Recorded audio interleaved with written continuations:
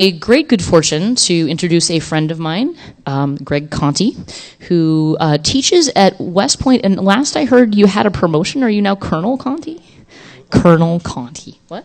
I wasn't going to mention that. No, but it's really cool. Like, I was used to seeing LT in front of your name. Now he's a colonel. Greg and I have been talking for a while because we're very interested in how to teach people about technology. He's given a lot of talks at Hope previously about malware and other things. And being at West Point, Greg is in a very unique position to enact change, one hopes, within the U.S. government. He, a while ago, was like, I am teaching Little Brother by Cory Doctorow to high-up members of the military and also classes there, hoping to let them know what could happen. And this is controversial, right? Some people may sort of go, oh, well, you're just telling them our tactics. But at the same time, like, we have to have people working on all fronts. And that is the great thing that Greg brings to us, I think. And so without further ado, Greg Conti on teaching civil liberties government. Thanks for introduction, Gus. It's my pleasure to be here today. I think this is an important subject because the more we can get into the minds of the people who really control and influence our lives in terms of military leaders, governmental leaders, and help them understand the importance of privacy and civil liberties and inform their calculus when they make decisions, I think we all win. So that's what this talk is about, a little about some of the tools available if you had the opportunity, and there are opportunities out there to help teach people inside those communities. What would you teach them? Pardon me, the notes, it turned into night pretty quickly. And we'll also talk about the tools that are available for doing that. So I have to add the mandatory disclaimer, and one, I understand no one reads them, but I'm here as a free citizen, and these opinions are my own, not that of my employer. And personally, I think nothing better evokes faceless bureaucracy than that of Pink Floyd's The Wall, the scene from it. So this is my third time speaking at Hope. The first time was on malicious interfaces, how interfaces, particularly on the web, are designed not to help us, but to actually trick us and harm us in a variety of ways. Last Hope we did, Hope 9, Lisa Shea and I came down from West Point and gave a talk on countermeasures against surveillance. So I think that was a timely subject. And then we were asked this year to come back and talk about some of the things that we've been doing inside and where it could go, how it could scale up in terms of teaching inside the military, the governments really around the world. A key aspect of this, I think, is your personal awakening to the importance of privacy and civil liberties. So there's some people in the room probably haven't gone too far down that path, but there are others, and I'd ask you to think about this. What was the event? What was the series of events? Was it a friend who helped educate you? Was it your own personal, just reading the news and suspicion that something's going on? But what transformed you? What raised your awareness, the importance of privacy and civil liberties to the point that you want to sit in this room and learn more? You want to, actually more than that, just sit in a room. You want to go out there and make a difference. For me, I can point to largely DEF CON 9, which was about 13 years ago. I went there, and I think I had kind of this innate kind of libertarian worldview, but I went there and I realized that, why are they passing this hat around for the EFF? Right? Who is this EFF? And I look and go, oh, gosh, that all makes sense when I took a look at what they were talking about. And I started paying attention and grew from there to the point where really it transformed me personally, where I took this on as a cause and a research area and a advocacy area to try and get out there and make a difference. So that in the last 13 years, have done a lot of work in this space, trying to go out and make a difference. And this all is available online for those that are interested. And I think it's important because each of us, the more you embrace this, the more you want to make a difference. And having advocates that try and make a difference both inside the system and outside the system is very important. And particularly inside the system, you're part of that tribe, and you can, you know how that tribe thinks, you know how to communicate these ideas and principles in a way that might be more effective than just trying to do it from the outside in. So some framing questions, because the answer to this isn't necessarily evident to some people, right? I would argue, yes, it is possible, but if we're not careful, we can destroy it. And helping, when we're making decisions, we have to have people that are thinking about both sides of the various aspects of this so that we don't destroy the democracy in an attempt to protect it. And we'll get back to this at the end, but I wanted to just kind of list it up front. If you had the access to people, senior leaders, mid-career leaders, junior people in the government or the military, what would you teach them? And we'll talk a little bit of my perspective on their perspective, kind of what's a common view of the world.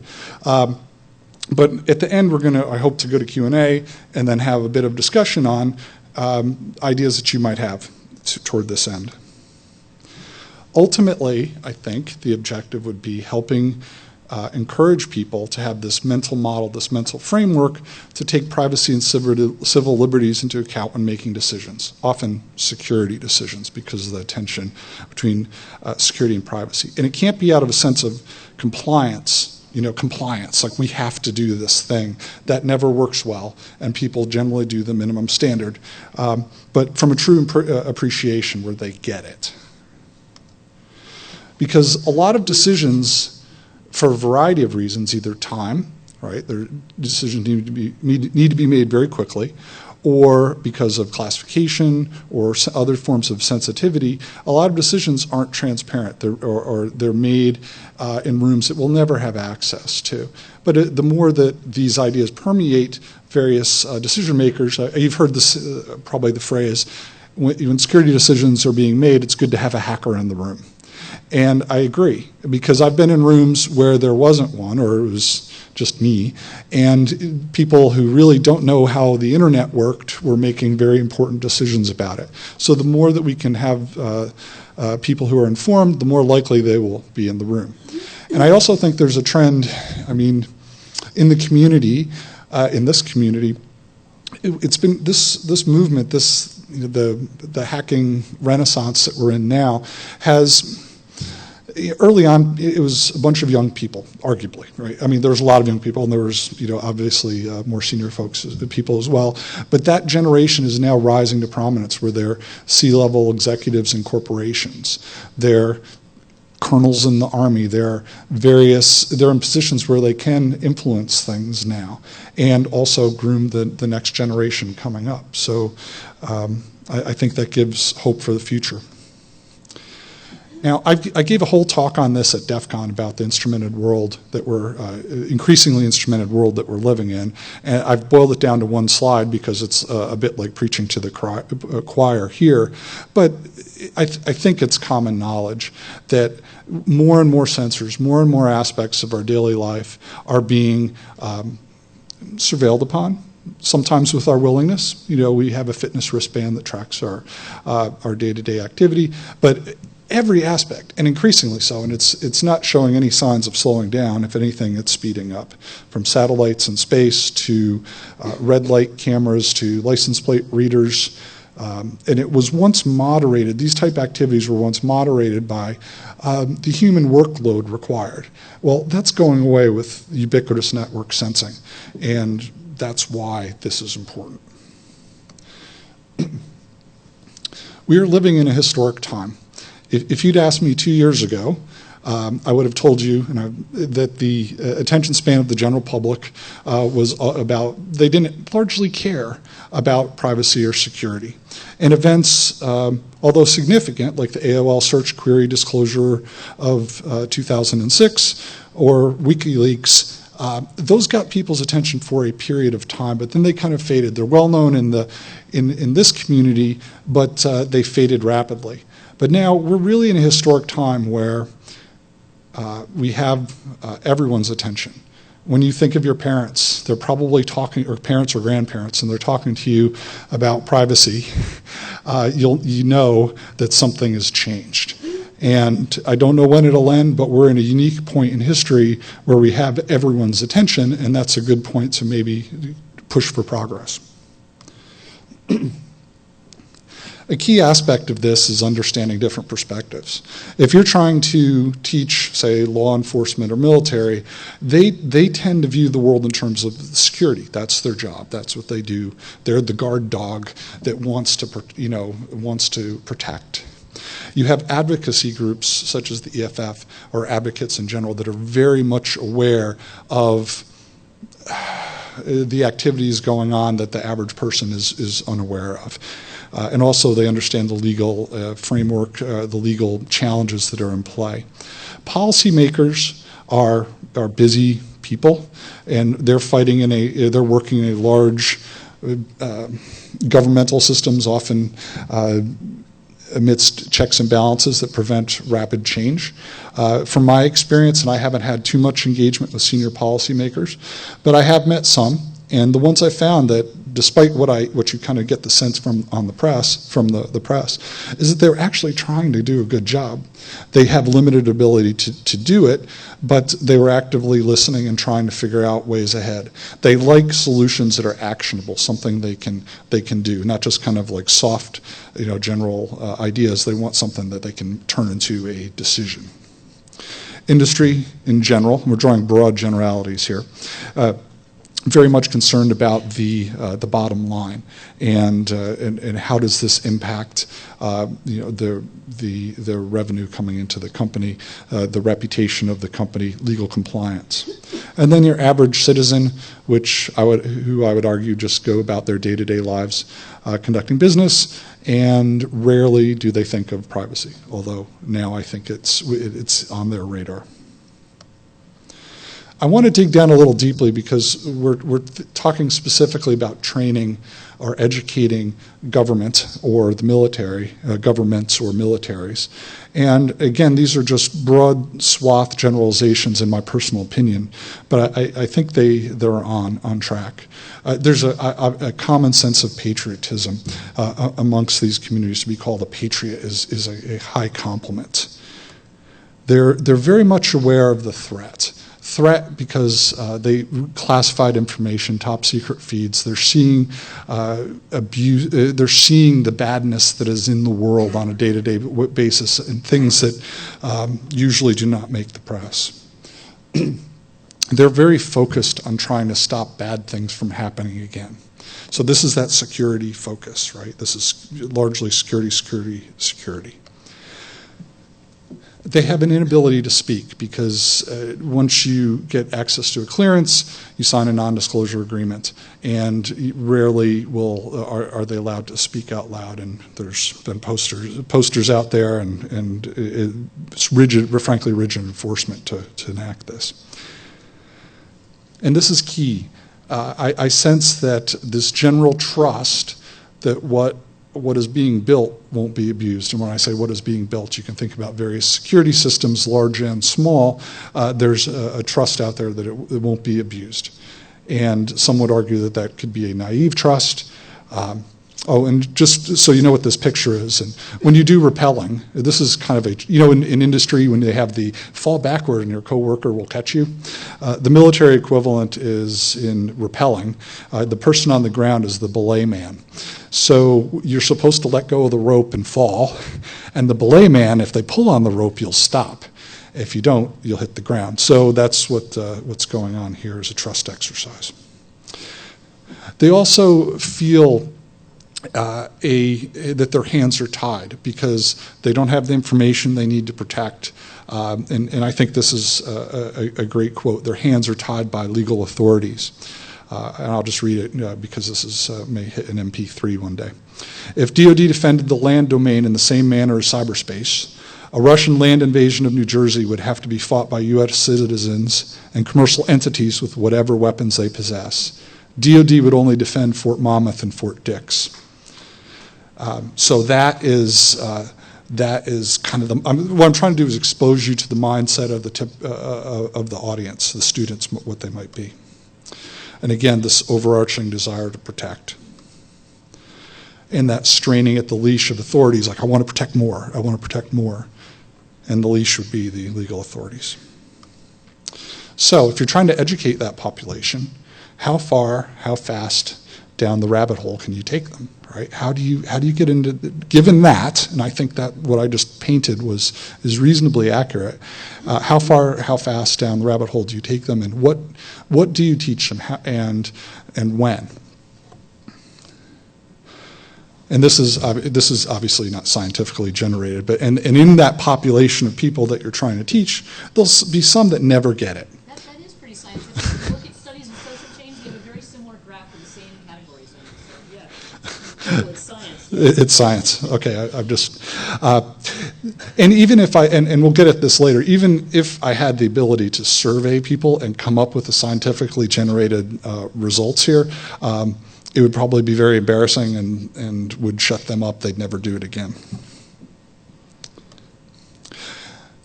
Part of this, and maybe a strategy to help frame people's thinking, would be to get them in terms of thinking in terms of security and privacy.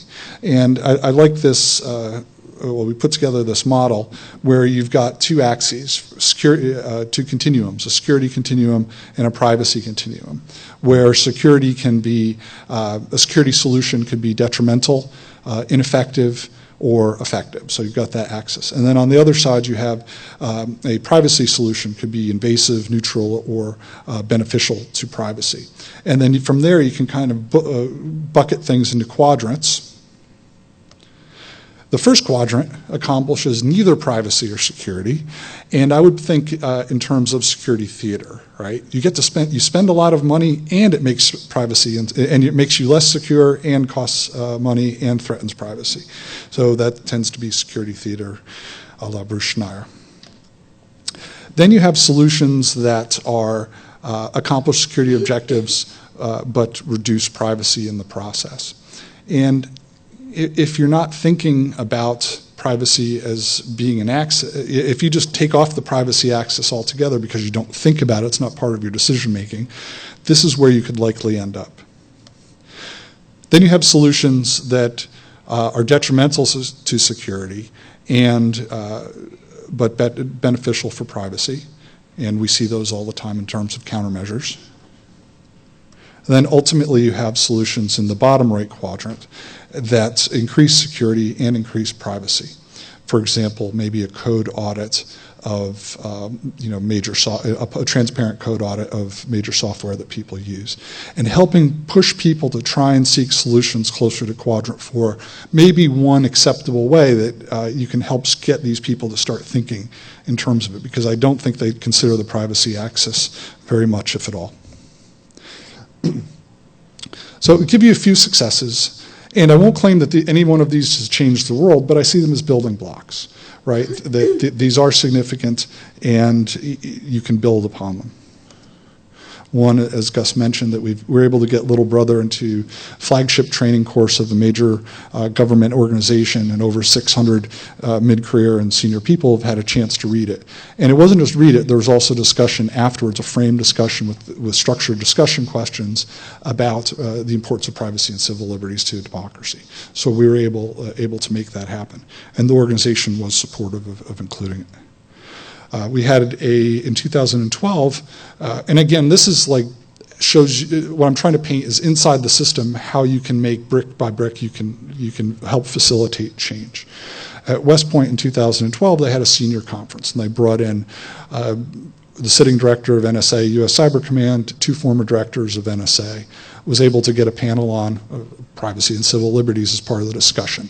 And there was about 50 senior leaders in the room, not just military, but leaders from industry and government. And able to get on the panel, Marsha Hoffman and Jeff Moss, sitting on the panel with a former director of the NSA. I think that's very cool. And to have that type of debate in front of an audience of people who are really empowered to make a difference. West Point just hired a ethics fellow that's going to be focused on privacy and civil liberties. Again, I think it's the first of its kind. Stephanie's in the audience, sitting there in the dark. But again, I think it's very exciting and a positive move forward. So she's going to be focusing on this area specifically. We have formed a privacy research group now, and it's about its 4th year, because I found that there are actually, despite what you might think, there's a good number of people who are interested in this and wanted to help make a difference. So reeled them in. And a lot of those publications and talks and things that I showed you in the beginning, next to the DEF CON badge, came not just my individual work, but by creating a team of people who are interested. I think this is the only privacy research group in DoD, and I think the government, but if anyone knows differently, I'd be interested. Again, I think it's positive. Okay, so those are building blocks, right? What could end progress? We know how the world works, right? If you insert the wrong embarrassing headline here on the front page of the New York Times, people will back off immediately and will shut down. So you have to do this at a pace and in a way that we just have to operate in the constraints of the system that we're in. Okay, so let's look a little bit at solutions. When you're dealing with organizations of 100,000 to 1 million people or more, the tools available are crude, right? You think if you're in charge, if you're CEO of a large company, how do you shift it? If you're a general in charge of an army, how do you change how the private views the world? You can't do it personally. Things are indirect. So I have a list of tools here, but these are tools that could be employed to varying degrees and varying degrees of effectiveness. So I'll go through some. The government's known for cheesy posters that no one. This is real. This is real. I've seen this. This is where the hacker community has great artists and night and day difference from what we see. But you could see, perhaps a collaboration with New York City Art School to create sets of posters that people want, right? And don't want just because they're so cheesy, it's appealing. And although I don't know about the ultimate effect of posters, if you see this over your office copier, you're like, oh, okay, I will terminate poor security practices. Absolutely. Pamphlets. Again, these are tools. These are things people do. I like this one. While technically not a pamphlet, it is pamphlet-like, and it's one of my personal favorites. It was Communities Against Terrorism, FBI, and Bureau of Justice Assistance document.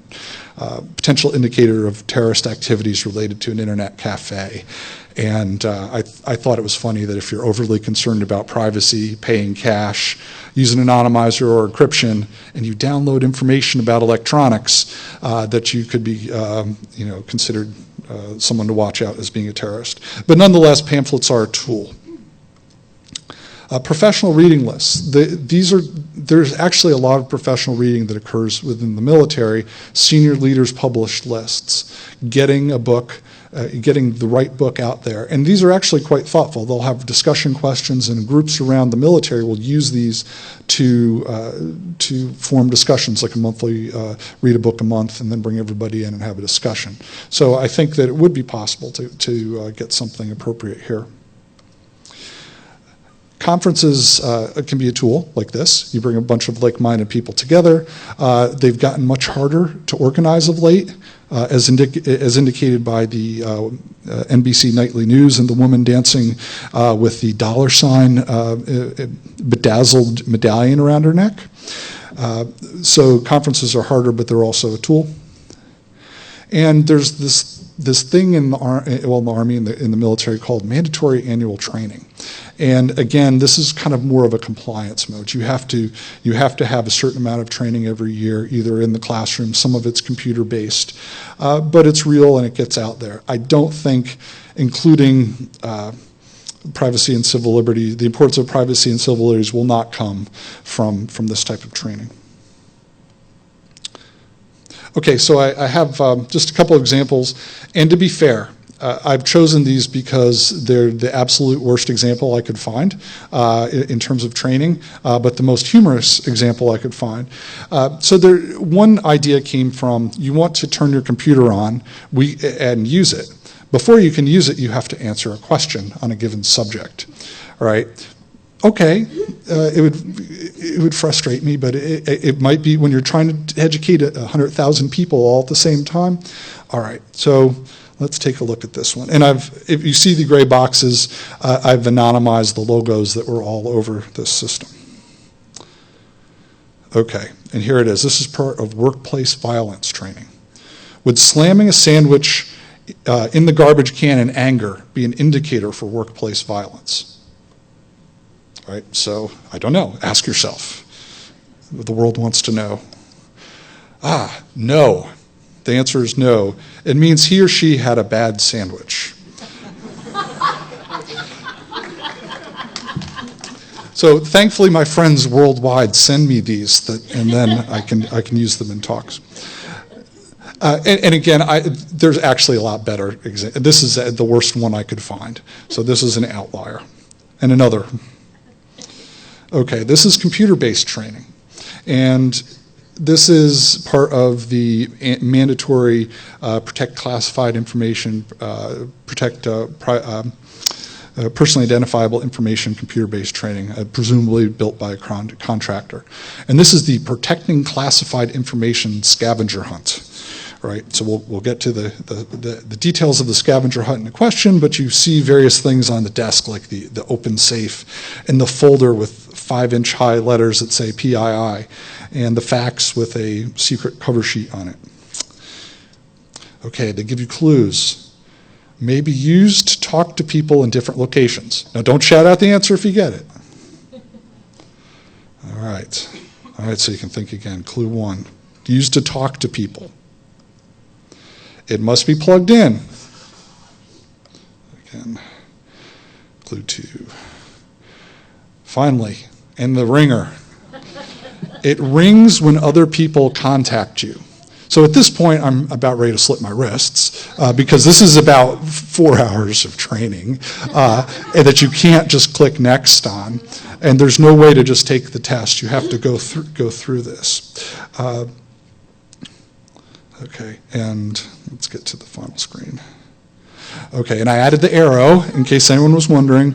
The answer was, you use your desk telephone to talk to people in different locations, and it rings when people use it to contact you. Unlike your mobile telephone, it must be plugged in when in use. Okay, so again, I don't know that computer-based training is the right answer here. And if you'll forgive me, I think this is somewhat relevant to and it's also part of my personal therapy for my sanity to just share this with you. The military and civilian organizations have robust civilian leader development, or military and civilian leader development programs, years of education. As an officer in the Army, you'll have 3 years of classroom experience, formal, like away from everything classroom experience in 20, if not picking up a master's degree or other things along the way, and then myriad other things plugged in. And the same thing on the civilian side. So but getting into lesson objectives or lessons in those programs has potential. And again, that's the type of momentum you can help build. If you start getting an increased degree of people who understand the importance of this, they can start embedding this. And there's a great deal of professional writing that occurs.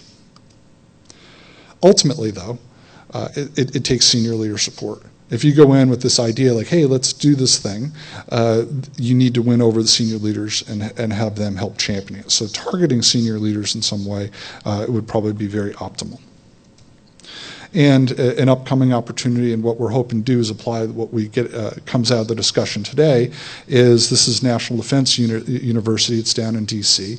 We're going to be bringing in about 200 military senior leaders for basically a one-day event where people will be providing talks. And Stephanie's going to give a talk there on the importance of privacy and civil liberties. So what we're trying to do is get feedback from you all for ideas there. And then I won't go into all of these, but I think that there are strategies and kind of things we need to keep in mind when trying to train and educate people from these type of communities. We want to win them over in terms of their worldview, not out of a sense of compliance, and understand that there's a limited rate of change. I think ultimately a good starting point would be coming out of mutual respect. So, like, not just dismissing a hand, but out of mutual respect. And the message comes best if you have an ally inside that community working from inside, because they've got street cred there rather than trying to come in. And if you're trying to come in and you don't have kind of excessive background in that, you can at least work with people who do to help calibrate you. That it doesn't just need to be senior leaders, it can also be at the grassroots level. And I believe that research is an enabler because it gives the tools, it helps provide tools to people to incorporate in their classrooms. All right, so this is just a straw man concept of content I put together. This is, again, just a light sketch that hopefully when we go to Q&A, we can kind of get you thinking. But I think you have to convey the why, who cares, and so what aspects to this to the audience. How does this, because you're thinking security, security, security, why do I need to worry about this other thing? And I think there's great examples from history about privacy and civil liberties in general, and certainly those of abuses in the past that could be conveyed.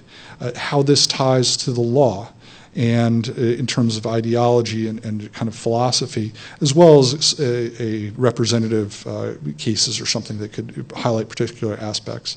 Tying it to the challenge of the instrumented world is another, and maybe with some motivating examples that are probably common knowledge in this community, but not common knowledge for the average military or government person, such as EFF's work on microdot serial numbers coming out on printed documents out of certain printers. That the U.S. Postal Service, it was reported in the news, scans the outside of every envelope and package to create a database of every message that's sent, even through the paper mail, and then getting people thinking about what the future portends. And then conveying other concepts, such as that understanding the perspective of the citizen that you're trying to protect is equally important to democracy. And that you can't always be sure that your worldview is right. You need to be open to new ideas, that engaging the population is important, and that freedom of thought, freedom of our expression really are fundamental tenets of our democracy. If you destroy those, you risk destroying our democracy. Okay, so to wrap. There are no overnight solutions. I think we're building this brick by brick, but at the same time, we're in a historic era where a lot people will be more open-minded to these discussions, perhaps, than they were in the past. Progress can be fragile, like I said, front page of the New York Times. It requires engagement on both sides have to try. All sides have to try, right? I'm trying to work on the military and government side. And not just to reach into the military, but it's the policymakers ultimately that control our fate. Okay, so I was hoping to, is it possible to raise the lights? Okay. But these are the questions that I hope to maybe, during Q&A, which we're about to go to, if you want to comment on anything, or to bring up some point associated with this. How have you seen an awakening occur in yourself or others? What would you teach people? What strategies or techniques would you recommend? Other sources of content and ideas, because this is the internet era that we live in, and I recognize there's tremendous resources out there. And any other ideas you might want to share. So with that, if we can go to Q&A, I'll happy to take questions and hopefully get a little discussion going. And you please, and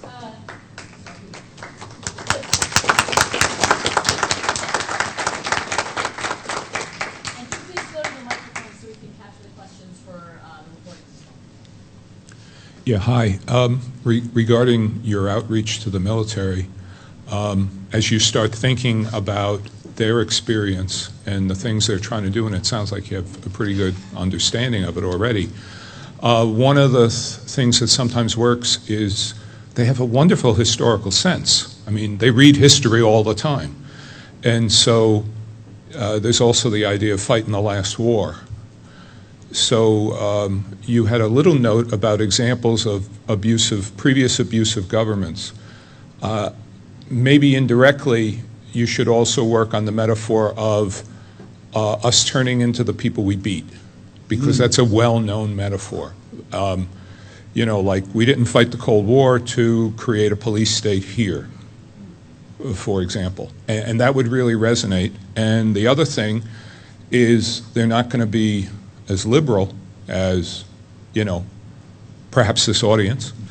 So some of the things which, again, indirectly you can reach out to where you would say, oh, those idiot right-wingers are upset about this or that, whether it be IRS or whatever.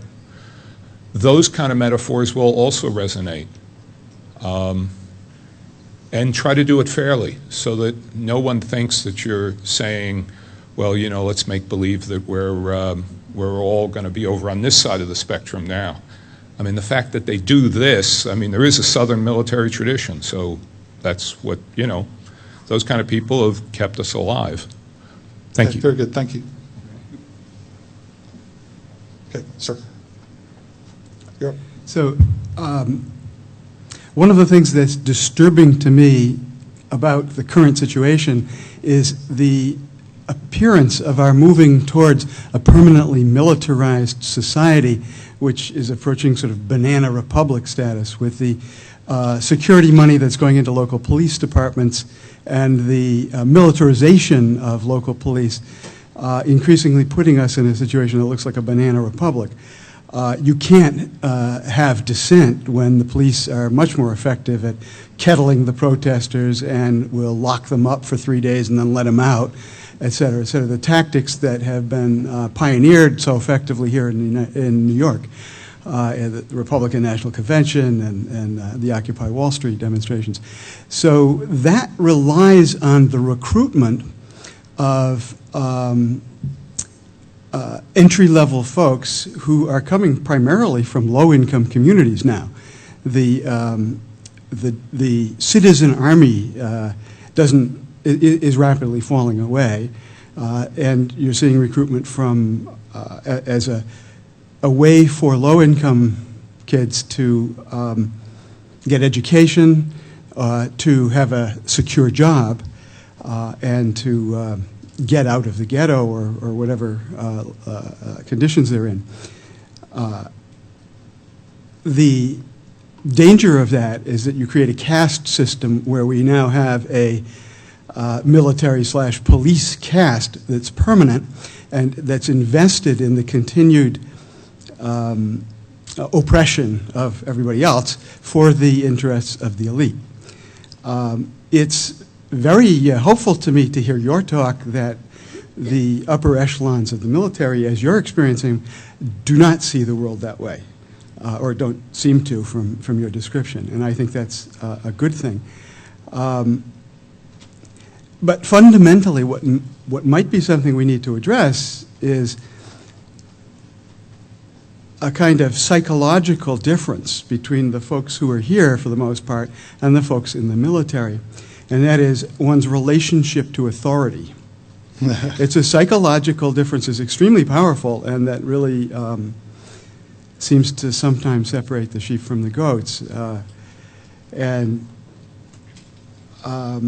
It's hard to be on the same side or to form alliances with people who are very different from you about that fundamental psychological issue. So I'm not sure where that goes in terms of comments from your part, but those are the concerns that I bring. And I teach college students at City College here, which, because it's New York City and City College, are very ethnically diverse and tend to be sort of low income relative to Columbia. So those are folks I would like to be able to influence. So it's very relevant to me here. Okay. I think you bring some important points up. The idea of recruiting, right? I mean, the military is composed of people recruited from the population. So the pipeline of people in, the more, so this isn't just an issue inside the governments or militaries, it's an issue in the population. That the more you can influence the population coming in, the more training, worldview you get, change you get for free in many ways if you can touch that. There's also a concern generally in the military of this increased separation between the military and the population which it serves, right? And that gap, and that they live in isolated pockets and military bases with guards around them, and sometimes you can spend days or months living on base before you even get out. So that's a concern. It's a known problem, and getting out there and in the real world is important. So, and the idea of variety of views. I mean, I wouldn't say that it's nirvana, but I think that people, it's that security mindset. You have to get past that. They're thinking, really, they're laser focused on security, and to help them kind of broaden their perspective so it can be done. But all very good points, sir. Thank you. Okay, sir. Hi. So to answer one of your questions on the board, I come from the UK. My awakening occurred when I was relatively young. Our government passed draconian laws that said you hand over your encryption keys or you end up in jail forever, period. There's no end to when we can decide to let you out. And that to me, from my history class, I knew that wasn't a good thing, that our government had started taking bad steps. But if I may be so bold to ask you a question, you've clearly got this fantastic position within a very hierarchical organization to help educate your leaders in privacy. I work in the UK government, and I'm curious as to how you got into that sort of role within that type of organization, how you created that space for yourself. So there are various pockets in the military, and I was able to steer toward West Point, which is an educational institution. So it's an undergraduate school, the academic departments, they support academic freedom, right, which is important because it's really, and you're encouraged to publish and to go out and do things. And unless you're disclosing classified information or or giving away sources and methods or things like that, you have a very wide lane in which to work. And I've pushed the limits of that lane, but you can get a lot done with academic freedom. So I think, and hence the others. I mean, there are others there that we kind of gravitated toward that pocket as a place that we could think more freely. Okay. Thank you kindly. I'd also add that largely, until the birth of things like Cyber Command and Army Cyber Command, that largely they weren't really even aware this community existed. As much as, like the military just focused on military things, they weren't really thinking in terms of cybersecurity. They are starting to pay attention more now. So. Okay. Thanks again. Which could be good or bad for me. Okay.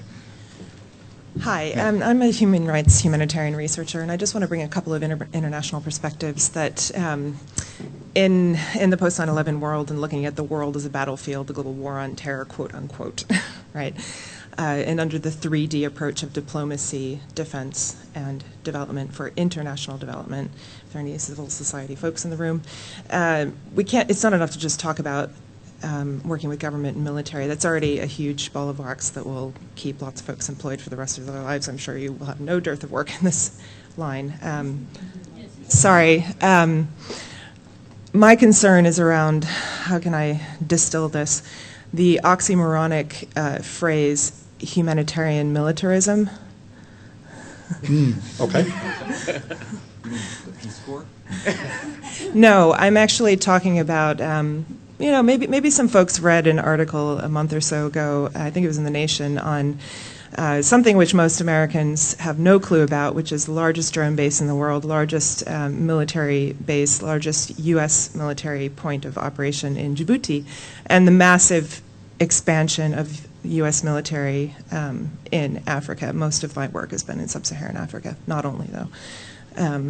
And my concern is not just the maneuvering of U.S. military in the world and its interactions with local populations on quote-unquote humanitarian grounds, which is a very debatable concept. I'm concerned with technology and information ethics, right to privacy, and the ways in which data is the new oil, data is the new conflict resource. Populations, segments of populations, for example, Horn of Africa, are being targeted on the basis of co-opting of data capturing data via backdoor channels. A lot of it happens by subcontractors. Military is working a lot through subcontractors, as are international development organizations. USAID works through subcontractors. How can we work on the right to privacy, responsible data practices, not only with government and military, not just with USAID and US military, but with all of the subcontractors, the private security and defense contractors, the NGOs that USAID funds. So this is a, it's a non-trivial problem. I recognize that, but I'm raising it. Yeah. Well, I mean, there are tools, right, to... So, sorry, just Sure. quick thing. So one of the ways in which I'm personally addressing this is by working as an early adopter of crypto tools and secure communications, et cetera, and trying to work with my fellow humanitarian researchers to also adopt and start to use secure communications and encrypt files and hard drives and these kinds of things. So, for example, I'm working on developing a crypto party for humanitarian researchers who do things that I do. So, Yes, well... yeah. I think ultimately, I mean, the way the giant bureaucracy works is contractors are responsive to the types of opportunities that are out there and how the contracts are written. Mm-hmm. If the people that are funding the contracts care, you'll see contractors caring more and subcontractors. So, and it can literally. So, I mean, that's the tool. That's how they respond. It's via the contract Right. or the culture. And if they think that there's something beneficial for them in terms of reputation or in terms of getting the contract or money, then those are, I have to think about it some more, but off the cuff. Very good point, so thank you.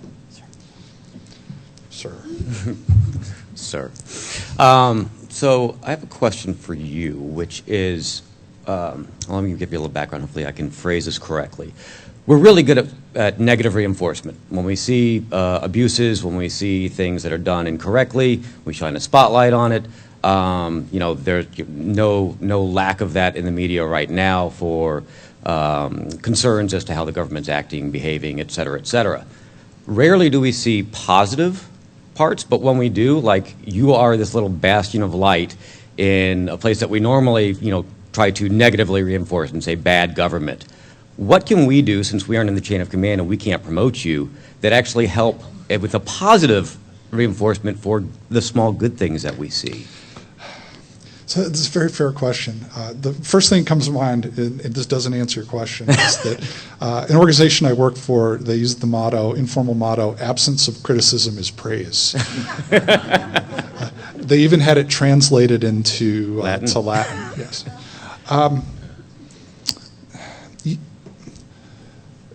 The military is responsive to civilian oversight, very much so. It's built into the DNA from day one that the military is responsive to the civilian authority. So do we write So our senators with positive things? civilian authority is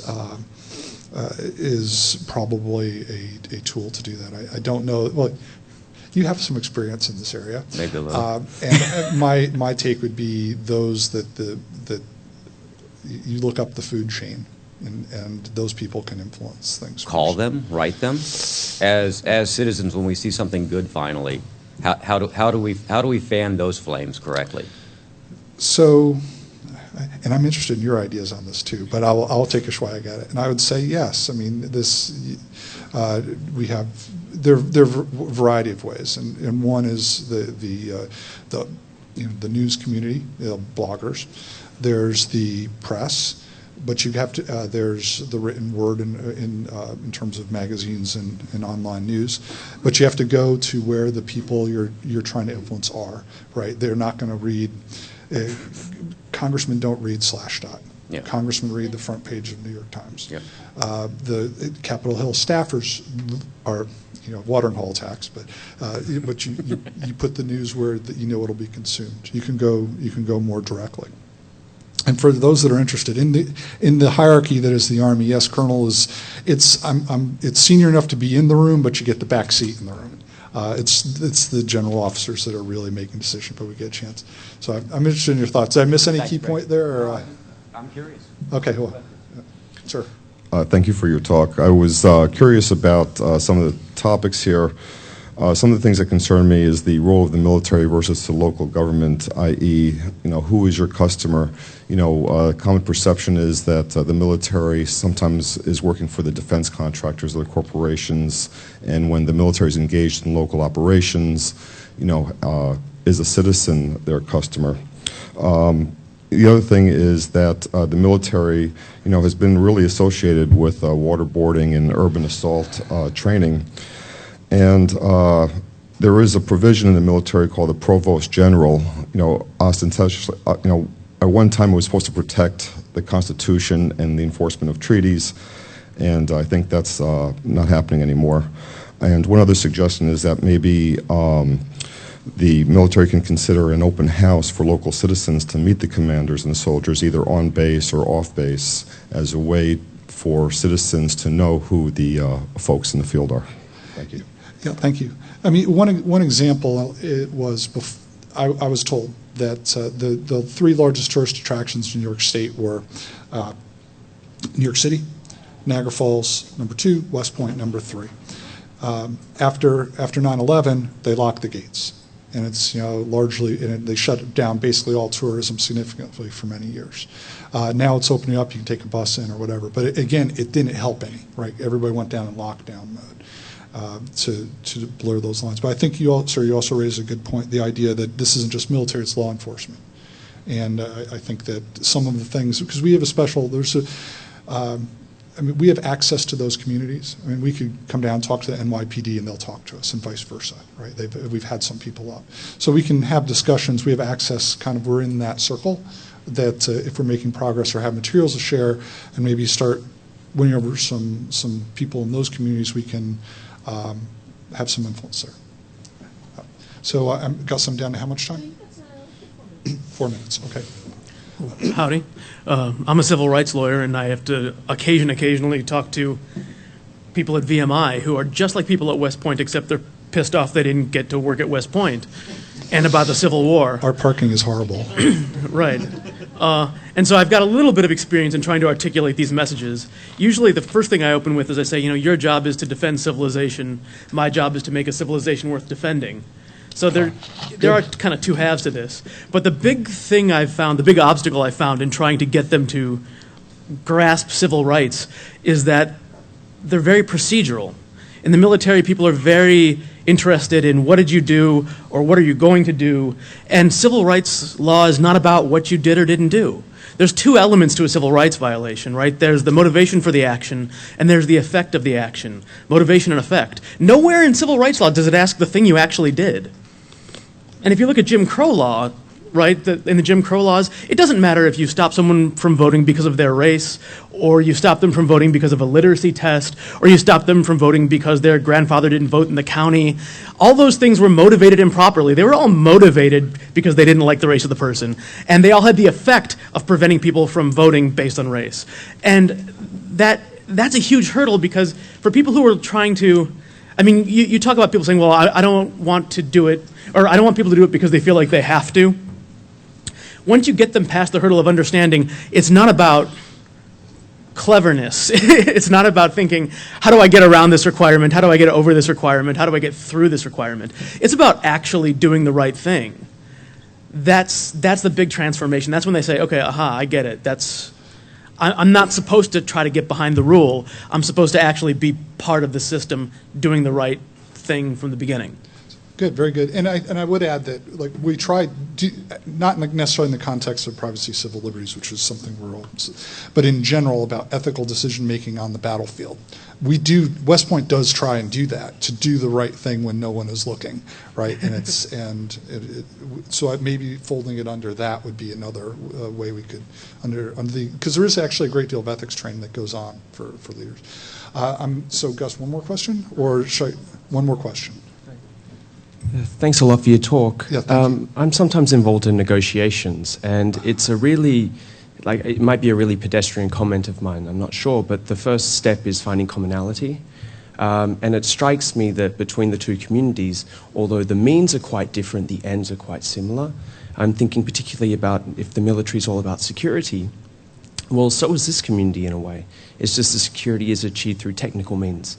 And if there's one community that knows about finding flaws in security and then patching them up and make it stronger, it's this one. So I'd start by trying to point out that commonality. And I'd also talk about freedom. I mean, as an Australian, I'm constantly amazed at the debate in this country, and it's about freedom. It's just the means are different. I would be looking at the military trying to preserve freedoms, and here people trying to preserve their individual freedoms, and just trying to point out those similarities.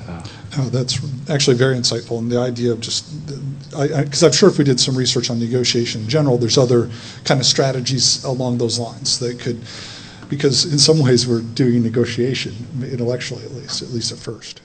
Okay, so with that, I'll go ahead and wrap it up. Thank you so much. Very, very helpful. And cheers.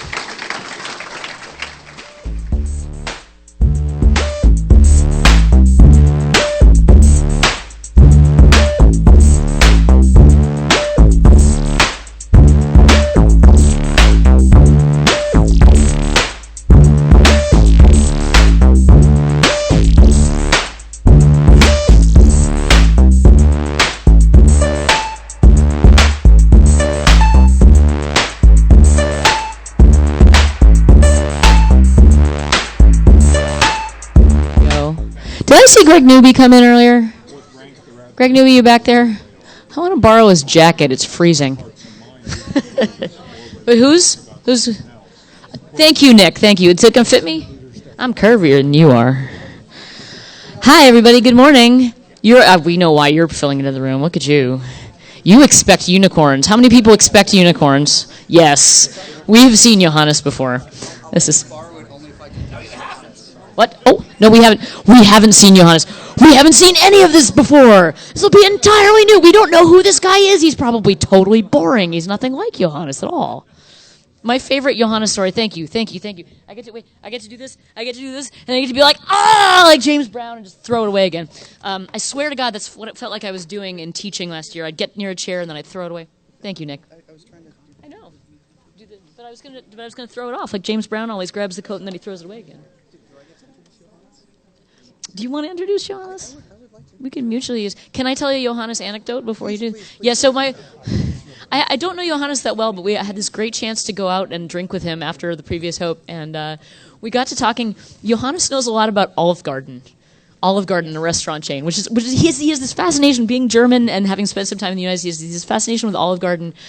Told me this fact that I did not know. Who's been to an Olive Garden? Who's been to an Olive Garden here? Please. Yeah. Honestly. Yeah. Do you want to tell the Olive Garden story, Johannes? Because the Olive Garden story is pretty amazing. That's the American experience. Yes. Into the mic, man. Okay.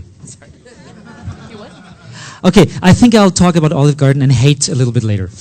But yes, go on with your. The point that he made about Olive Garden is that apparently it was entirely created by market research, and basically what they asked Americans is, what do you think is Italian food, and what is Italian, and that is how they created Olive Garden, out of an American survey of what they think Italian is. It's Olive Garden is like Alfredo statistics. Alfredo statistics.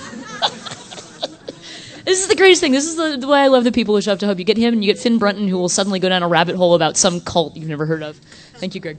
Know your history about random shit like that. That's great. Olive Garden, based in Orlando. It's owned by Darden Corporation. I'm actually writing an essay about Olive Garden, but I will hopefully not talk too much about Olive Garden today. Cool. What time are we at right now? How much time do we have? 12:58, it's another minute to kill. So I'll do the usual kinds of house cleaning kinds of things.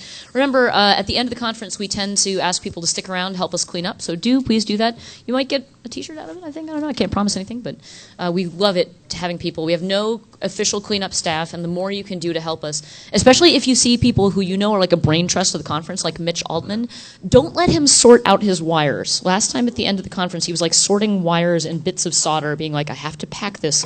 I'm like, no, Mitch, you need to tell people what everything is all about and not just the wires. I love him. He just has very close attention to things sometimes. Yes, also, when you leave this room and when you leave any room today, please, once again, we have no cleaning staff. Take that Starbucks cup under your chair. I know you brought one with you or something. It's not Starbucks, water, whatever. Anyway, I will, given that I've given my Olive Garden anecdote, I'm going to let Nick Farr continue the introduction of Johannes.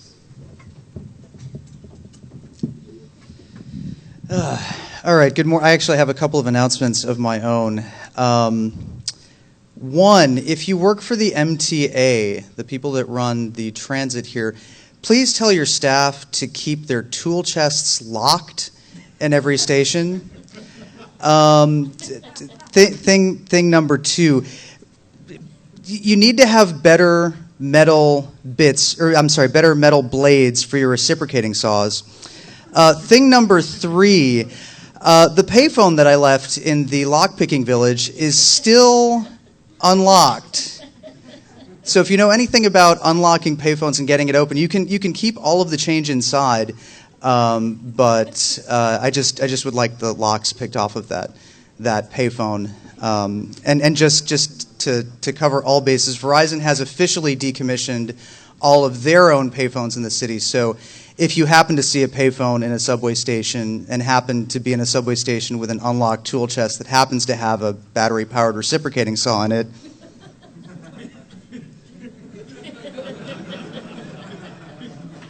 but no, I'm serious. I dropped off a payphone in the lockpicking village yesterday, and they have been working on it for a solid 14 hours, and they have not yet gotten it open.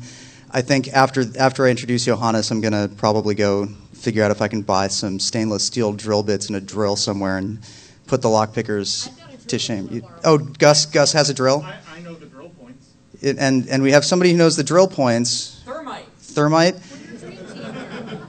Bernie, you're an organizer of the conference. Should you really be advocating that the attendees use thermite on the mezzanine? Nick, if you were here at the first Hope, you will remember that there was an explosive device that was detonated on stage here at the closing ceremony. So Bernie was saying that it was a clipper chip that we actually blew up on stage with a small explosive device. So Bernie's actually saying that at the first Hope there was an explosive device, which leads to the first rule of security, which is no explosives. If you actually go talk to Rhodey or Cush, and actually, could we have a huge round of applause for the security guys? They are managing so much stuff.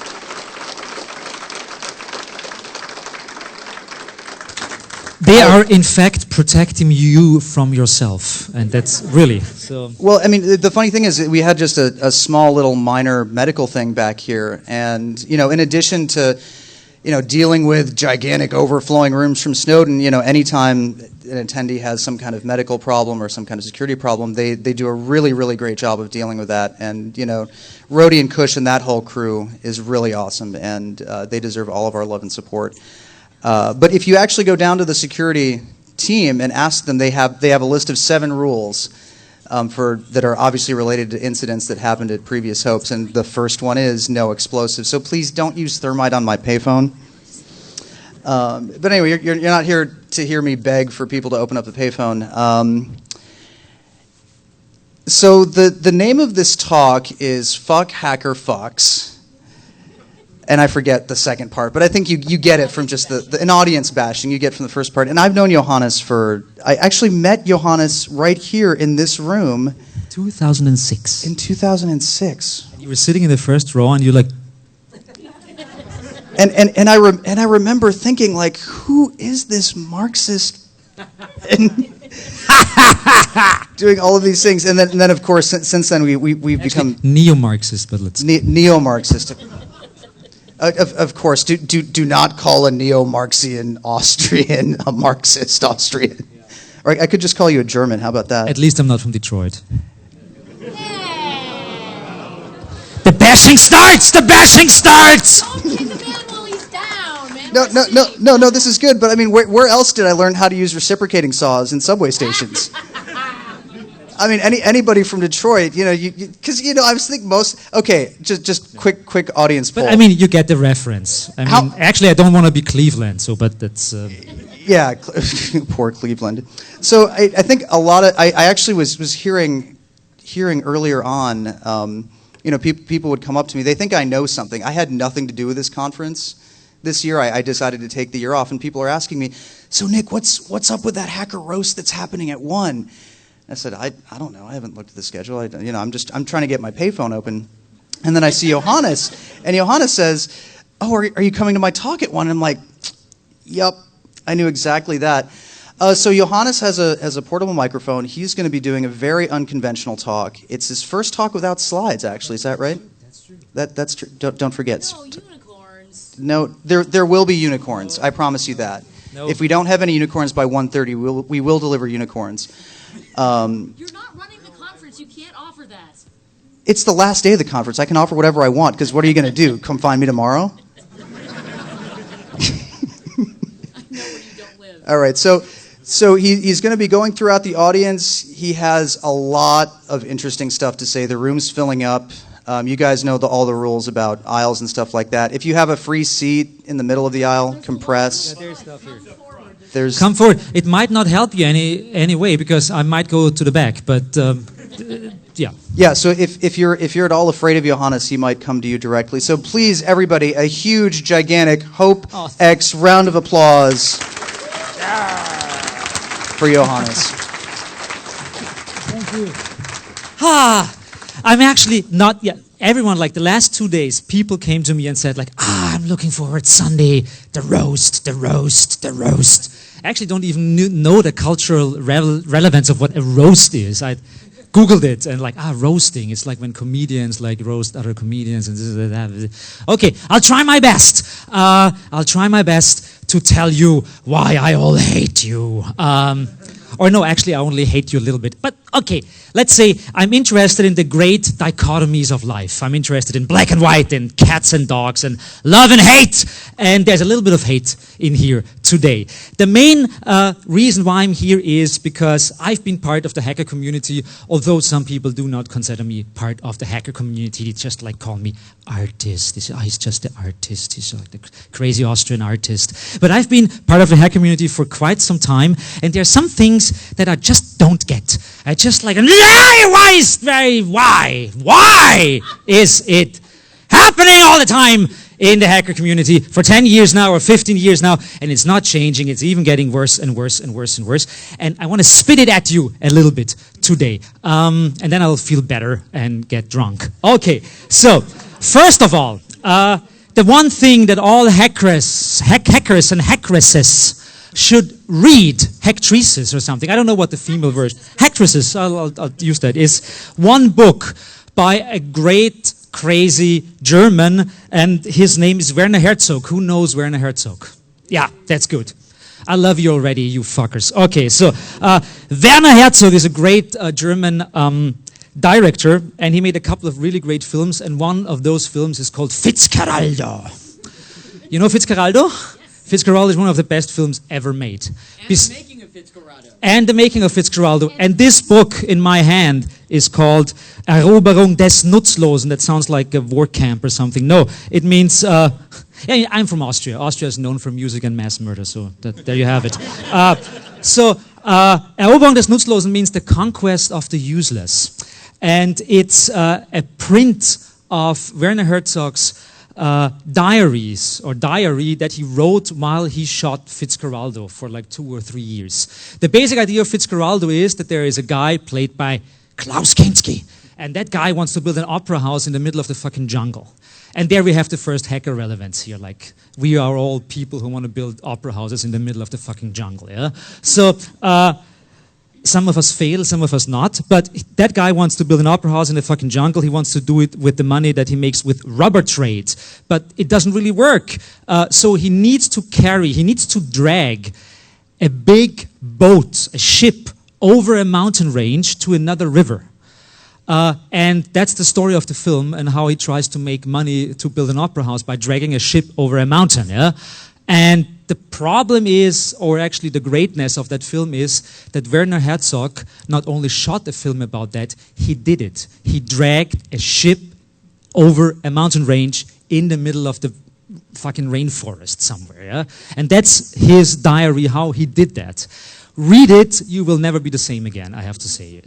I have to tell you, because that tells so much about passion, about love, about hate, also about like the very fascism we confront ourselves with, like when our dreams suddenly become kind of like what they not should be like the opposite of dreams, nightmares, where we confront other people with our own dreams who became nightmares and that kind of stuff. So please read it, The Conquest of the Useless. That's my opening remark here for the so-called roast, or let's call it 2,000 calories of Alfredo. Okay, so the first thing I see going on, and especially in the last couple of years, hacker culture is interestingly dominated, let's not call it dominated, but obsessed.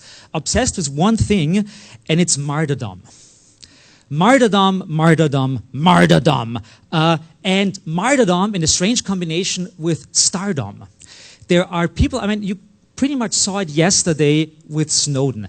Everyone was cramming their stupid bodies into this tiny little room over there to see a virtual presentation of a guy who said the same things that he says all the time. And, you know, yeah. But it's Snowden. It's Snowden. He's Snowden. Snowden, I love you. Make me a child. Really. It's really. The guy's nice. He did great things. But no one in the entire world deserves so much attention, really. No one, yeah? And I'm not saying that because I'm mean. I don't even know Snowden, yeah? I like what he did. The main problem with that kind of discourse, if you have really complex problems in our world, like the stuff with the NSA, like other stuff, we tend as human people to personify discourse. And that's what's most of the time not good for the discourse. It's not good for talking about things by talking about people who talk about things. Because you end up talking about the people, and the people are unimportant. Really, they are. Snowden is not important. What Snowden did is important, and what it cost. But Snowden is not Michael Jackson, and no one should be Michael Jackson. Really, no one. Because you see what happened to Michael Jackson? He killed himself, yes. The same is true for Assange. I think that Assange is one of the biggest assholes I know. He did some really great things. Yes, he did. But at one point, that fucker should have just like stepped off the stage. He should just have gone away and leave the project to itself and the other people running it and just take his fucking stupid face out of the equation, yeah? He should have done that, yeah? I have never met Assange, but I have a strange reaction to him appearing everywhere and everyone talking about him. The guy's a guy. It's like, I'm not hating him, not really, no. He's a guy who did something really important, but the problem was that the importance of the person Assange suddenly became bigger than WikiLeaks, and it actually killed WikiLeaks. And that's the biggest sin that was committed in this whole process. Of course, the media are part of that. The media want to personify discourse. They want to have the face of Assange and talk about Assange. They don't want to talk about WikiLeaks. They want to talk about Assange. They don't want to talk about the NSA. They want to talk about Snowden. They don't want to talk about crypto leaks. They want to talk about Applebaum! That's what they want to do. And I like Jake Applebaum, but fuck Applebaumics. Really, yeah. He's a good friend of mine. I mean, he was so big when I first met. He's like, nice guy, yeah? But no. Because there is something weird going on in our brains if too many people are running after a person and saying, Jake, it's so great. Jake is not Christ, yeah? But some people think that he's Christ. They're almost praying to him, and that's where the whole martyrdom comes in. Martyrdom is something that people really like. They like to be the martyrs. They like to be the ones who have the feeling. It's kind of like an exchange, it's a strange economy. It's like, I'm the martyr. I do all the wonderful things. I get kicked, I get fucked by the FBI and whoever else, but I'm doing it for you. I'm doing it for you. I'm your martyr, and I want to be loved by you. Yeah?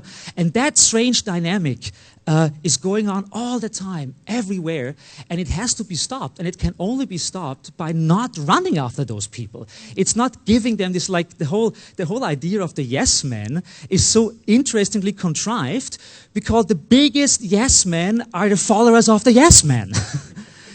It's almost ironic, yeah. And the same thing is for people who are into dissent. I mean, even the website of Hope is presenting faces. It's presenting faces of people who we should worship because they did something really great. Yes, they did it, but actually the facts are important. What they want to do, the politics is important, and not who did that political thing. To a certain extent, I mean, I don't want to go into details here, but there are many things like that, Martin Luther King Day and that kind of stuff. I mean, we have an urge to do something. We want to thank someone for doing something really great. In the end, some people know Martin Luther King, but they don't know what he did. And that's not how it should happen. 1 second.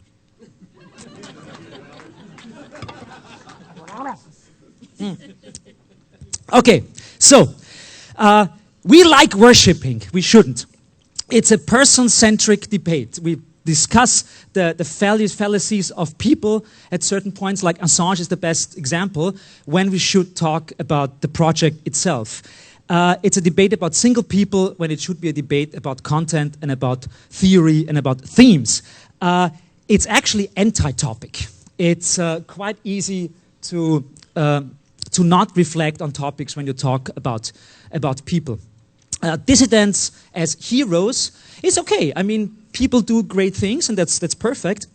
But the problems with the very notion of heroism is a problem. It's a very, I mean, I'm using the term now, and you probably will misunderstand it because I'm a European leftist, but I don't like liberals. Liberal discourse means that there are certain liberal virtues. You know, there is, the hero is a very liberal virtue. The hero, someone we have to thank for doing something. The hero is a really crazy narrative because the hero is like a one person, and that one person does something really great. And it's like, you know, like Frodo, yeah? Everyone is talking about Frodo, yeah? Nobody's talking about the other hobbits, and you know, like a struggle is always a struggle of people and groups, and usually not the struggle of one single person. Even the whole discourse about Aaron Swartz that is really, really super tragic is actually a discourse about the whole scene and people who did not support him or supported him or whatever it is. Yeah, of course it can be transported over the person very tragically, but that's not how it should be. So the story of the hero narrative is destroying a lot of good stuff out there. The same stuff is going on when, especially in the US, all the debates about, I should move around. Yeah, so all the debates in the US are factually, in the US hacker scene, are, am I breaking your necks? Is it okay? Turn on. Move the chairs if you like. You can do that. It's okay. Yeah, it's okay. That's good. That's good. That's good. She got it! Yes, she got it. Okay. And it is about freedom. It's about the wonderful terms we have here. Freedom and liberty and constitution and we the citizens and all that kind of stuff. The main problem is that all those words mean nothing. In fact, they're all bourgeois crap. What is liberty? What is a freedom? Where is it? What's a fucking constitution? Can someone really explain what the fucking constitution is to me? The main problem is that we are, especially in the hacker scene, we like to point that out. I am a citizen. The NSA is doing bad things against me. I'm a citizen of the US. Nobody gives a shit, really. It's a fucking state in a fucking capitalist system. That's what it is. Yeah. What do you expect to happen? Yeah. Of course, you can say like, I'm a citizen. I'm a proud citizen of the U.S. and I don't like what the NSA did to me. Yeah. Yes. I mean, you know, like capitalism is 200 years old and it fucked everything up ever since. The very notion of freedom does not exist. The very moment I have to earn money to live makes me unfree. I'm unfree from the very second that I get born, you know? And fighting for something like freedom is almost like fighting for, I don't know, what is it? It is a strange term. We want freedom, we want liberty, we want the upholding of the Constitution, all of that stuff is just like that's templates, you know, like don't use those stupid templates. Nobody needs them, yeah? Talk about the basics. Talk about what that freedom means to you. And most people that I talk to find out that they actually don't mean what other people mean with freedom. Because I could talk to you and you say a completely different definition of what he believes is freedom than she believes that freedom is, yeah? And most discourses, especially in the hacker scene, are about words and terms and beliefs, and I could guarantee you half of the people in this room here do not agree with the other half of the room when they talk about terms like liberty and freedom and constitution and rights. I'm pretty sure about that, yeah? So we have to go back to the basics. It's not that easy. It's not that easy, and sometimes hackers make it very easy for themselves. Okay, so the next one is that hackers have a strange ignorance towards history. Many, many, many have. There is a narrow-sightedness, I would call it. Many people, especially young hackers, are not interested in what happened in the 90s, are not interested in what happened in the 70s. The whole debate about hackerspaces, I wrote a stupid pamphlet about it a couple of years ago. Of course, it didn't change anything. But hackerspaces are pretty much as a concept as old as the 1950s and 1960s, yeah? Still, people believe that they are reinventing the wheel. They believe that all the stuff that's happening right now, that like hackerspaces are like sausage fests with like 95% whale fuckers in there, yeah? Male fuckers, not whale fuckers, of course. Whale fuckers maybe, yeah? That's like, I mean, there is a background to that. It's not that that background is naturally rooted in hacker culture. Some of it is, yeah? But I mean, we live in a fucking patriarchy, that's why, yeah? And that's why certain jobs and certain segments of society are highly male-dominated, some are highly female-dominated, and this and that. And I'm not even talking about like transgender and that, oh my God, yeah. So the problem is that the historical dimensions of our movement, of the hacker movement, is most of the time completely ignored by hackers. Hackers are a subculture, or think they are a subculture, but never think about, I mean, it's almost like someone doesn't know the dead Kennedys and likes punk nowadays. I mean, who likes punk nowadays anyways? But that's the problem. So like, yeah, I don't know the dead Kennedys. Why should I know the dead Kennedys? Is this any importance? I like guitars. Yeah, but it's boring. It's boring and doesn't lead us anywhere. Okay, so on a positive side, I have to say there's a reduction, I have to see in the last couple of years, of stupid infights. So you don't see people anymore walking around and like, I do not talk to you because you use Red Hat and I use SUSE or something like that. So like that kind of stuff is actually getting smaller and smaller and smaller, that like Linux distribution infights and that kind of bullshit, yeah? At the same time, I have to say, it transcended into something even worse, that people sometimes have quarrels about that they don't, like, if I would not understand the joke on your t-shirt, you would suddenly have, like, a grudge against me. I really had that a couple of times, that people, like, they were showing off their shirts, or I looked at their shirts, and I didn't understand it, and they would pretty much, like, walk away. Why is that? It's strange because, and the very core of that thing is that hacker culture and hackers like to create their specialness or their elitism in strange ways. And sometimes that elitism is even played out with jokes, you know, like, I get the joke, you don't get the joke, I'm better than you, okay? And that's not how it should be. So the t-shirt joke uproar, I would call it.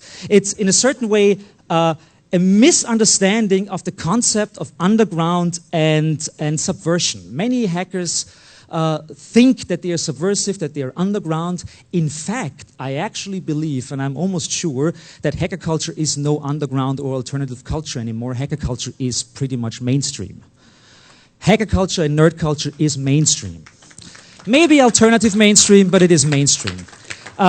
What emerges out of that problem, that you are part of a group of people that thinks it is underground, but actually got up to a point that they're at least alternative mainstream, is a problem in how the scene sees itself. an example. There's an example in Germany. It's a completely different field, and you don't know that guy, so I don't even name him. It's a German comedian, and that comedian was really popular in the 1980s. And he was a high critic of alternative mainstream culture, and he attacked that. So he was attacking the Greens in Germany, for example. I think his basic shtick was back to plastic or something like that. So he was, like he turned the stuff around. He was criticizing liberal mainstream for how hypocritical it was. Yeah, that guy is in the meantime one of the biggest and most important comedians in Germany, doing the same jokes like 30 years ago. For example, he's doing like pretty much racist jokes about Polish people and stuff like that. And he's doing that, of course, because he makes meta jokes about that we should not make jokes about Polish people. But he's making fun about people who make jokes about Polish people. But 95% of the audience just like don't get the meta. They just think he's making fun about Polish people. And that's a little bit the problem of subculture and subcultural discourses and grammars when they emerge into mainstream culture. It's that you have to change the perspective how to speak and how to act and what your privilege is. Your privilege check as a subculture is different than when you're actually getting into the mainstream culture. And we are pretty much mainstream. I mean, with like Snowden and Assange and all that stuff going on. The world is looking at us and what we are doing, and we should behave in a way like we are not in a punk club anymore. So if we compare the hacker scene with a punk club, we are not in a punk club anymore, and there are certain rules of behavior and certain rules of how we speak as groups and as individuals in the hacker community. It doesn't work anymore. It doesn't translate anymore, and that translation period is really, really harsh sometimes. Some elements of the whole misogyny and sexism in nerd cultures is part of that scene. The whole debate at the Chaos Communication Congress the last 2 years and DEF CON about creeper cards and all that kind of stuff. I'm not getting into details about that. But the main problem is that if people within the hacker community criticize things within the hacker community, they are being in a certain way outcast. They're outcastify people. Yeah? That means, oh, you're criticizing the hacker scene. You were running around with creeper cards. Although those people were part of the scene, suddenly members of the scene said, no, they're not. They're outsiders. So we are part of this group called hackers, and people come into this group and criticize us for things, but they're not even us. So it's kind of like this process of like creating external enemies, and that's quite easy if you have the feeling that you are part of this like elitist small underground culture. It's quite easy to blame people from outside. They are attacking us. People want to destroy our way of life. They want to destroy our beliefs. They want to do this and that and blah blah blah. And of course, most of the time that's just not true. But it's this like standard way that like in the punk club, if like people come into the door and they don't look like punks, the punks will look at them and say like, what the fuck are you doing here? Yeah?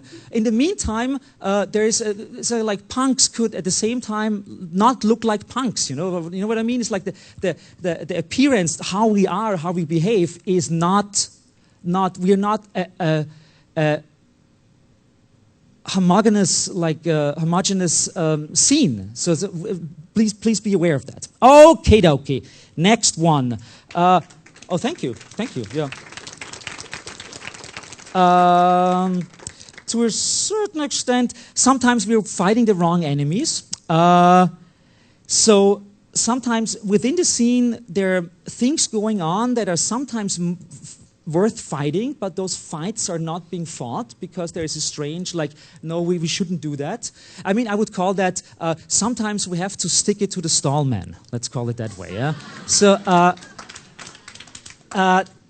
the way is, sometimes it's really more important to have a discussion within the scene than, like in a political way, it's like, people like to run around with big banners saying, I hate George W. Bush. Of course, no problem. Yeah, it's a quite easy way to do that.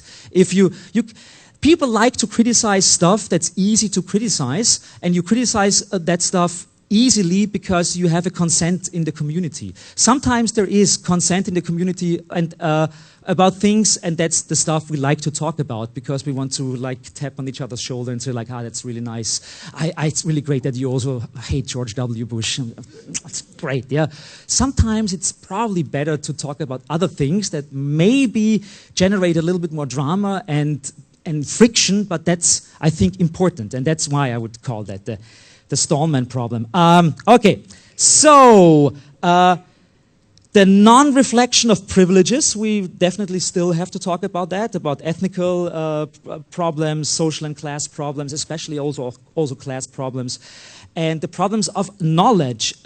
Let's call it that way, that hacker culture is a culture that is based on knowing things. We are all people, we're all clever people, we have our levels of knowledge and things that we are pretty much like experts in. A problem emerges if that expertdom is being played out as elitism. And that's like one of the main problems, I think, in hacker culture is that the privilege of knowing something is exploited many, many, many times. So in hacker spaces, I've seen it many times. Hacker spaces should actually work as education centers, where I go because I want to learn something, and people are there that I can learn from, and the other way around. Most of the time, it's the same with like the T-shirt joke. It's like, I'm just taking something really silly. I know Python. Huh? What have you got? Huh? That way, so that this difference of knowledge is not something positive in a way that I know something I want to teach you, and you know something and you teach me, but suddenly it's a currency. It's a currency, and that currency creates mini stars, and that all ends up with Applebaum. No, not really with Applebaum, but you know where I get to, yeah? That you have like a strange form of meritocracy that is based on elitism. Like in Wikipedia, for example, I always say Wikipedia is the world's biggest multiplayer game. And it's about hierarchical elitism, yeah? Wikipedia does not work because people want to extend the knowledge of the planet. It exists because they want to fuck people over. That's why. It's because there are rules in the game, and you can win the game, and you can outsmart other people and delete other people's pages, etc., etc., etc. So there's a certain gamification going on in Wikipedia, and that same gamification is sometimes going on in the hacker scene, and it ends up in like, look at my schlong!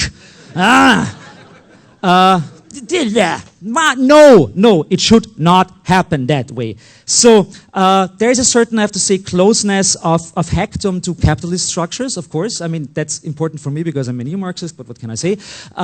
That it is no problem that like a security engineer, for example,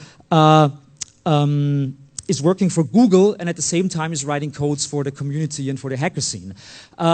I mean, on the one hand, it's not a big deal. I mean, people have to make a living. They have to work, especially in a high technical field. People have to do that. At the same time, that like kind of like being with one leg in one completely different field of life and with one leg in another one is sometimes a strange twist, I have to say. So some people do really horrifying things in their day job, and they try to do the super good things in the hacker community, and sometimes I've seen people being ripped apart by that. It's really, some people don't manage well in that differentiation of their, like, let's call it the schizophrenia of the tech world. Yeah. So be aware of that. I mean, I know that cannot be stopped because people have to earn a living in some way, and I don't think that we will abolish wage slavery in the near future. But just like if you think about that, like try to analyze yourself or psychoanalyze yourself. What is really going on in your brain when you're working at Google, if you work at Google, and when you're going to Hope? Is this the same person? What's going on? I think postmodern theory can help a lot about like the fragmentation of modern brains. And I think about that a little bit. There is the paper. One element, for example, I've seen is the whole Elon Musk thing that happened a couple of weeks ago when Elon Musk was giving away like patents for free. It's like he was opening the patents for certain energy cells for blah, blah, blah, blah. I don't know. Yeah? I could not believe how, like, everyone, Elon Musk is a hero. He's so great. He's opening, like, he's giving away for free the stuff that he could make money with, like this patent, blah, blah, blah, blah, blah, blah, blah, blah, blah. I mean, Elon Musk is great and he will bring us to space, but he's a fucker, yeah, really. I mean, he created fucking PayPal. And remember, yes, I know it's cool. He builds rockets and we all want to fly to space because we're all individualists. Yes, we know, yeah. I like rockets. I like that, yeah. But that guy is not a good one. He is not a good one. He is not good. That doesn't mean that NASA is good, yeah. But he's not a good one, yeah. Okay, so please tame it down a little bit. When someone does something that fits into your mind and into your belief system, but not really, no, that guy gave away a patent. But most of the time, I think you would not agree with what he thinks and does, okay? So please be aware that it's just like, I would call it, sometimes alliances suck, and don't go into those alliances, even if it's only in your brain, yeah? Elon Musk is not cool just because he gave a patent away for free, okay? In the same way like Greenwald, for example. Greenwald, nice guy, does great things. At the same time, that guy is a blatant, open perpetrator because he thinks that the wall between Mexico and the US is necessary and he's defending it. I mean, I'm not for a wall between Mexico and the US. I'm against walls. I'm an anti-nationalist. And in the same way, so that stuff, I mean, Greenwald, nice, yeah? But please, the whole martyr thing and the whole stardom thing, like, no. Please disagree with the people that you like as often as possible. Challenge them, yeah? Like, so if Greenwald is doing one of his interview sessions again or this and that and blah, blah, blah, it's like ask about the wall. Tell me about the wall.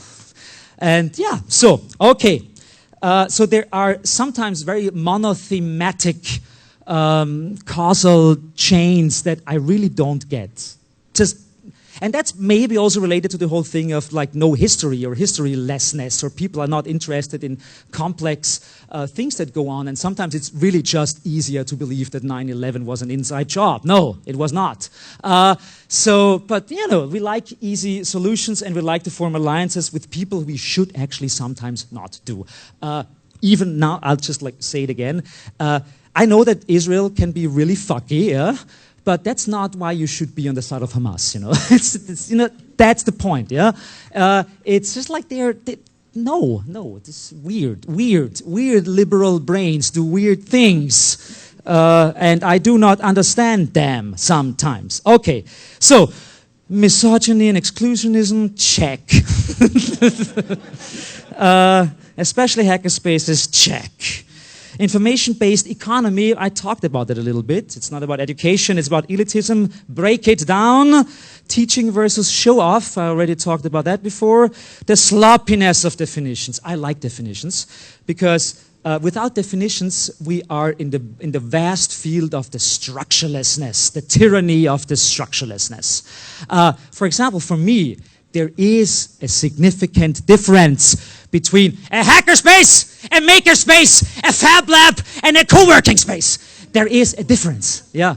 There is a difference. And no, it's not the same thing. It's not the same thing to call it a makerspace than calling it a hackerspace, or calling it a fab lab, or, my God, a co-working space. Don't touch that name. Don't touch it. Please do not, yeah. They're different things. It's just like, it's like saying like, yeah, you know, like, Marxism is like, I don't know, what? Yeah, something. It's probably more like Trotskyists are not Leninists or something like that, but that would be a little bit more to debate right now. But anyhow, what I mean with that is, please be careful in your discussions and how you present yourself, because everything you say is generating an effect. One example, we would not have the debate about privacy and email if email would have been called e-postcards from the very beginning. You know, that's the problem. By calling something, you evoke an image in your mind, and mail is something that's protected. But no, I mean, there is a difference between mail and email, yeah? And just by calling it email doesn't mean, like, people think that email is secure, but of course it's not. But people think it's secure because it's called email. Or the same thing, like global warming. If we would have called it atmosphere cancer from the very beginning, we would not have the debate right now. So be careful how you call things, because that stuff might stick forever, yeah? Like that stupid term of the black hole. Yeah, someone came up with the term black hole. It's not black, it's whatever, yeah? So, especially in a field like yours, where every day stuff is being created, invented, named, just like don't call it Doge something. But like think about what the name of something means to people and what it conveys and what it will probably mean in 10 years and not now, okay? So I know memes are really nice and so, but I know that dogs will be really nice still in 10 years, but I know, yeah. Okay, good. Well, what do we have here? The sloppiness of definitions in all forms. The generational change I've seen, like coming to Hope, for example, in the last 10 years, there's something going on that there is, like new people are coming in, and new people, young people, are adopting bad patterns that are emerging, and let's say it that way. I think that the hierarchies in the hacker scene are generally, they were pretty flat, just like 15, 20 years ago, but because there are more people and because people like to organize themselves, the hierarchies are getting a little bit more steeper. That's also related to the whole elitism thing and that I know more than you and blah, blah, blah. Try to fight it as much as possible. I know that there are certain things, certain hierarchies have to be kept up, and it would be bad to not keep them, because then we end up in the tyranny of the structurelessness. That's actually a term from the 1970s feminist movement, where feminist groups were falling apart because they couldn't agree on rules and rule sets. And because they tried to kind of like ban the man, because they thought that having rules in a group would actually mean that we invited the man into our group. But that's not true. I mean, people need certain rule sets, need certain sets of behaviors. And if those behaviors are broken in some way, then of course we can negotiate about that, but it's okay to have structures. That's not a big problem. Some hierarchies and some structures that just emerge are bad. And that should not happen. And I've seen many, many young people run around and ask for this and do that and blah, blah, blah, blah, blah. And some of them, like, sometimes they ask crazy things that I do not know why they're asking. Also, for example, in the Viennese hackerspace, there are sometimes 15, 16-year-old people coming, and they are adopting behaviors and things that are not inherent in the scene, that should not be part of the scene, that are just like strange side effects that I'm criticizing, but they believe that is how the hacker scene works. And they adopt that, and they keep on breeding it, let's call it that way. So think about the stuff that you're doing wrong, and try to not teach people who come into the scene the same wrong beliefs and the same wrong things, yeah? Sometimes, of course, you have to be self-aware about that kind of stuff, yeah? But still, you are really teaching the next generation of people of our community, and sometimes you're doing it wrong, and that's not good. How much time do I have left, actually? I don't know. Okay, I'm ready. I'm going fast. Anti-theory. I don't get why so many hackers are so anti-theory. Is anyone actually in here, like, please, who says, like, I don't know, I'm not interested in theory. I don't think that theory helps me in my life and helps the hacker community. Anyone here? Please do so if you think so. What? I mean, okay, good. A solutionist. He is a solutionist. I think it's way more here, and you just don't know what I'm speaking of, I guess. So what I mean is that, especially if, in the hacker community, there's a certain tendency to get shit done. Yeah, but sometimes it's good to think about the stuff before getting it done. And that's what I would call a solutionist. And sometimes that term is also used in a different form. It's called the doocracy. Yeah? The people who do something are the one who are in charge. You know how inherently fascist that is. Just because I'm doing something, I'm right, that's not true. That is not true. It is complete and utter bullshit. Yeah. And I know, because it's also perspective of privilege, because in a hackerspace, for example, it could mean just because I have more time than you, because I have a better job than you, I can spend more time at a hackerspace. What? And no children, etc., etc., etc. That's all privilege. And that means, like, I run the theocracy because I'm privileged. And no! No! No. No, no, no, no, no, no. So solutionists mean, like, sometimes, really, read Foucault sometimes, please. Who has read Foucault here? Good, good, good, good, good, good, good, good. Do it. I'm not talking about Foucault and his fucking pendulum, you know. That's a different Foucault, yeah? I'm talking about Michel Foucault, a French philosopher, who did a lot of research and thinking about power structures and hierarchies and the state of, primarily, of course, like France and the Western society in the 70s, because he died in the early 1980s. But still, Foucault has a couple of really good points that would solve many, many of our problems here in hackerspaces, in the community, if we would all have read it. So, I mean, I think there should be something like a mandatory reading list of theory for every hacker and hacktress out there, I think. There are like probably 20 books. And it probably takes you like half a year to read them, but you should. And I might at one point just like make that list and spit it in your face. But I was always thinking you can find it yourself. I want to let you do it yourself, but I think I have to do that. And I don't like it, but whatever, yeah? So, anti-theory, reflection is bad, a dead end of awareness, blah, blah, blah, blah, blah. But drama is important. I know that many people here don't like drama, and there's always the whole thing like noise bridge is horrible, horrible, horrible, noise bridge. You have all the drama all the time, and the drama, drama, drama, drama. I think most of the time when something is called drama, it just means that someone who doesn't think the topic is important is calling it drama. If there is like some misogyny going on, oh, drama, drama, drama, yeah. No, it's not drama. It's just like, there has to be a discourse before you call something drama, yeah? What I mean is, what is important, and that's why I adopt the term drama in a positive sense. I like drama. I embrace drama because drama means friction, and friction means debate, and debate means talking to each other, and not just like sitting on your computers in a hackerspace where you should actually do something together, yeah? So, debate equals drama for me because it's generating friction, and I know sometimes people get burnt. But people do not only get burnt in the hacker scene, it's pretty much everywhere. It's a human, you know, like human are fuckers, deal with it, okay? Yeah. Sometimes you have to deal more with it than other times, but just see that you are people within a social field, and I know for many people that social field is a conundrum, and they do not understand it. It's not even an excuse to say that that you have Asperger's or something like that. Sometimes not even like non-Aspergers don't understand what's going on. But just like deal with it, you know. Kristen Stubbs gave a great talk yesterday about her being a sex geek. It's like just like sometimes think about just behave in a normal way and deal with people in a normal way that you would, you know, it's not that hard. Just like,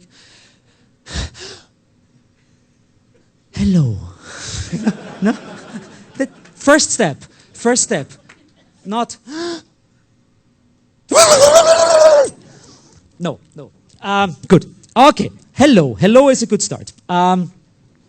So drama is important because it's dynamic. And what we need in the scene is dynamics. It's not a problem that some people don't like a hackerspace, create their own hackerspace, have a feminist hackerspace, whatever it is. That's all emergence out of drama, out of friction, because you never know. Like in Vienna, for example, there is a new feminist hackerspace, and most of those members of the feminist hackerspace are actually returning to the other hackerspace now, because they are actually missing the debate. They are missing that they can change a system from within and are trying to do that. So just because there is like splitting up of groups or something like that, that's not per se a problem. The problem emerges if the solidarity between those groups completely evaporates. So you can have a different task, you can have different important things in your life, but just like keep in mind that, I mean, individualism is really nice and really important, especially in the US, but there is also solidarity, and solidarity is one of the founding moments, I think, of hacker culture. We are a group that is dependent on each other. And do not forget that. We are almost a union for the good in the world, so please do that. Please, please do that. So, drama, blah, blah, blah, blah, blah, the tyranny, the blindness of the peers, let's call it that way. That's a side effect, and a bad effect of that is that try to not see the peer group you're in as something so important that you abandon other things. So, like kind of like the whole Nazi problem, you know. The völkische movement. We should not be a völkische movement. So it's just because you're part of a scene doesn't mean you have to defend that scene at any cost. You should not do that. Yeah. Okay. I mentioned that before in the case of like the creeper card incidents and all that. Even calling it creeper card incidents is really strange, actually. Yeah. But 5 minutes, okay. So be aware that there should be active dissent within the community, and not just like, we're not dissenting as a community against the evil in the world. Sometimes the evil in the world is right in our midst, and we should sometimes see that. Sometimes it's even ourselves, and we don't see it. So if someone criticizes you for something that you did, don't just like freak out and say like, no, you're wrong, and I do whatever I like. And I know it, like, some hackers think they are the big anarchists of the world, and then they're just like stupid libertarians. It's always, whatever. So reputation in the hacker scene is, to a certain extent, everything, and also nothing. So don't be so keen on your high reputation. Individualism is good, but don't forget solidarity. I mentioned that already. And as my last point is, I know we can have lots of debates. I mean, I have a different political view than many of you probably have. I think that the one thing, I mean, he's a good friend of mine, but I still would call it the Brie-Pettism. It is like, try to be not too ideologically flexible in your belief system. So try to stick with what you're doing, yeah? I mean, of course, everyone can change his or her mind whenever they like to, yeah? But it's kind of strange that some people like have like a certain mindset and suddenly flip it. Like, I'm like, wow, why? What is going on here? Without having any self-reflection about that stuff, yeah? Or that they are, I don't know. So I have to say, in a certain, let's call that also the friendly fuckover. So sometimes there are so many friendly fuckovers that I want to puke, okay?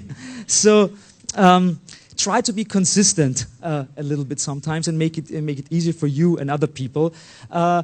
Especially, that's connected to the whole reputation thing. Like, I understand if people want to make money. I understand that people want to create companies and this and that and blah, blah, blah. I understand that people want to protect things they created. But if you create something as part of a group, especially, for example, a hackerspace or an open source project, I mean, please have a debate internally. We all know that the open source scene and certain like collective processes, yeah, collective processes create friction in the sense of that people usually do not talk about who owns it. You know, of course, officially nobody owns that. Nobody owns an open source project, but people in their minds and in their thinking of it and how they perceive a project have a clear vision of that. Many people say, like, I did most of that fucking kernel. Yeah? And the problem starts if another person says, like, no, you didn't. You know? So really, like, economy, especially economy of like social economy, is important. And talk about that beforehand. Because that stuff ends up in fights that are really horrifying and don't help anyone, is sometimes killing really wonderful projects. If you deal with that beforehand. It's almost like having sex. It's good to talk about something before you have sex, well, while having sex, finding out that the other person does not want to be strangled, you might run into difficulties. So, before you start an open source project or any kind of collaborative project, talk about if the people want to get strangled. Yeah? Set up a rule set. How you are going to do that. It's so important. That's one of the most important things you can do in an open source project is talking about who wants to invest, what time, what energy, how should the project end up, how much time do we give each other. You know, everything that should take 2 days takes 2 years. It's, you know, yeah, that kind of stuff. So please, I think I'll end here with my little rant, and thank you that you're still here and don't feel too offended, hopefully. Thank you very much.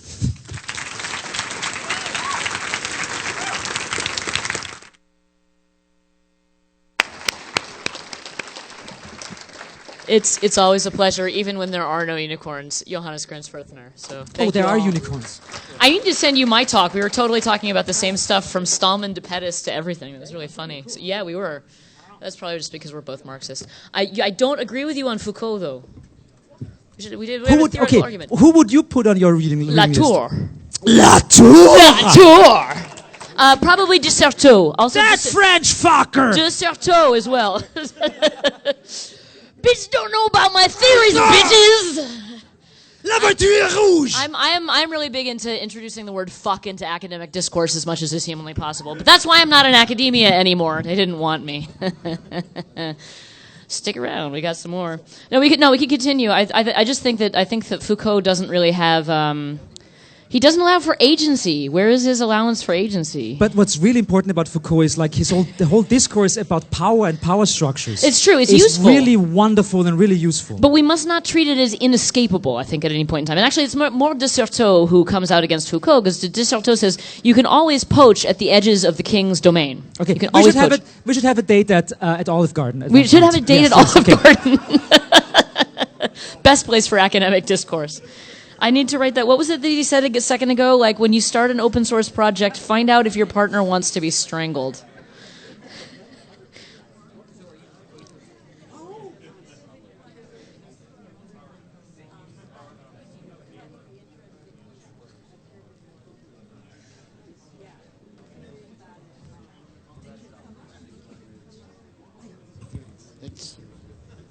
Okay.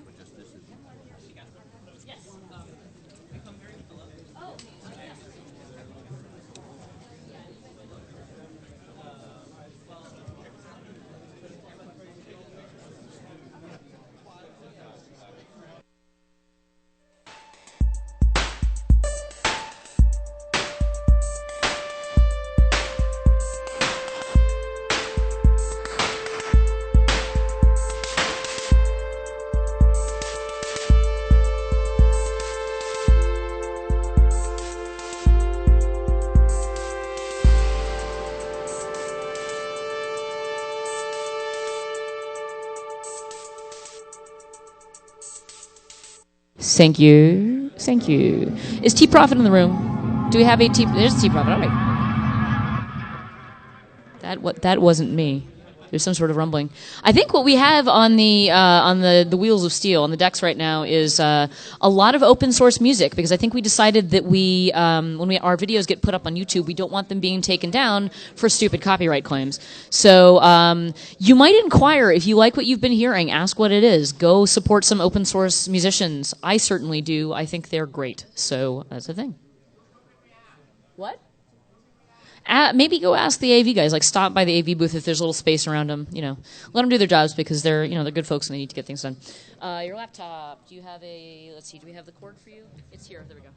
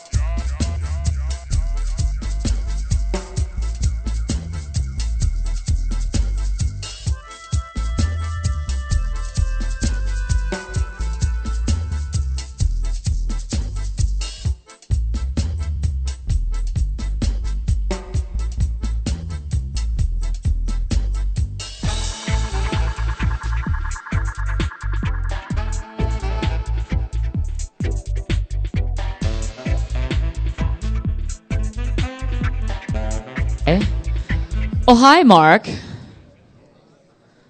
I'm hearing some echoes in the audience. Some people have caught my disease. Our next speaker has been writing the Telecom Informer column for 2600 magazine for 22 years. He has been recently working on a blog entitled C31B, and so he's going to be talking to us about how to hack travel. T-Profit.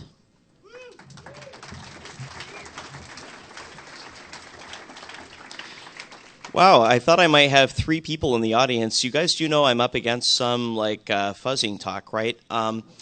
Anyway, thanks so much for coming. I'd like to talk today a little bit about something that's very different than what I've covered in previous HOPE conferences. As you may know, I cover telecommunications and surveillance a lot, and basically the guy who was on at 2 p.m. yesterday is a pretty tough act for me to follow. He knows way more than I do, and we all do as well now. In the column, the Telecom Informer, I've actually been covering, if you're a 2600 reader, you've probably noticed over the last 5 years or so that I've been covering a lot of stuff, outside of the United States because I've been living abroad. My life's goal was to visit all 7 continents, and I traveled a lot anyway in seeking the furtherance of that goal. But I also lived and worked in Beijing from 2010 to 2013, and so that got me the opportunity to not only see a lot of really cool stuff around Asia and also around the world, but I also, because I wanted to get out of Beijing very often, the air is really bad there, had to learn a lot about how to do that on a salary that was a Chinese salary. I didn't make a big Western salary. I was making, some pretty small money in China. And so I had to do all of the travel that I wanted to do pretty much on a budget. After I left Beijing, I went for an MBA of all of the crazy things. And so I lived and studied in the Netherlands last year and also spent 4 months in Costa Rica. So I got to travel around quite a bit in Europe and in Central America. And one thing that, really I'd like to speak to anybody here who's, 18 years old and has never, left the country, really. My first big international trip was a mistake fare. I went to Japan when I was a freshman in college. I told my roommates that I was going to Japan for the weekend, and they all thought I was kidding. And actually, I did go to Japan. And it was $200. It was $299 Canadian. That's back when $1 US bought you, $1.50 Canadian. And that was actually a really eye-opening experience. I mean, the fact that you can actually travel for little or nothing if you just think like a hacker. So this is a map of where I've gone so far in 2014. I am not really happy about my carbon footprint, but I have managed to see quite a bit so far. This is my first round the world trip this year. I have another one scheduled in a couple of months that cost me very little. It was $219 roughly all in. So some interesting places I've been. I don't really hopefully need to establish a lot of credibility around this, but in case you don't know me, I've been everywhere from Toadsuck, Arkansas, that's a real place, to Antarctica, and of course I've spent a lot of time, although not nearly as much time as Edward Snowden, in the Sheremetyevo airport transit zone. So, pictures are worth 1,000 words. It's really fun to hang out with penguins, and here's me with a North Korean admiral, of all things, in Pyongyang. And this is the police officer who arrested me in Armenia, but actually, it all worked out in the end because I'm here and not in an Armenian prison. So what is travel hacking? So travel hacking is really, I view it pretty broadly. If you're doing something that most people don't do when they travel, you mind if I adjust this microphone? Let's see, that may work a little better. There's a few different things you can do around travel hacking that a lot of people are doing, but I don't want you to think that this is the only thing that you can do with travel hacking. There's actually a lot of stuff that's undiscovered, and actually, if you put your mind to it, and you start really learning about how this stuff works, you're going to find stuff that I'm not talking about here. In fact, I found stuff I'm not talking about here because this is going to be on the internet, and, well, anyway, you know what happens after that. So mistake fares. What's a mistake fare? It's when an airline publishes fares, humans do that, and humans unfortunately tend to be error prone. So sometimes somebody will make a mistake and $599, which would have still been a cheap fare to Tokyo, becomes $299 Canadian, which is like $200 US when I did it. Mistake fares happen more often than you might think. They usually don't last very long. They get caught very quickly. So if you find a mistake fare, if you find a fare that you think is probably a mistake and you think you might want to take that trip, buy it right now. That fare will not last. Some routing tricks. So there's some, I'll get into this more and show you guys some pictures of things you can do, but there's actually some things you can do that are creative with routing where, for example, if you stop in a city for less than 24 hours, that's not considered a stopover. So if you're flying Cathay Pacific, you can have a whole day in Hong Kong if you plan your flights right. That's a routing trick, and it actually would cost you a lot of money for a stopover if you had a 24-hour or greater stopover. So, you know, that's just one example of routing tricks. There are others that you can do. Frequent flyer program loopholes. So there are a lot of ways to get miles that aren't necessarily what the airlines actually had in mind. And if you follow the rules and you don't commit any fraud, you actually can rack up a huge number of miles, which many people think are useless, but actually they're pretty useful. By the way, for those of you guys in the back, there's a ton of, well, there's a few seats in the front, so, you know, feel free to move up if you'd like. Credit card bonuses. So if you sign up for a credit card, yeah, that's probably around the right number of people for the seats we've got. So credit card bonuses. If you sign up for a new credit card, a lot of the time you can get some bonus miles. Banks are trying to hit numbers, which is something I learned a lot about in business school. And so if you look toward the end of business quarters, there are sometimes some fairly crazy deals that you can get, you know, for frequent flyer bonus miles, but you have a very limited time to sign up for them. And, you know, there's really, like I said, a lot more. Think like a hacker when you're approaching travel. I know that's like a dangerous thing to say, right? Because, you know, given the security climate around travel, thinking like a hacker can sometimes get you in trouble. But when it comes to getting a good deal, you're not going to get in any trouble, and you might actually be able to visit somewhere really cool. So what do I think makes a really awesome travel hack? Something that allows you to travel for little or nothing, I think, is a really awesome hack. Now, one thing you'll find if you go searching around for travel hacks on your favorite search engine is a lot of hacks that I don't think are really hacks. They're fake hacks. Even airlines publish them and call them hacks. You know, they have guerrilla marketing teams. So something that makes you pay more isn't a hack. Actually, so, you know, you get an upgraded room or whatever if you pay a higher price, or you may get an upgraded room because May is like the king of weasel words when it comes to the travel industry. Those things aren't hacks. Little or nothing, you know, that's my baseline. Yours may be different. I know a lot of people think I'm crazy to fly around in economy class the way that I do, and they would never consider anything other than a lie flat seat. Octal. But you know, for most of us, travel in the back of the plane is okay, and if you're doing it for free, that's even better. So another awesome thing that makes an awesome travel hack is a travel hack that you can't actually get in trouble for or be taken away from you. And so what do I mean by that? It's legal under the contract and it's legal under the rules, so it can't actually be rescinded later.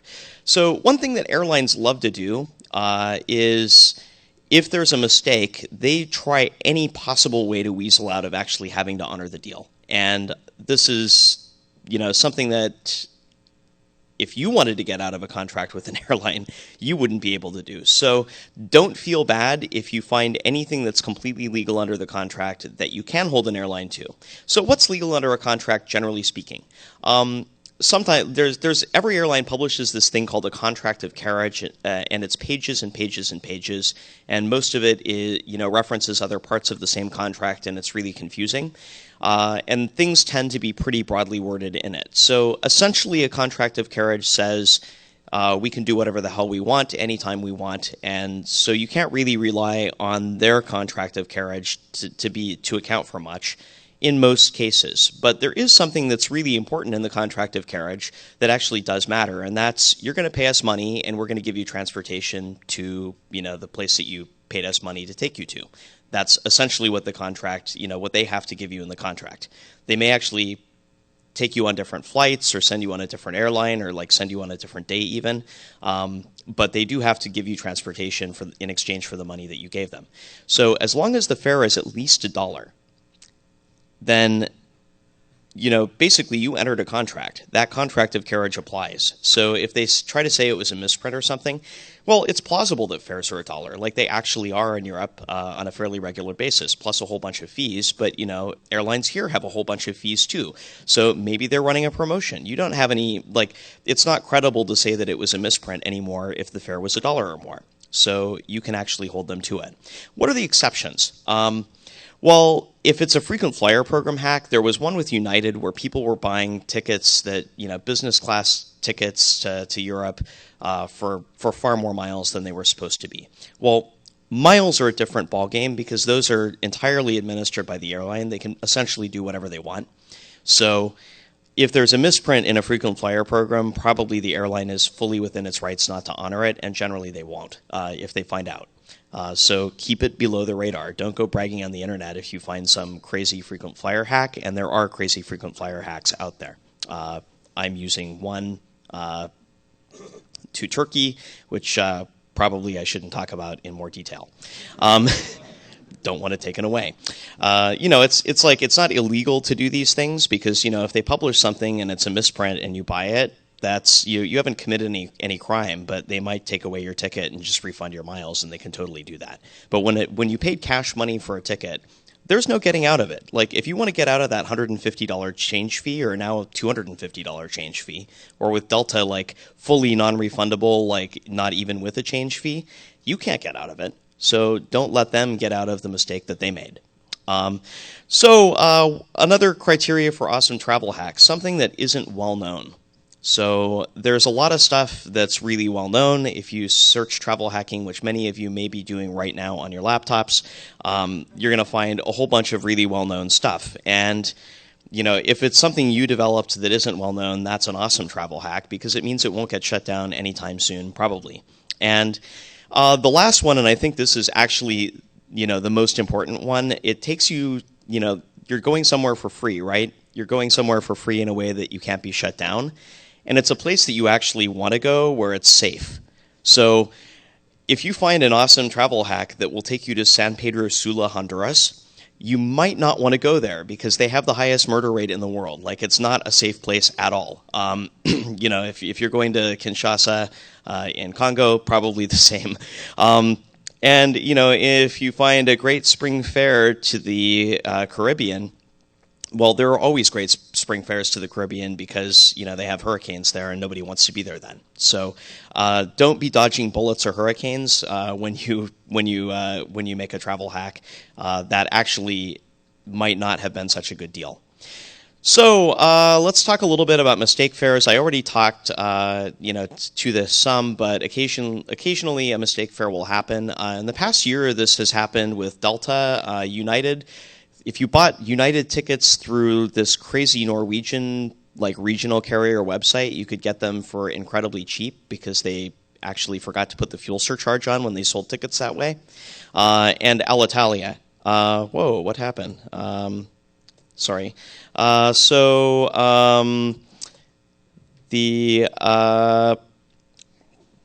The Alitalia fare was one that I took advantage of for the round-the-world trip. So I'm going from Los Angeles to Boston to Rome to Budapest to Amsterdam to for 23 hours to Beijing. My cost out of pocket was $450.30 for all this, but I earned miles on that, and miles have value.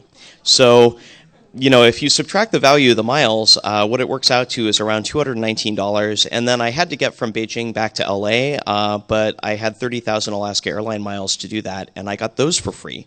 So basically, $219 is taking me around the world, and you could do this too. Actually, I met somebody yesterday who's leaving from New York on a similar itinerary, going through Milan and ending up in Tokyo. He's an avid travel blog reader and just happened to pick up the deal when it was available. This is called a fuel dump, and so sometimes an airline will publish, if there's a very complex itinerary, and I'll talk about this more if I have time, but with certain kinds of very complex itineraries, the fuel surcharges can drop off a ticket. So in order to dodge taxes, airlines will publish a fare that's like a $10 fare with a $500 fuel surcharge. So if you can make that fuel surcharge go away, then that's kind of a good thing. Like I said, it's generally not all that risky on a mistake fare if the paid fare is at least $1. They won't let you out of the contract if you want to get out, so don't let them. And super risky with frequent flyer programs, as I said. So let's talk about mistake fares through fuel dumps. There's a couple of techniques to make a fuel surcharge go away. And I'm going to talk only about old ones because you guys need to find your own new ones. The most popular are what's called a first strike or a third strike. Now, what is that?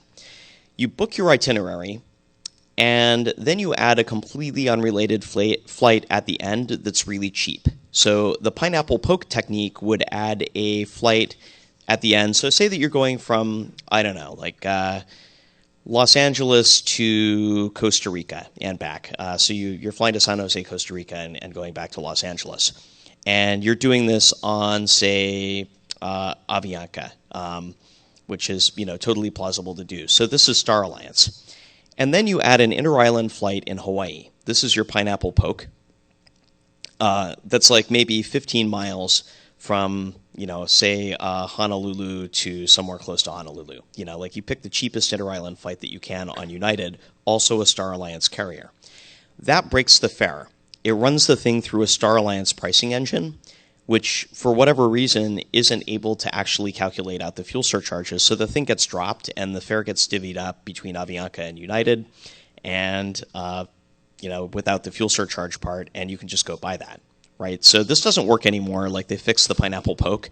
A lot of people were poking a lot of pineapples for a long time and cost a lot of money. So generally, it only works on international flights. You can't do this on domestic flights. You have to cross a continent typically, and you don't have to do your short haul third strike in even the same continent as you're flying into or out of. Like you could add a cheap flight inside of Europe, for example, if you wanted to do that, and it could work. The goal is you want to try to force the fare through a different engine to be priced, where fuel surcharges all drop off. So what's a good candidate for fuel dumps? You want to find a fare that's a really cheap fare, and most of the fare is a fuel surcharge. Because if you're dumping the fuel surcharge, it doesn't do you any good if it's not very big, right? Interestingly enough, U.S. Airways just had a problem, I think it was 3 weeks ago, where they used to price their flights mostly as a fuel surcharge and very small fare. And because they joined the One World Alliance, there ended up being a whole bunch of opportunities to do this kind of thing. So they have, for the interim, started actually paying taxes. They were losing so much money through fuel dumps that they ended up repricing their fares as most of the money is in the fare and they don't have fuel surcharges anymore. So it's a known problem to airlines. Like they know this can happen, but as long as they don't lose a lot of money, basically it's not a really huge deal to them. So that's a third strike. A first strike, you add a one-way in front of where you're going. And by the way, with a third strike, that's the best way to do it because you don't actually have to take that flight. You take the flight you want to take, and then there's this inter-island flight in Hawaii that you never show up for, and that is what it is. But what makes a good third strike? It's a really cheap fare, and it actually drops the fuel surcharge. A first strike is similar. So, for example, suppose that you want to fly from Seattle to, again, Costa Rica, but you can add on a first hop on from Vancouver, BC. Well, the problem with that, so you're crossing a country boundary. Like you used to be able to do a lot of sketchy stuff by starting from Canada. So if you lived near Canada, it was great. But the problem with this is you actually have to take that first flight. So if you're in Seattle, you'd have to drive up to Vancouver and take your first flight from there. So it's not as easy to do as a third strike because you actually do have to show up for it.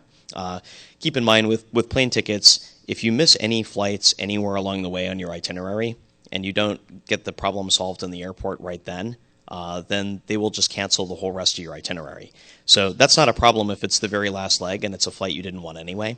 But it's a pretty big problem if it's your first leg, so you've got to show up for that one. But this technique gets used a lot less. So for people who live near airports in another country, because remember you have to cross from one country into the other for a strike to work, this only works on international flights. It could be potentially a good option for you. It's a whole other workshop to talk about how to really exploit this stuff. Like there are actually travel bloggers who do seminars for hundreds of dollars, and give a talk for half the day on this. So I can't go into a lot of detail, but if you start doing some searching online, you can learn a lot more about this stuff. And there's actually a lot of people who do this as a hobby, like finding places that you can do fuel dumps from. There's even a whole kind of way of speaking in code that people do around this to keep it out of the search engines. So, I'll let you guys do your own research from here, but it's kind of cool, and you can actually do some pretty incredible stuff. So that is a map of my $219 round-the-world trip, which involves a fuel dump. I'm doing all that, and it really is like paying $219. So, you could do this too. So miles and points. What can I say about miles and points? They're simultaneously the easiest and the most frustrating way to actually get anywhere for free, because it's never really free. You're always paying taxes plus whatever fees they can lard up. The other thing with miles and points is you don't want to hoard these things, because it's like holding Venezuelan bolivars or Zimbabwe dollars or something. The value is drops precipitously from year to year. United just gutted their program, and they actually doubled the number of miles it takes to get anywhere. For a lot of ticket types. So don't hang on to your miles. If you have miles, spend them. Definitely spend them. And it's not just frequent flyer programs. So some of the ones that haven't been gutted as badly are banks will have their own programs. So for example, US Bank has something called Flex Points. The Bank of America has their own program. Chase has, Citi has Thank You Points. So these are risky.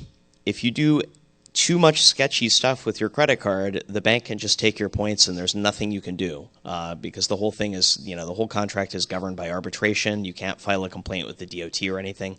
You have no leverage at all. So again, don't hoard bank points either. But, these are actually something you can look to if frequent flyer miles aren't working for you. Hotel programs, these are interesting because, for example, Starwood points, you can transfer to a lot of different airlines. And it's probably worth pointing out that with American Express points, you can also transfer those to a lot of different airlines. So these may be a more stable currency that depreciates less to hold points in, and then when you want to redeem an award, you can do a mileage transfer into the frequent flyer program of your choice at the time, so you're not holding a currency that depreciates as much. Marriott, Starwood, Hilton all have their own points programs. These get gutted much more often than the bank points do, so I would say more stable, but I wouldn't say stable. Points in general are something to get rid of, not something to hang on to. Spend them as soon as you've got them for a trip that you actually want to take. So some hacks. What can you do that's a miles and points hack?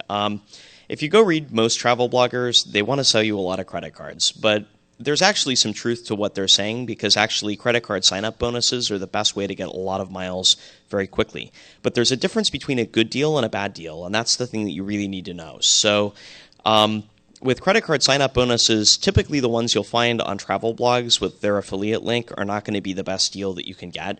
So you should do some searching if you're interested in a particular product and see if there's a better bonus that's available that doesn't have an affiliate link and doesn't pay some blogger or something. Sometimes the affiliate link is the same number of miles that you'll get, but you pay an annual fee, and you can find one, you can find a link that isn't an affiliate link, and they waive the annual fee for the first year.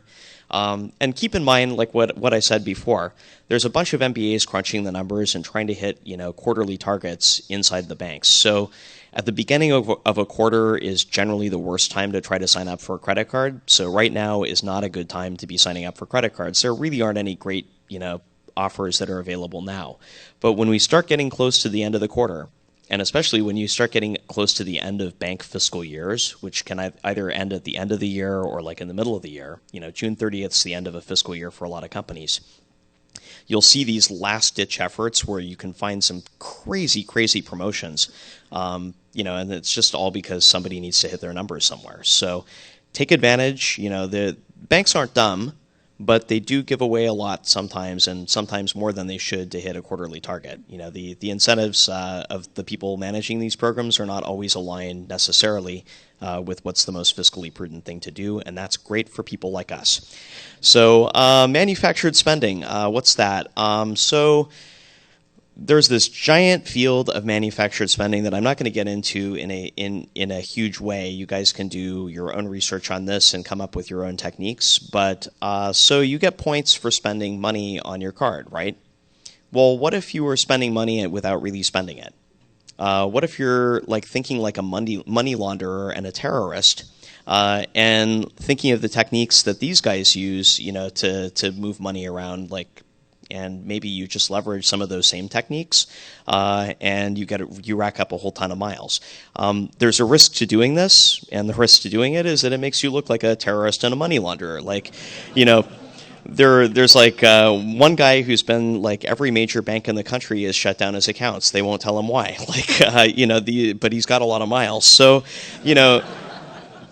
you've got to kind of make a decision as to what is the right level of activity. For me personally, I don't have the time. I'm in addition to being a blogger and columnist for 2600, I'm running a startup. So I don't have a lot of time to do this manufactured spending stuff. It is very time consuming. It's everything from buying stuff at government auction and reselling it to buying certain financial products and getting cash out of them when you shouldn't be able to. I mean, and it involves a lot of driving a lot of the time and a lot of time. So, there are people that make a full-time career of this. I don't have time. So when I do manufactured spending, and by the way, it's legal. It looks like you're laundering money, but you aren't actually. So if the cops show up, you can just tell them what you're doing. It's not a big deal. You're just getting miles. It's not illegal to get miles. They kind of wasted their time with you. They'll probably not be happy, but you didn't do anything illegal. But you typically, if you sign up for a credit card, you've got to spend $2,000 or $3,000 or $5,000 or $10,000 on the card within the first 2 or 3 months in order to get the bonus. I just did a Southwest Airlines card, and I had to spend $2,000, in the first 3 months, and then that gets me my 50,000 points, which is an offer that's no longer available. That was a good one. The current offer of 25,000 points isn't a good one. So, again, you got to hit things at the right time. I'll use manufactured spending to hit my minimum spend, but you can actually rack up millions of miles, and there's guys that are pushing $1 million+ through 7 bank accounts in order to do this.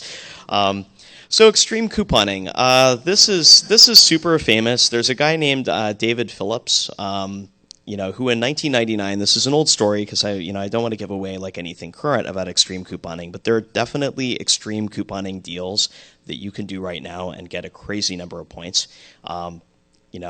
Do your own research. That's part of being a hacker. But, David Phillips did this Healthy Choice promo. So Healthy Choice, for those of you that are not American, is a very unhealthy brand of frozen food and packaged food products with lots of preservatives that you can buy here in the States. There's some pretty bad meals. They're not healthy at all. Maybe they pass for healthy in the States.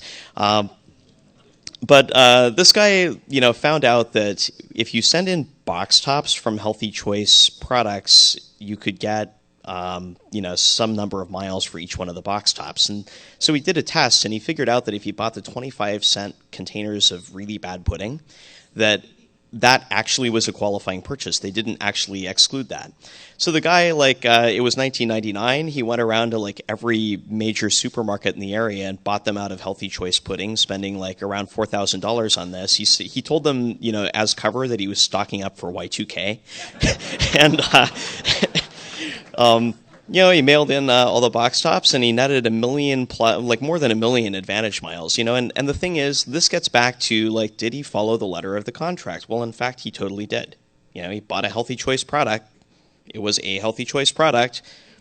You know, it had a UPC symbol on it. You know, the fact that it was 25 cents and that wasn't exactly what they'd planned, and he got, you know, $100,000 some worth of travel for this. If he spent it right, you know, that's actually, you know, their problem and not his. He was just being a savvy consumer. So there's mileage runs. So what's a mileage run? It's where you can fly extra in order to get more miles, and I'll talk more about that later with a couple of slides to show you.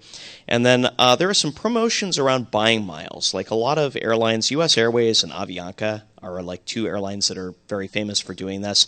They'll do like double miles promos. You can spend money and get miles. Super risky. Remember what I said about inflation with this stuff. Like, you know, do you want to buy double Zimbabwe dollars? Maybe if you're going to spend them right now. But if you're going to hold on to them, maybe not. Like, that wouldn't be a very smart decision. So credit cards are a deal with the devil, and I want to really underscore this because a lot of people get into a ton of trouble when it comes to credit cards. So, you know, like I spent a year in business school learning how to screw people in various ways. And, you know, credit cards are one of the best ways in America to separate you from your money. Banks are really good at this. So, and they're way smarter than even, you know, like all of them combined are smarter probably than all of us combined because they're way richer, right? So typical minimum spend requirements in a limited period of time. So like you don't get your bonus if you don't meet the minimum spend. That's one way they screw you. You paid the annual fee, you fail to meet the minimum spend, they don't have to give you anything. So be sure you always meet that minimum spend. You don't need to meet more than the minimum, but be sure you meet the minimum. So consider how to meet the minimum spend in some unconventional ways because, you know, some people will just like go crazy on Amazon and buy a bunch of crap they don't need, you know, in order to hit a minimum spend. And that's great for Amazon, but maybe not so great for you and your relationship when whoever you're with is really complaining that you have too much crap that you bought from Amazon cluttering up the house. So, and your bank account's empty, right? So consider, you know, how much this can cost you because if you don't manage this well, you know, you pay interest charges, you pay and you forget to like cancel cards before the annual fees come due. You end up buying stuff that you don't need. This can end up costing you way more than the value of the miles or the points that you got. And actually that's what banks are counting on. So, you know, don't be a statistic, like really stay on top of this stuff. If you're not good at staying on top of this kind of stuff, it's not a game for you. And I'm a big fan, you know, I just want to underscore, like, I'm a really big fan of free miles. So if you go out reading travel blogs, there's like a lot of them pointing to like, you know, 100,000 point offers for like $500 annual fee platinum cards that you can't get out of the annual fee for. Is that really a good deal? Well, maybe it is, but at some point you've got like 4 platinum cards in your wallet that you're paying $500 annual fees on, and you've got to figure out like, and then you get used to the perks that go with that, you know, the concierge service and the free lounge access and whatever else. So banks also count on this. Like you're going to enjoy having that product and, you know, you're not going to cancel it when it comes around. Like you're just going to pay the $500 annual fee. And then, by the way, like they don't actually give you a bonus the second year, right? That's the first time you get the card. That's when you get the bonus. So, you know, they're only making money in subsequent years after that. Enough people keep this that it makes it worth it for them to do these outsized promos. So, you know, stick to your guns. Make sure that you keep them free. Otherwise, you're not really getting all that great a deal. Or maybe you are. I mean, you know, it's a highly individual thing whether you like the lounge. Personally, you know, the third world transit lounge, you know, with the wailing babies, I have earplugs. So what makes a mistake fare even better? Combine it with a mistake routing. Mistake fares still earn miles most of the time, and it's getting harder to do like mileage runs profitably, right? But it's still possible. There's a really great website called theflightdeal.com, and they have a Twitter account as well, The Flight Deal. And flyertalk.com, you know, there's there are a lot of private forums that are not Flyer Talk, but I'm not going to point you guys to them because they're private. Flyer Talk is a way that you can meet people that may introduce you to more private forums where like things are more freely shared. But you can learn a lot on Flyer Talk if you're new to this stuff. Just keep in mind that that's not the only place where people into travel hacking talk.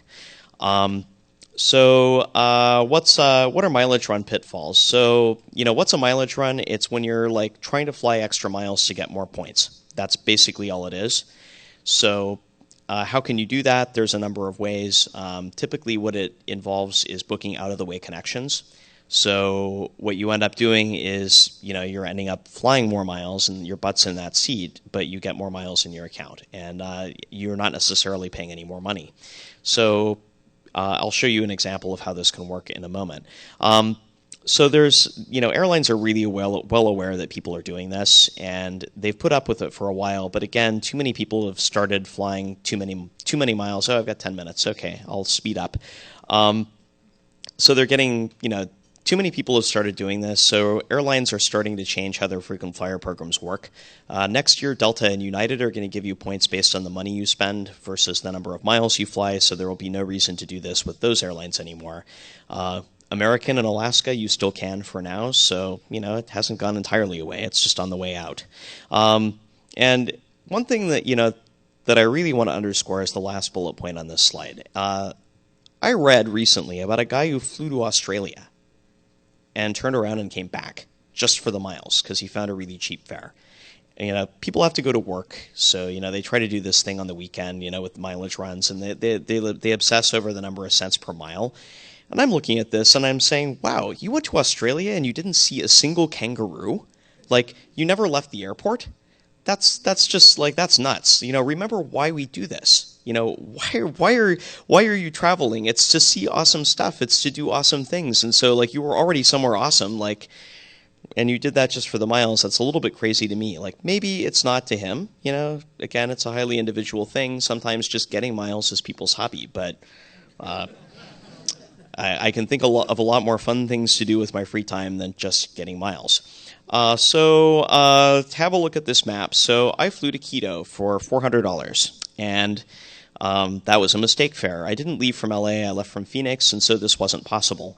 But if you fly straight there, it's around 4,000 miles-ish.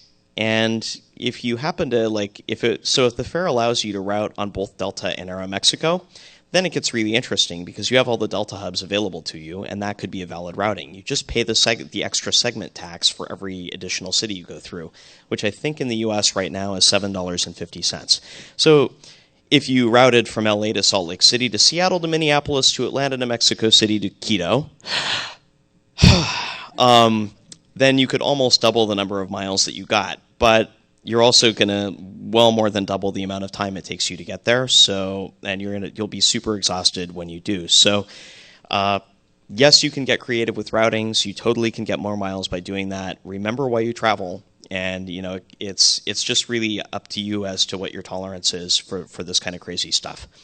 Free one-way ticket. I like free, don't you? So some airlines, if you're booking an international ticket, you have the option to do a stopover. So that's how I got to Hope, actually. I was leaving from China, and I left from China, flew through Hong Kong, went to LA. I had a stopover there for a couple of months. And then, I just continued my itinerary through Vancouver to New York. Why through Vancouver? Because that's what was available. So you can actually, airlines are starting to crack down. You can't do this anymore with American Airlines, but with a lot of airlines, it's still possible. So never forget, is there a trip you're going to be taking? Can you add on an additional segment? Yeah, there's a trip I'm taking after my around the world trip, right? I'm going to be going home for Christmas, so I just added that on as part of my itinerary. Saved me $150 roughly. I mean, money's money, right? I like free. So without the free one-way, that's the itinerary I just talked about. Here's what it looks like. And with the free one-way, that's basically what I did. So I can speak to you here now. So hidden cities. Hidden cities get a lot of a lot of ink or virtual ink on the internet, and I don't think enough is said about how risky these things are, right? I actually wrote on Seat 31B a very detailed column on what exactly can go wrong. But what's a hidden city itinerary? You're going somewhere, and you fly through a city that you actually want to go to. Like, so say you're going to Guam, and it goes through Tokyo. Well, you don't really want to go to Guam, like, unless you want to go to the Air Force Base there or something. So you just get off in Tokyo and like skip that other segment. A lot of people were doing this because until 2 weeks ago, if you had Avianca Life Miles, Guam was considered the continental U.S. They'd miscoded it. So for 12,500 miles, you could book through like Taipei or through Tokyo to Guam and just get off the plane there. So basically, it's not without risk because if there's irregular operations, they're just going to reroute you. So if you were going to go to Guam via Tokyo and that flight for whatever reason something went wrong with, they might send you through Hawaii instead, and then you'd be stuck in the terrible place of Hawaii. So, keep in mind, sometimes hidden cities, like one changing to another, isn't necessarily a bad thing, but don't make any non-refundable reservations based on a hidden city's itinerary plan, and don't get too bent out of shape if it doesn't work and you end up on a direct routing to the final destination you booked, which is entirely possible and can happen.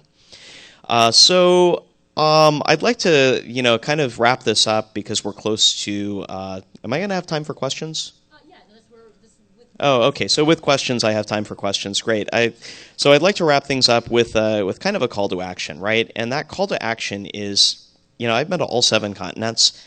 I'm a way better person now that I've seen how other people live. I've experienced different cultures. I've seen a lot of parts of the world that are not the U.S. So I don't want to toot the horn of GTFO too much. There are some other hackers that run a podcast called GTFO, and they talk a lot about how hackers can make a difference overseas. But really, it's very natural for people, even hackers who are really open to experiencing other things and learning new ideas, to kind of get into a rut and a bubble. And when you get out of it, your life can become so much more amazing. So cost really isn't a barrier anymore for most people from developed countries to travel. It's gotten really cheap, especially if you're doing travel hacking. It's almost free. So, and we have a really unique perspective, everyone in this room, on how we can impact the world and how we can make it a better place. And you really can't do that unless you're out in it. So see the world, see firsthand how you can make a difference, learn what problems that you can solve that people are having that are problems you would never see in the United States or in Western countries. It was so eye-opening to me to be living in China where, people live in such a different way, and the way that they interact and use technology is so incredibly different as a result of that. So it's super eye-opening to get out. So I really encourage that you do. And finally, just a little plug for my blog, Seat 31B, which this isn't my full-time thing. It's just kind of like something I do on the side. Most of the travel blogs that you're going to be reading online are just trying to sell you a credit card through their affiliate link. You guys are all smart enough to tell whether a link is affiliate or not. Don't sign up for that credit card. I'm trying to tell everybody the real story. And the real story is that, you're not going to be flying luxury in first class for nothing. Travel bloggers can do that. They all have relationships with the airlines. Yeah, the chances of you doing that are roughly the chance of a snowball in hell. So it can happen.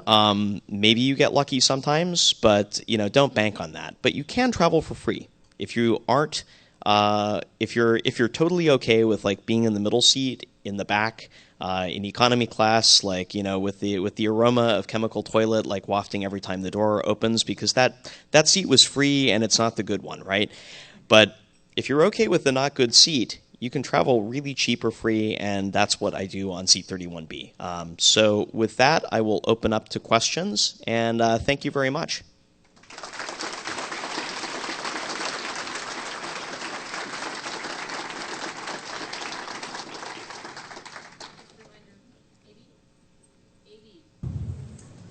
AV, thank you.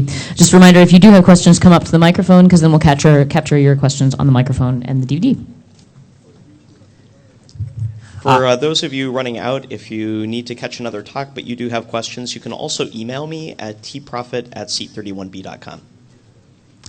Hey, thanks for your talk. I just wanted to just contribute one little tip that's been really useful for me as well. Sometimes I'm buying tickets on like Travelocity or Orbitz, and I find that they always give the best discount deals if you don't have any cookies in your browser identifying you as a previous site visitor. If you go to Travelocity, you come back an hour later, the price goes up. Delete all your cookies, goes right back down. So just something for people to remember. That's actually a really good point. Airlines and travel agencies and especially hotels do play games with pricing. So and it's actually not just cookies. The geolocation of your IP address is a very real thing, and pricing is based on that a lot of the time. So one travel hacking tip you guys can do is try IPs from different places. Question, maybe you can speak on the validity of this pseudo travel hack. So I've heard that, if you know somebody that works for the airline, someone in your family, they can travel for very cheap or very free. Would it make sense to either socially engineer, bribe, or just befriend people that are stewards or stewardesses? People who work for airlines are often really interesting people. There's nothing wrong with making friends, right? But one of the things that new friends ask airline personnel most often is whether they can get a free ticket, and you wouldn't be a very good friend if you were asking for that kind of stuff. Just like your friends aren't very good friends if they're asking you to fix their computer. So, give and take. I'll fix your computer for it. The reality is, yes, you can fix their computer. You totally can do that. You can probably fix anything with their computer, but do you want to? Thank you. Yeah, that was kind of going to be my comment about the social engineering aspect of this. You mentioned mistake fares. Don't call the airline. Don't, please. What ends up happening is the person at the computer sees it pop up. They not only know that that's wrong, but they're going to escalate it. There's that human element that's going to screw things up. But I was surprised you Maybe. See, the thing with call centers is that they're mostly run by human robots in India now. So, yeah. Who have to stick to a script and aren't allowed to actually make any decisions and have no power for anything. But so if you're talking to anybody, that's totally true. If you're talking to somebody who's a thinking person who has some power to escalate. But if you're calling United, don't worry. If you're doing something simple or you're calling United because they're United, it's fine. But if you're asking them to do anything sort of complicated, that's gonna get kicked back to the U.S. That's gonna get kicked back to what's called a pricing desk, and they're gonna trigger that. I was surprised you didn't mention. My actual question was some of the tools you use for this, like Matrix, or a lot of us don't have access to the command line tools like an actual registered travel agent. I just wondered if you could talk about that for a second. Sure, there are lots of tools you can use to do travel hacking stuff. This isn't a functional talk. This is an overview talk. Maybe next year, if this is well received, I can do a talk with some more techniques. But yeah, there's a whole long list of tools that I use to find good deals, but you don't actually need that list to start learning on your own how travel hacking works. You have to tell us about the Armenian prison story. I'd like to hear more about that. And my other question is, are there any ad hoc courier services where somebody needs something delivered somewhere and you're a trusted person and you can just take a plane and deliver a package for them for free? Sure. Well, let me start with your question. The Armenian thing, actually, it was just a traffic violation. The license plate fell off my sketchy rental car, and that's a really big deal there. So the traffic police stop you and arrest you if that happens and take you to the police station. But it all ended well. You saw my picture with the police detective. So the courier thing. Don't take anything that isn't yours through an airport ever, because if that package isn't documents and it's actually heroin, and you're going to Singapore, which these things happen. The penalty for smuggling heroin into Singapore is death. They just kill you. They don't care. They don't give a shit who you are. They will cut off your head. Don't ever take anything that isn't yours through an airport. And if you're stupid enough to even think about smuggling to make some money or pay your travel expenses, then you're too stupid to be here.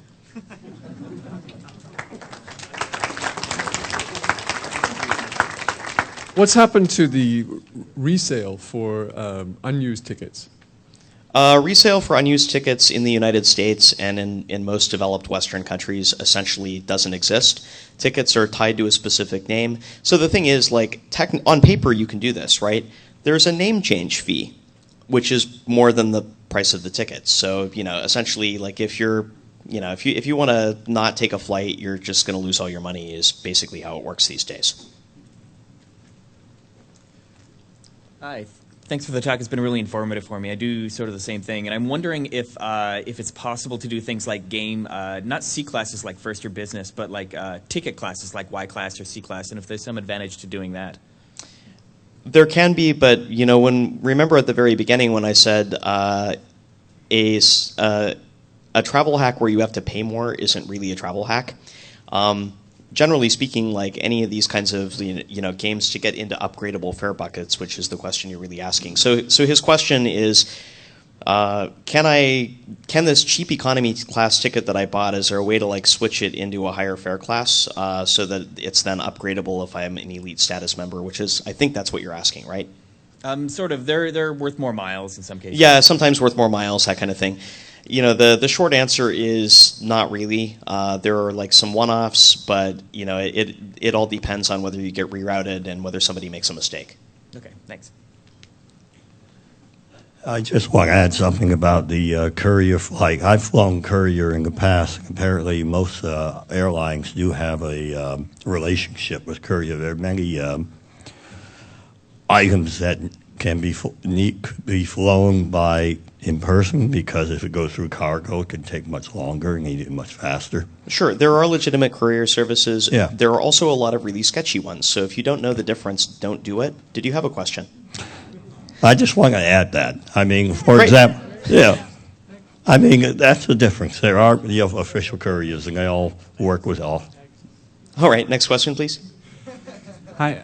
I know this is mostly about air travel, but do you know anything about hitching rides on cargo ships or riding as a passenger in a cargo ship?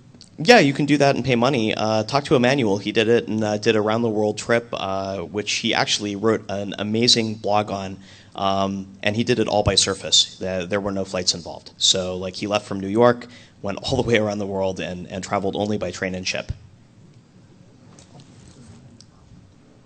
Substantial variations in ticket price because of time of day. Is that a myth or a reality?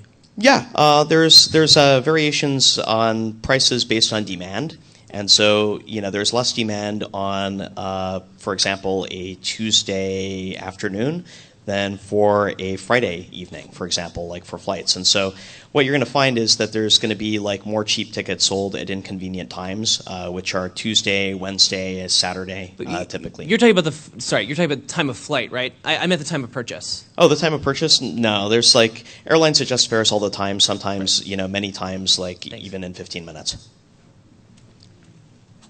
Are there any other questions? I think we're running. I have one question. Yeah. This is less technical, more sort of anecdotal. Do you find that when you get on a mistake fare flight, it is frequently packed with the same people?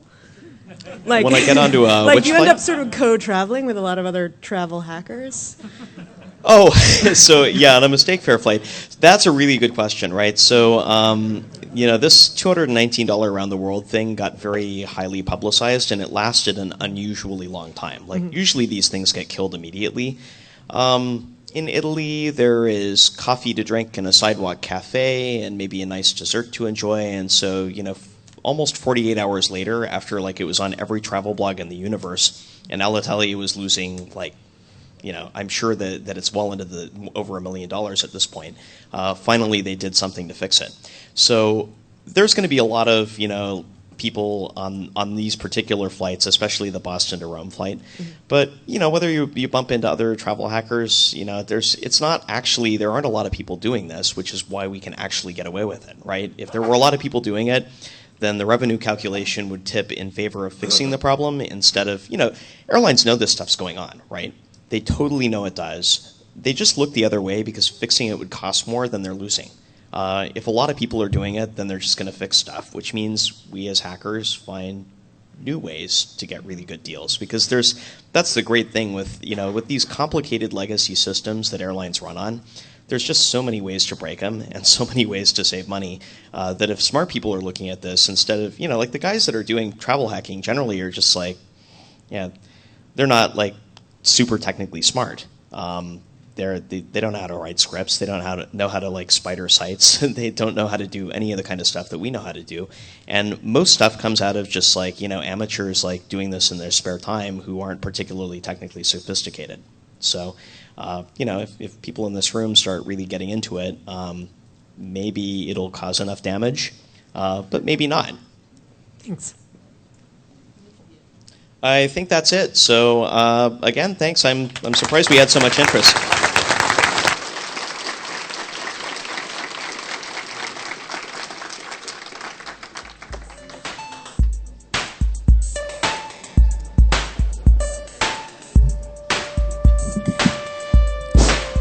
Sorry, T-Prophet, I have one more thing to say to you. Viz, some comments you made. I don't mean to do this in public, but I feel like it needs to be done for public service. When you're talking about people who work on phones for things, please don't call them human robots. Please don't. They are people. They have jobs. We also should, all as hackers, not be saying things on the order of, thank you, we should not be saying things on the order of people who are mindless, like when they're doing jobs like that. They're just having to work a script or they lose their job. It's not that they're mindless, right? So that's totally what I mean. Okay. Yeah, exactly. The point was that they have a script and that they're not that they're mindless. So just wanted to point that out. We should be careful because sometimes we are not as smart as everybody else is. Thank you. Thank you all for coming. And AV, you can bring it back up.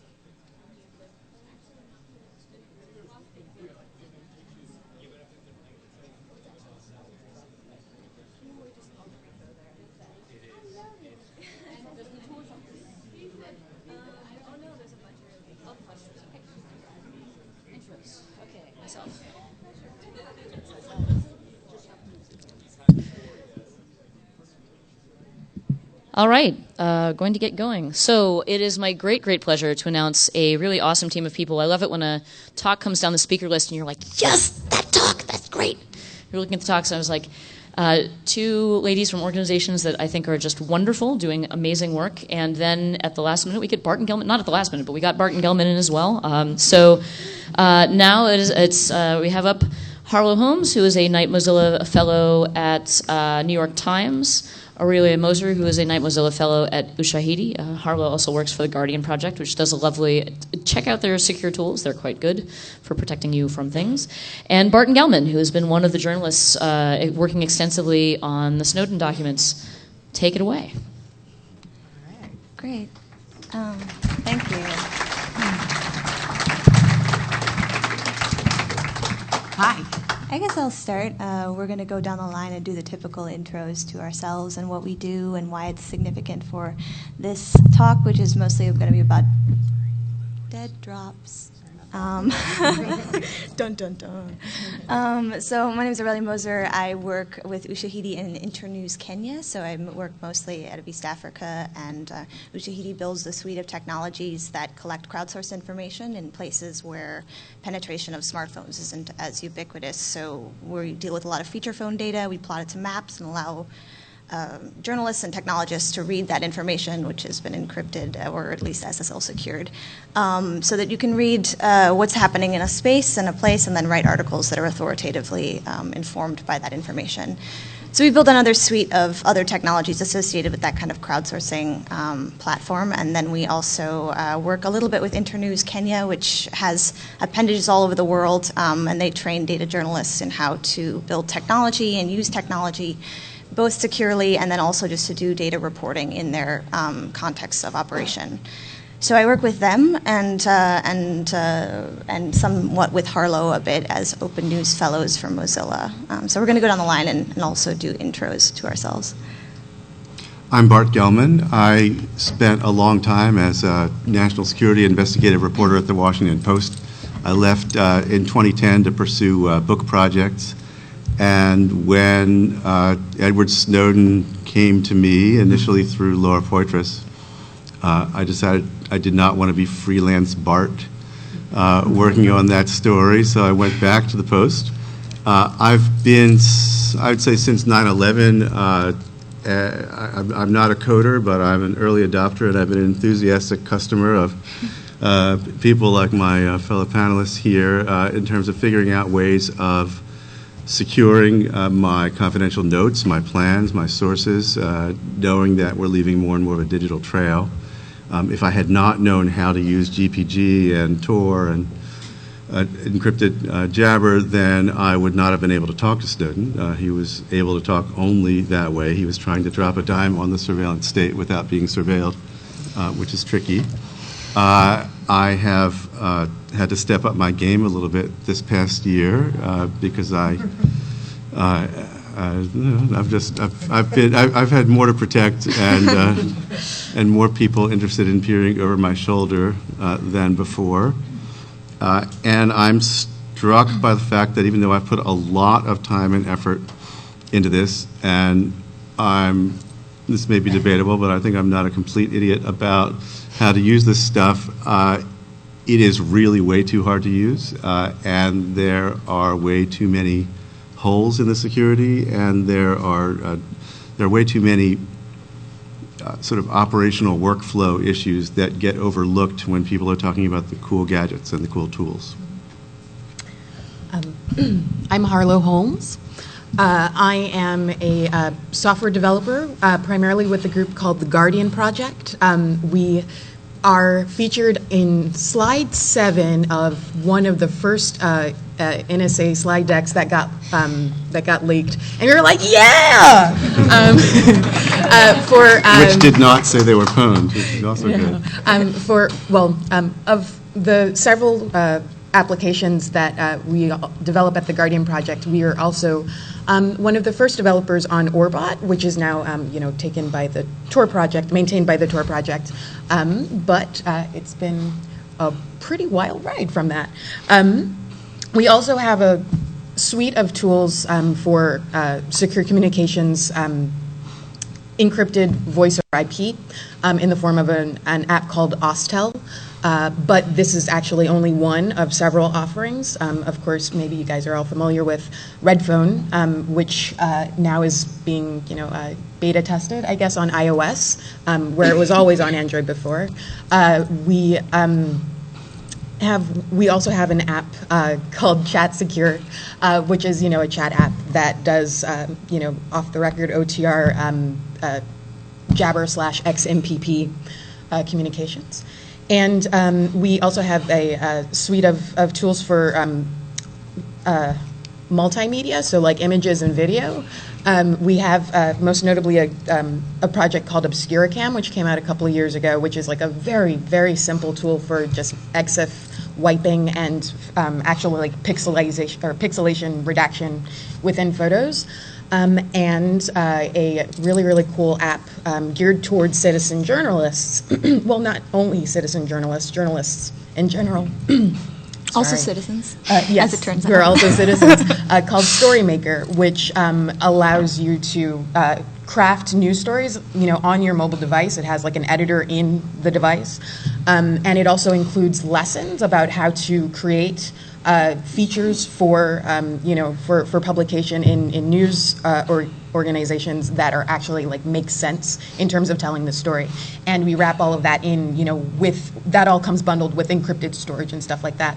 Guardian Project also has a variety of developer libraries that we really, really like. Every time we go out, we encourage people to use and contribute to, submit patches, incorporate into your own projects. Most notably, as it was discussed here, SQL Cipher, which is an encrypted port of the SQL libraries. Also, IO-Cipher, which is a package that you can use that provides the same amount of encryption with a wrapper that looks exactly like Java.io suite. So for all of the developers there who want to use that.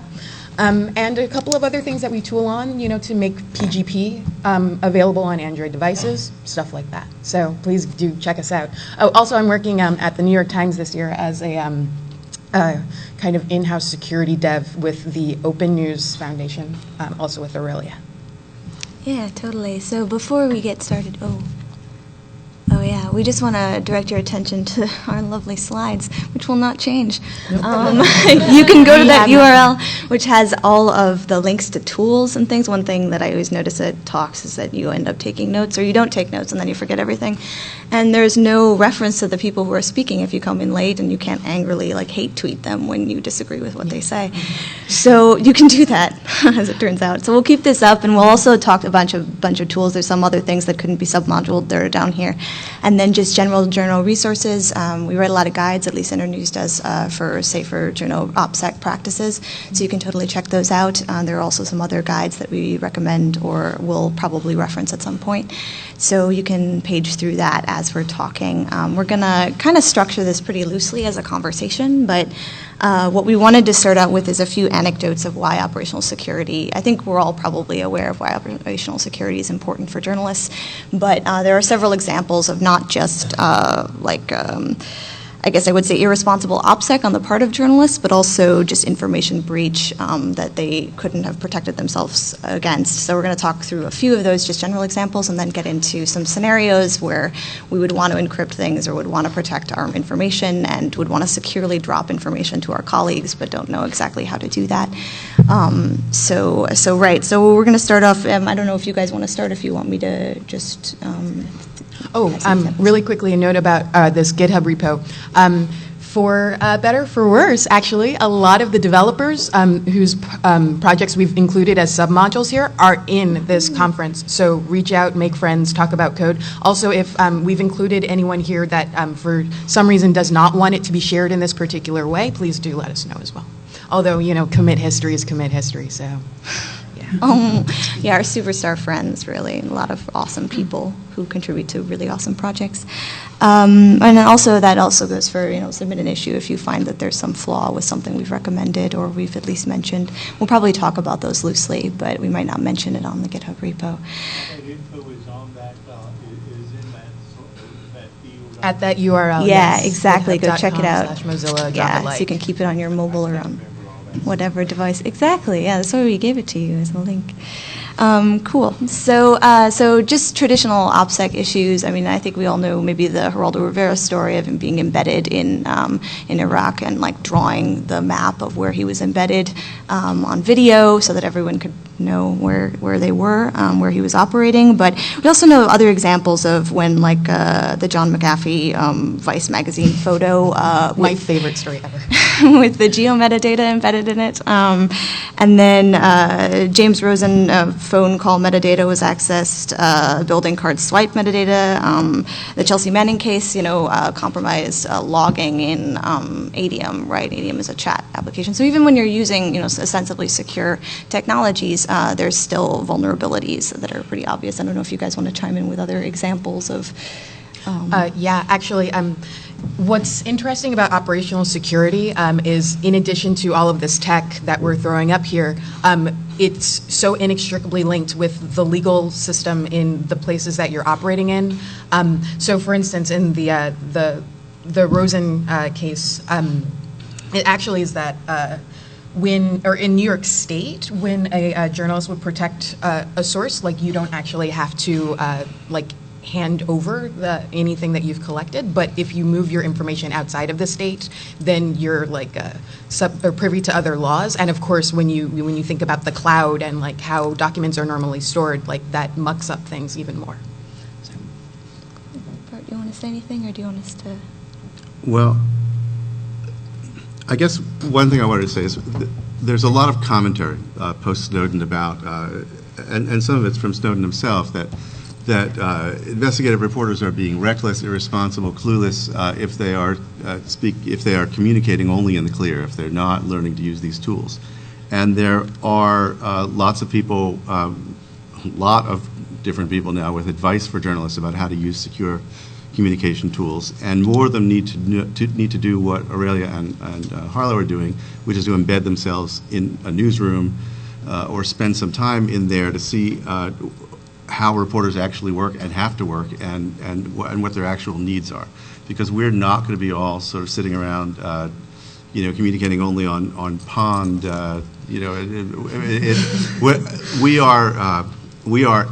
We need to be open. We can't be off the grid. We're completely on the grid. We need to be open to communication by any channel from anyone. We need to speak among ourselves. Newsrooms are open for a reason. There's a lot of sort of symbiotic and just sort of opportunistic information that crosses among us, and we get stories that way. So on the one hand, we've got to be easy to contact, and it's got to be low threat, because lots of people who you meet as a reporter don't start off thinking that they're going to be spooky sources of yours. So here's a scenario where I think technology can't help us an awful lot, but I'm looking for ways, and I hope any of you have any interesting ideas on this. So I go to a conference like this, and by accident I'm seated next to someone who works for some entity that I want to know more about, and it's very secretive. I mean, essentially my work as a reporter is to find out stuff that organizations and powerful people don't want me to know. That's the definition of the job. So I've meet employee X, and we have a cup of coffee even, and we want to exchange contacts.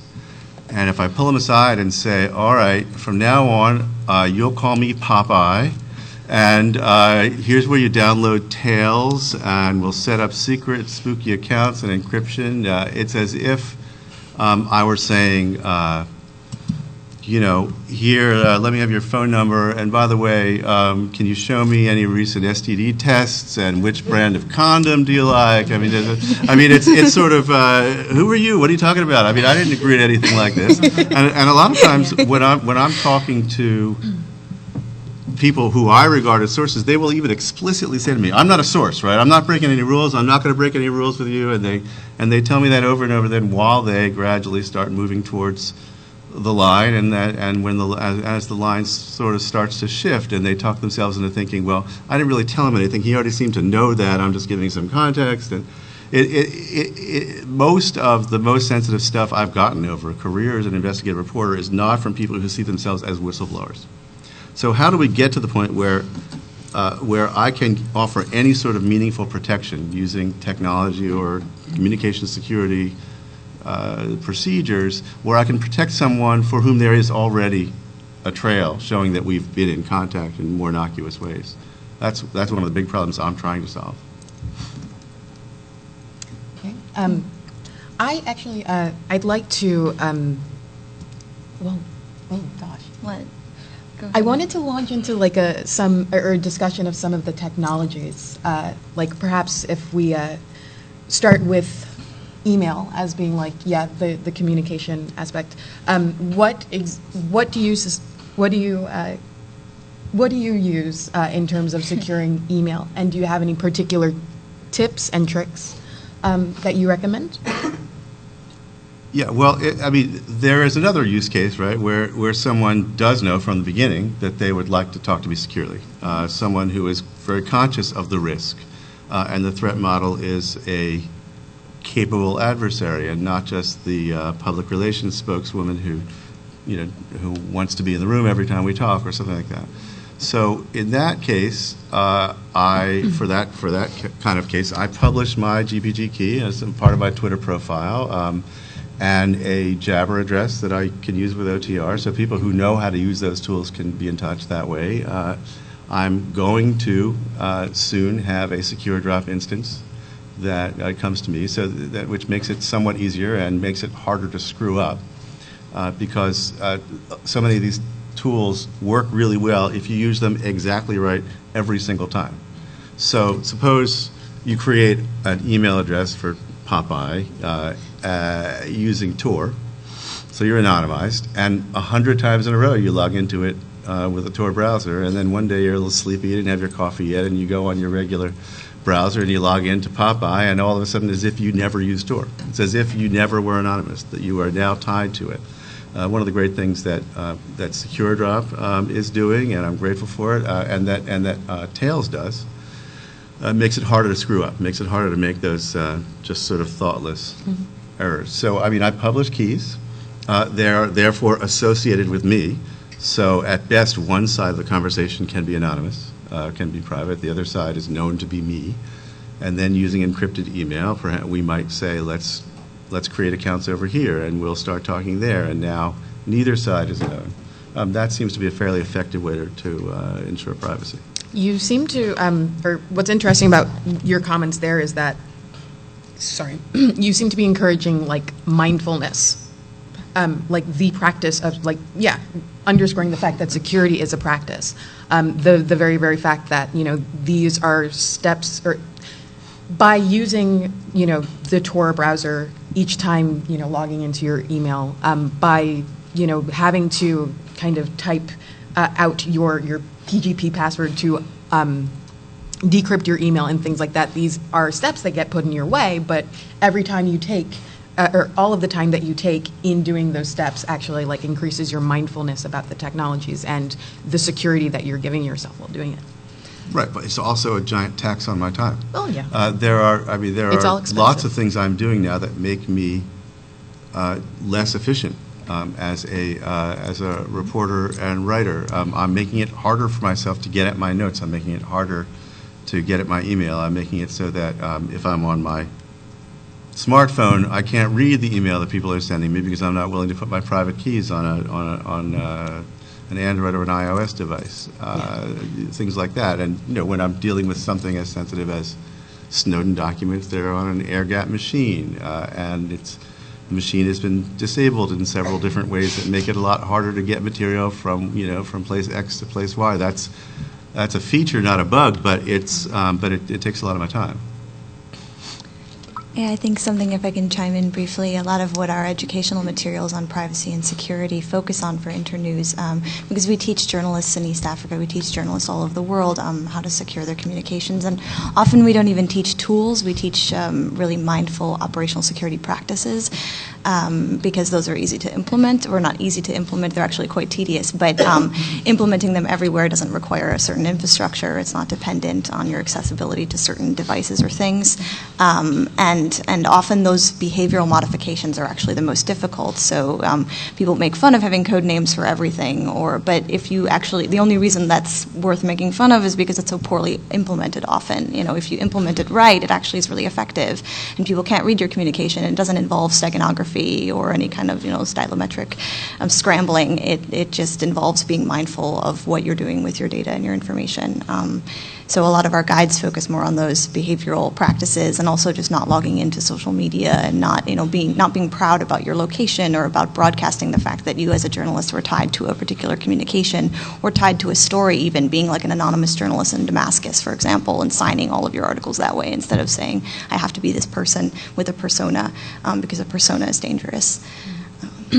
At the Times, actually, when I had gone up to the guys in security and asked them about what exactly, what's in your handbook, what's in your rule book, day one when a journalist comes in, you sit them down and you say all right, you're going to install this software and you're going to establish this practice, and such a thing actually does not exist.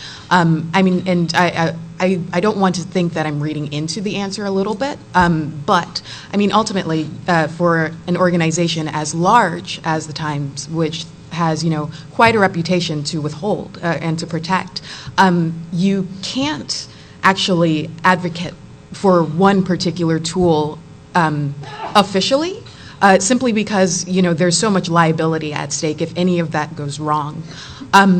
Also, once again, it is about mindfulness, it's about practice, it's about giving people, teaching tools and giving them options for tools, but ultimately giving them the confidence to use these tools, because your situation or your threat model or whatever, that changes from scenario to scenario, day to day, depending on who you're talking to and where you are.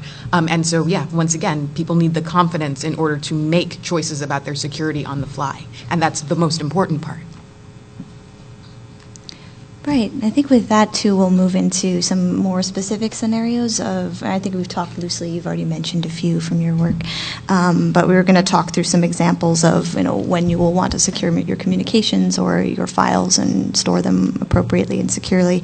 What do you do? And most of this, too, the reason we set this up kind of as a versionable repository and also just linked to a bunch of other tools is that we are hoping for feedback from people, not just rage tweets, but also just people, submitting. No, this isn't all personal. Nothing is personal for me.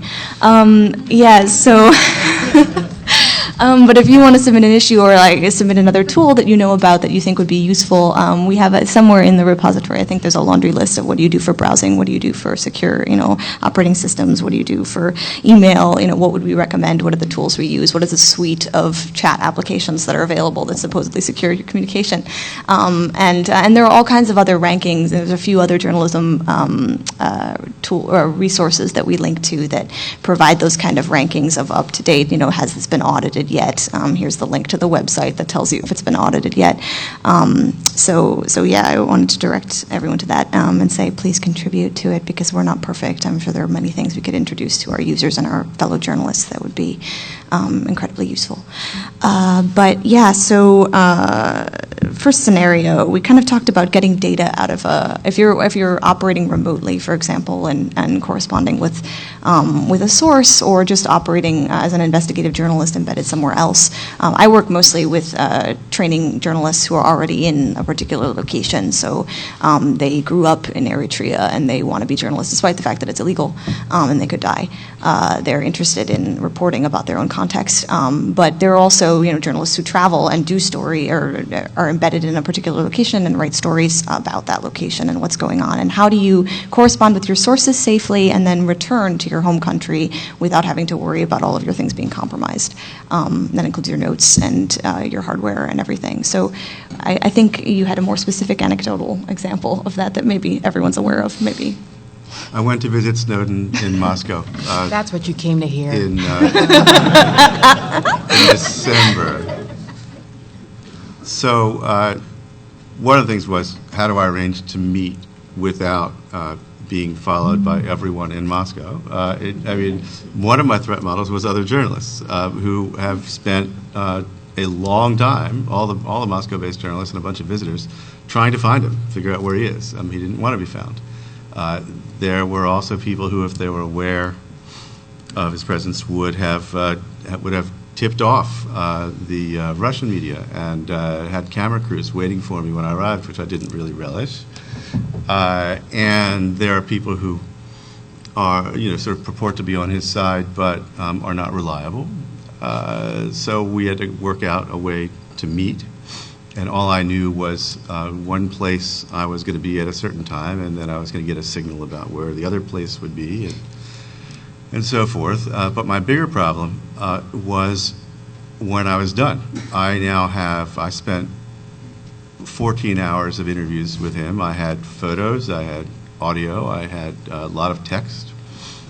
And I did not want to hand that either to the U.S. government when I arrived there or to the Russian government when I departed.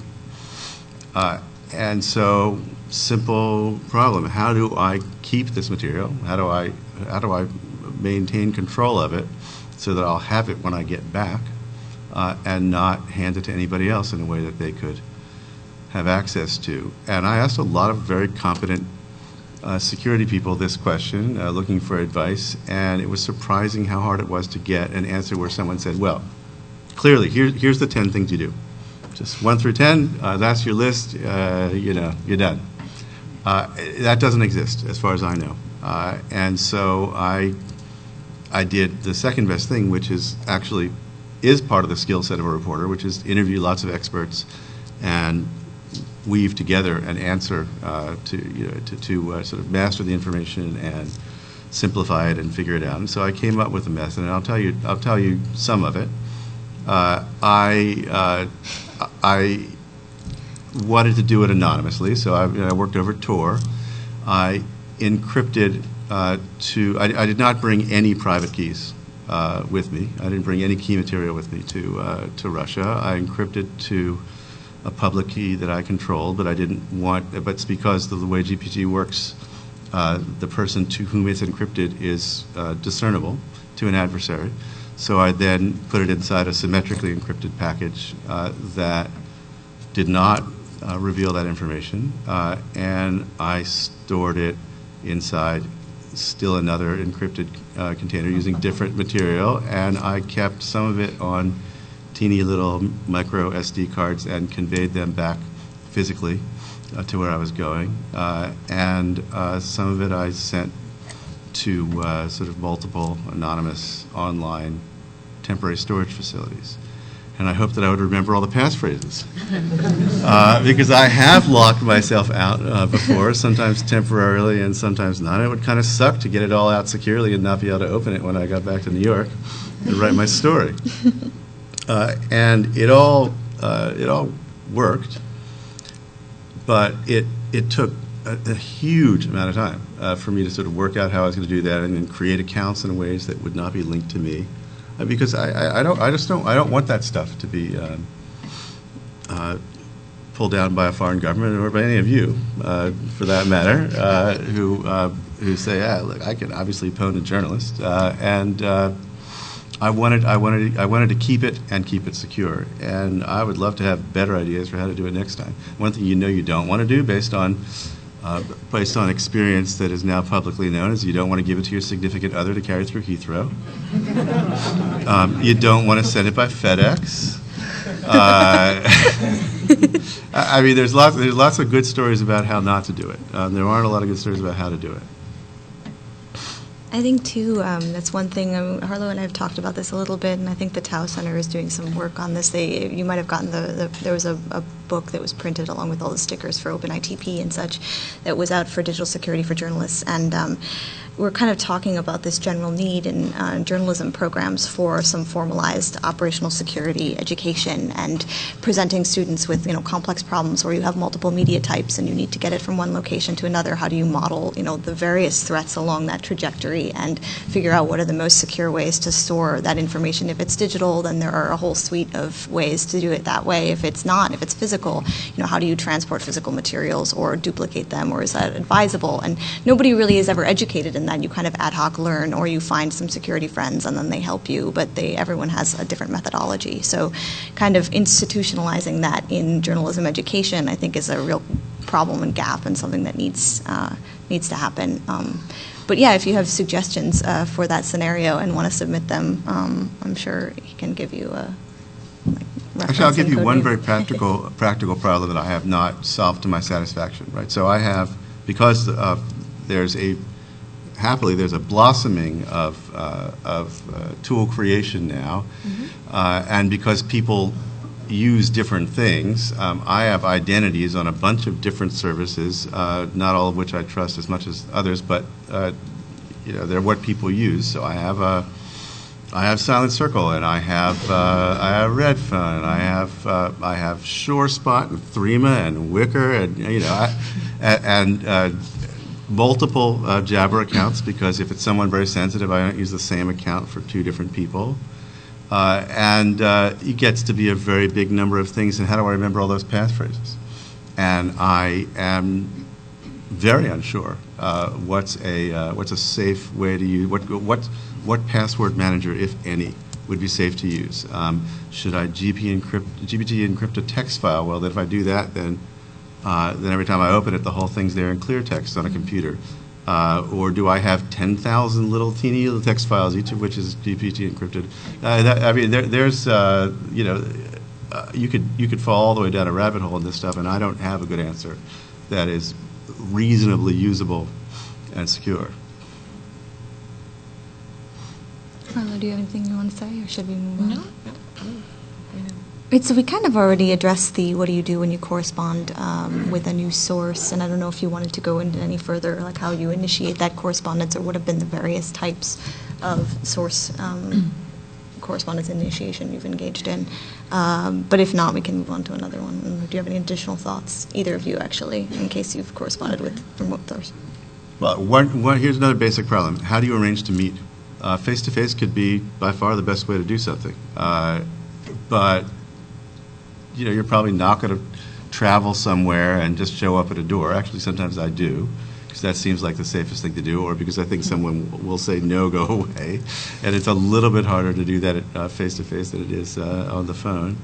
But most of the time, you have to arrange to meet someone. And most of that is done by, some form of telecommunications or another. What's a good way to do that without leaving a metadata trail? As Snowden, I think, said yesterday, metadata doesn't lie. You can know that you've got a code where you say on the phone, let's meet Thursday at the blue spot, and both of you know that means we're meeting Tuesday at the red spot. But the fact that I call the other person is really hard to conceal. So I've tried different things. I mean, sometimes I tell a mutually trusted connection to pass a message along, and preferably in person, because otherwise it's just one hop away and not really that much protection. But again, I'm always looking for suggestions on how to initiate, how do you bootstrap from an insecure method of contact to a secure one. There are also, if you want to do things digitally, there are interesting ways to pass messages along that are just kind of fun and have to do with the way that we use the web in and of itself. So, for instance, I've actually seen, or I've heard anecdotes of just using the fact that Facebook is what people share on Facebook, using that as as a way to kind of obfuscate the fact that you're you want someone to see or visit a certain website that might, or URL that might have information specific for that person, but instead of communicating that through a way that is pinpointable through metadata, meaning that person A talked to person B, if that information is like passed through Facebook, through this network of interconnected people, you have a way of getting your original message to its intended recipient. So. Right. I mean, I could find a way to use the word spinach in a tweet. That means Popeye's supposed to come, find me. But I mean, now we know. Spinach. I have to change all my codes now. Yeah, but they're awkward, and then you have to set them up, and the person has to be willing to set them up. And in my world, that's seldom the case. Yeah, great. So maybe some more just general examples of reasonable source anonymity security issues. Like, how do you maintain source anonymity? How do you maintain reporter anonymity? And let's see, another one that we had was. I guess we already sort of discussed that, publication security.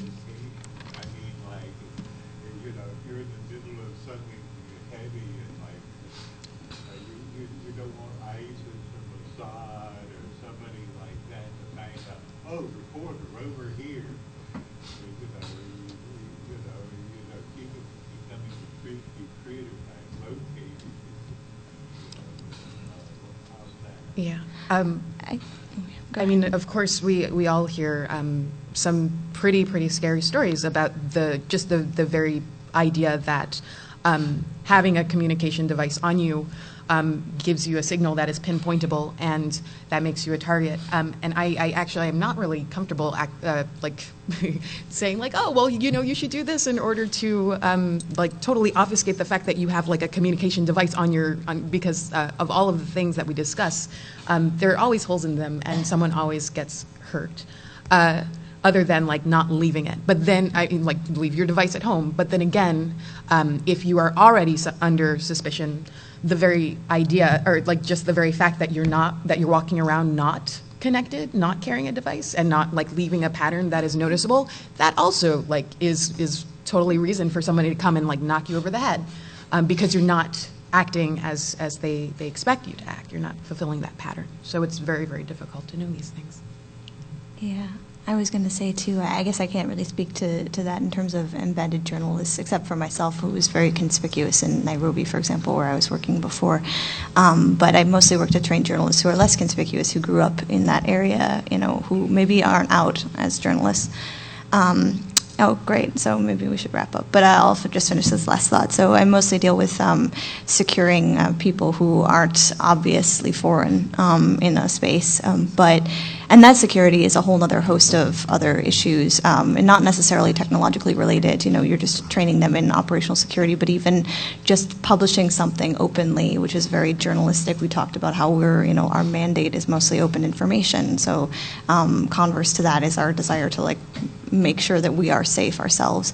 And a lot of the journalists that I work with compromise that every time they publish a story, even anonymously. They live in a space, and they're actually the most vulnerable in places where security is the most fragile. Local journalists, not necessarily international transplants, because international transplants usually come with a host of other security, like an entourage of people protecting them, and then there would be outcry if they go missing. But in most places in the world where journalism isn't very welcome, people go missing all the time. The disappeared happen, and people just pretend that it's not happening, or they're told to pretend it's not happening to protect their own safety. Right, but that's a bit of a tangent, more related to my work, so maybe Harlan wants to bring it back. There's actually a growing trend among smaller journal publishers to kind of train their journalists to use a dead man switch. And this is actually really big in Mexico. There's an app that has been under development called Hansel, and it's been under development for about 3 years, really, in various stages.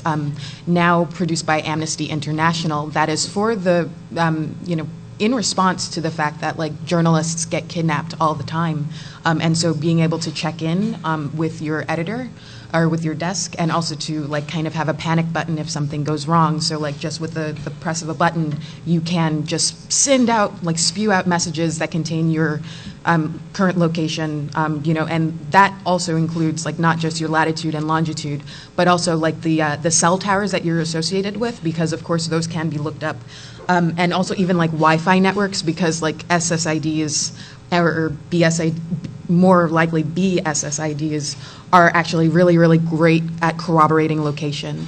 So, and these are like tricks that we took from like the ad industry, because like, that's what they're using to track our, how we're walking through a shopping mall.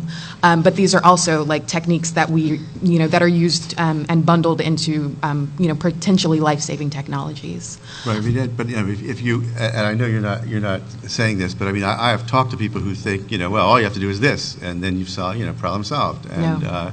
It's one thing to put up the bat signal, and another thing is Batman there, waiting to come and save you. The Washington Post, if it ever had one, lost its Batman, and likewise there's I think it was one of the buyouts back in the '90s. So there's always trade-offs. I mean, as a consumer, I desperately want someone to say, all you have to do is this, this, and this, and you're safe. Well, just in terms of the physical security that you were alluding to, Sarah, I spent a couple of months in Iraq during the last war, and it was late '03, early '04. I was hunting for weapons of mass destruction, and I didn't find any. It was about the time it was starting to get dangerous for Westerners to move around there. And also one day I was told that there was someone who was not me, who was claiming to be Bart Gellman and asking a lot of questions like an intelligence officer type would ask. And that made things more dangerous for me to show up as the second Bart Gellman in the neighborhood. The artist formerly known as. Actually, can I interject one thing? And I'm sorry to do this. That's actually a really, really interesting thing, the typo squatting problem. Like, for instance, my name is spelled Harlo, but there is a common spelling of my name, which is Harlow. And actually, because I have, like, Harlow.Holmes at New York Times, I've heard, like, people saying, like, why didn't you respond to that email? Like, I never got your email. And of course they're sending it to, like, into the ether. But if it's the same thing on Gmail as well. So, like, there are people out there who have, or there is someone out there who has Harlow with a W.Holmes at gmail.com who actually gets, like, a lot of stuff that is intended for my eyes only. And yet I have no recourse because Google does not provide that protection for people. I was going to say, and we'll go to questions. I have a doppelganger, so my name is too weird. But just in terms of the trade-off thing, that do you carry your phone or not? If you carry your phone, it could be tracking your location. If you stick it in a Faraday bag, it looks really suspicious if you get stopped. If you don't carry the phone, then you can't communicate when you might really need to. The point of the Baghdad story was right around that time, some reporters were trying to blend in and not be noticeable as reporters. Others were giving up and driving around in really expensive armored vehicles with, no flat tires and that kind of thing.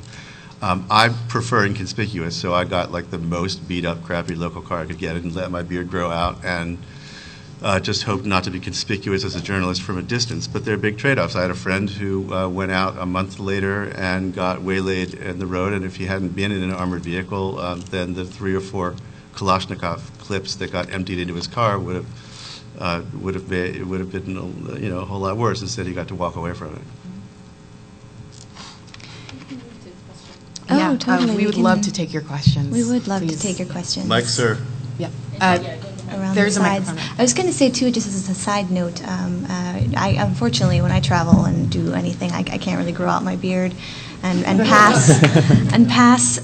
So women are very conspicuous, and women investigative journalists, too. You take a lot of risks when you're traveling, and you put a lot of people in danger, like the entourage of people in my vicinity trying to protect me in any given context where I might not be expected as a woman doing any kind of work, for example, is it's quite a human cost and a lot of time investment and cost. So sometimes it's almost, I often think that educating journalists in those contexts is even better from my perspective, because then they can go out and pass and interview people inconspicuously, whereas I would require so much more time and money and investment to protect me from whatever might happen.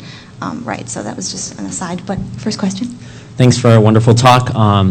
So there's been a big debate recently that I personally disagree with, but the debate is what is a journalist in the U.S. When the Snowden story broke out, a lot of commentators said that Glenn Greenwald wasn't a journalist, he was a blogger. Alexa O'Brien, who covered the Manning trial single-handedly, was often called a blogger. The New York Times later corrected that.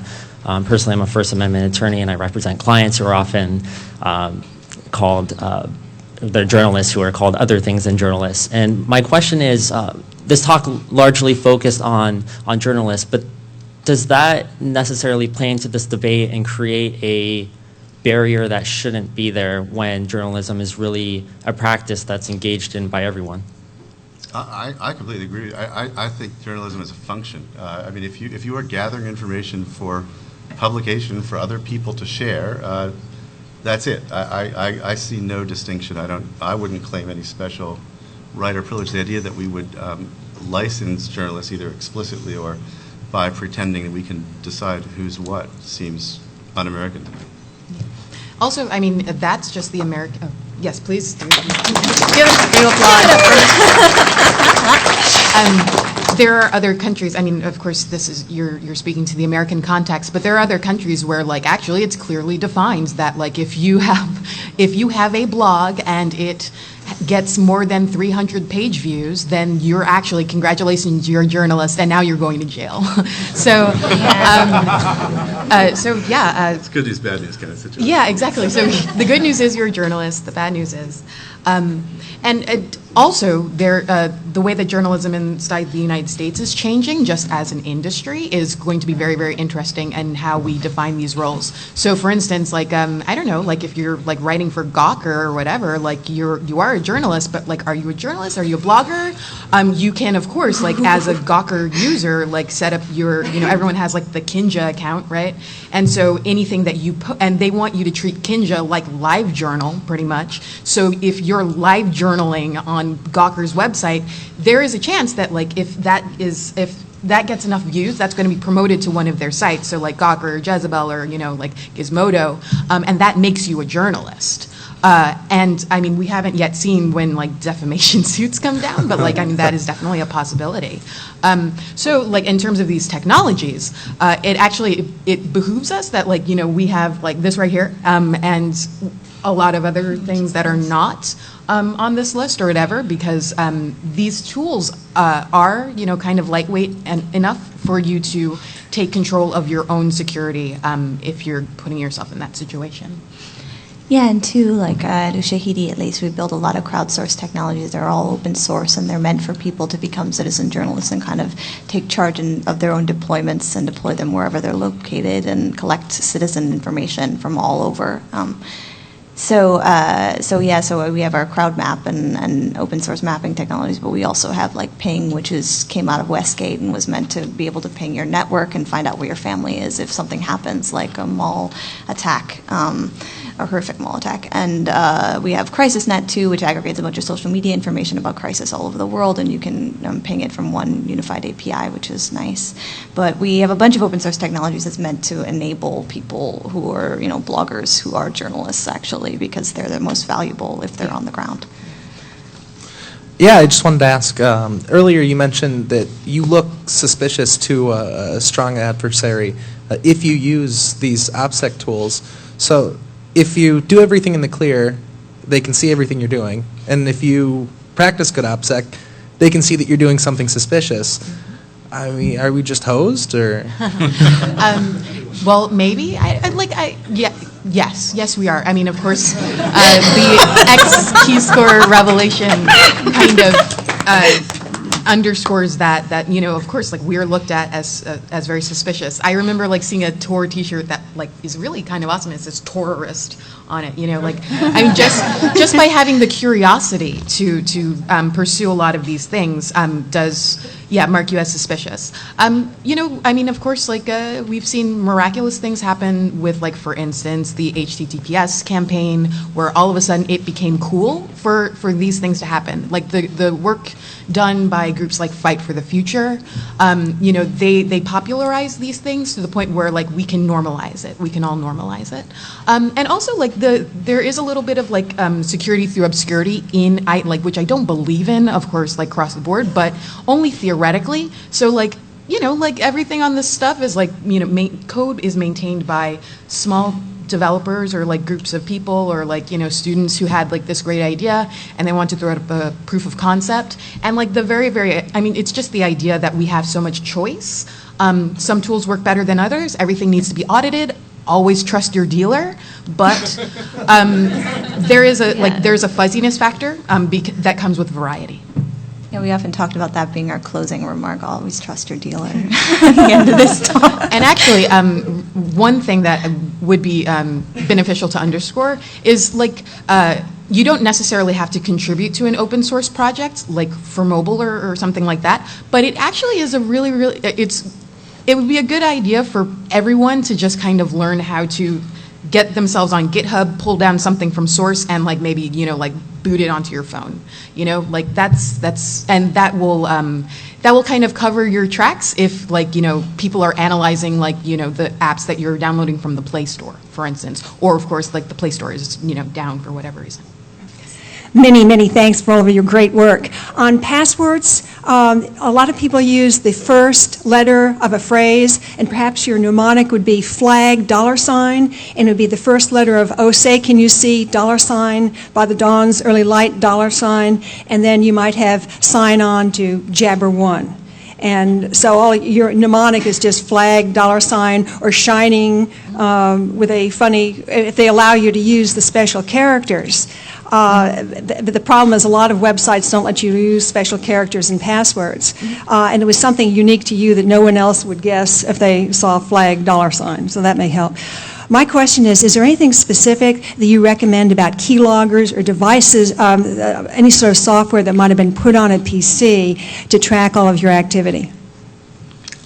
Well, nail polish? No. Yeah. Glitter nail polish. Glitter nail polish. I didn't used to do this, but I keep my devices under my physical control or the physical control of someone I trust a lot, and I have tamper-evident stuff that would make it harder to open it up and me not notice. But the truth is, how often am I going to pull out, turn the device over and look at the nail polish pattern and compare it to the photo I took of it? There could be an app that does that.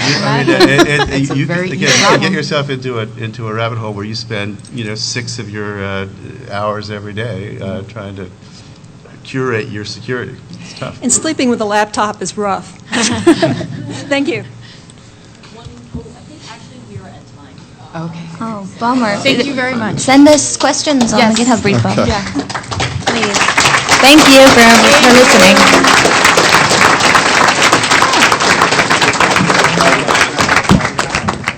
I imagine people will have a lot of questions. We do need to keep things moving through the tracks, so if you have questions for the speakers, please walk with them out to their next place. I actually should just be speaking with you folks here.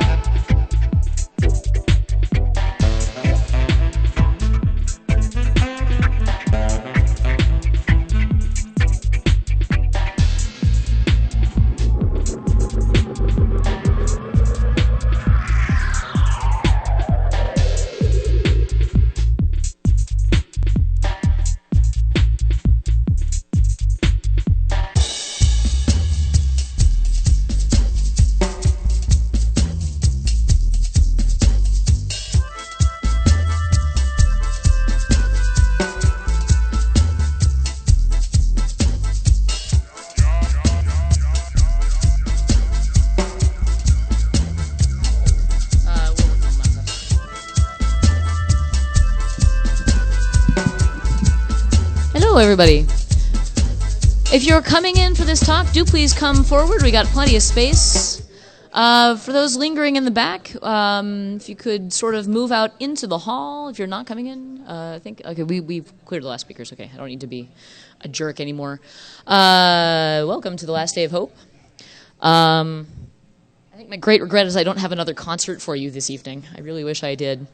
But the one thing we'd like to ask of everybody, of course, is that we do not have a cleanup staff. Do please stick around after closing ceremonies. Help us pack up. It's one of the greatest things you can do. Help if you see people who sort of know a lot of stuff, ask them for various things that can happen. Do also help us clean up. If you see a cup under your feet, whether it's yours or not, when you leave, please take it with you. Okay. Try that. Okay. See if we can go direct. Okay, might do it. Just watch your step. How are we all doing out there? Yay! Everybody's not too hungover from last night. So I'm still amazed I'm alive. Yay!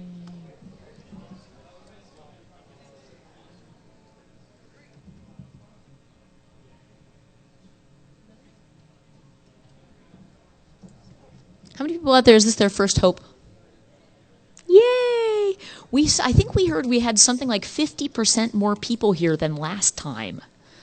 Somebody's like, you need a bigger hotel. You what? I don't know offhand, but I think last time we had like 3,000, so it's maybe 4,500 or something this time. Like, yeah, we're getting big. We're getting big. Oh. Wow. And you don't have a VGA or the...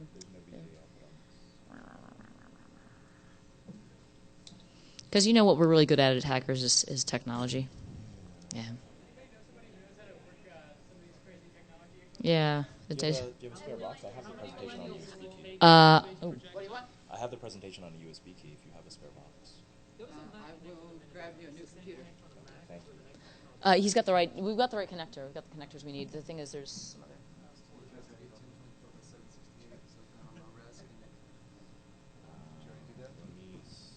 Give that a try. Yeah, no, that's already set for that. They're grabbing me. Cyprian, you don't have your box with you? Help the boss out. Do you have a computer with you we could use? Is it ready to go? Is this a possibility? All right, go team. This is the thing, is I am currently going to be introducing my boss. It's just sort of a strange position to be in. Since mostly I've been like, James, don't come to my talk. I said something about Richard Stallman. Oh, no. Yeah, so James and I and Cyprian, who's helping us out here, all work at OpenITP. OpenITP's basic mission is to support developers of open source and free and open source, as Richard reminded me that we need to say, free and open source tools for encrypting your stuff and securing your communications, and getting around censorship is also a major concern of ours. So we work with folks at Cupcake, for example. Yay, Cupcake! I was just trying to name check Griffin, that's all. And we work with CryptoCat. We've worked a bit with Tor and various and sundry other folks. We don't actually code the tools ourselves, but we do things. In the past, we've given grants. In the past, we've had a peer review board where we've actually had security folks looking at the applications to go, is this as secure as everybody says it is? We may have a machine, actually. Oh, yep. If that one will... You can get the cable. Is the video cable ready? Okay. What I'm doing at OpenITP is working on usability. So we are doing user tests downstairs. Actually, if anybody is feeling less than technical and has a moment to help out, we'd love to help you figure out how to use LinPhone and CSIP Simple, which are both secure voice calling applications for your phone. That's what? No, yeah, that is the cable there. So, okay. Right.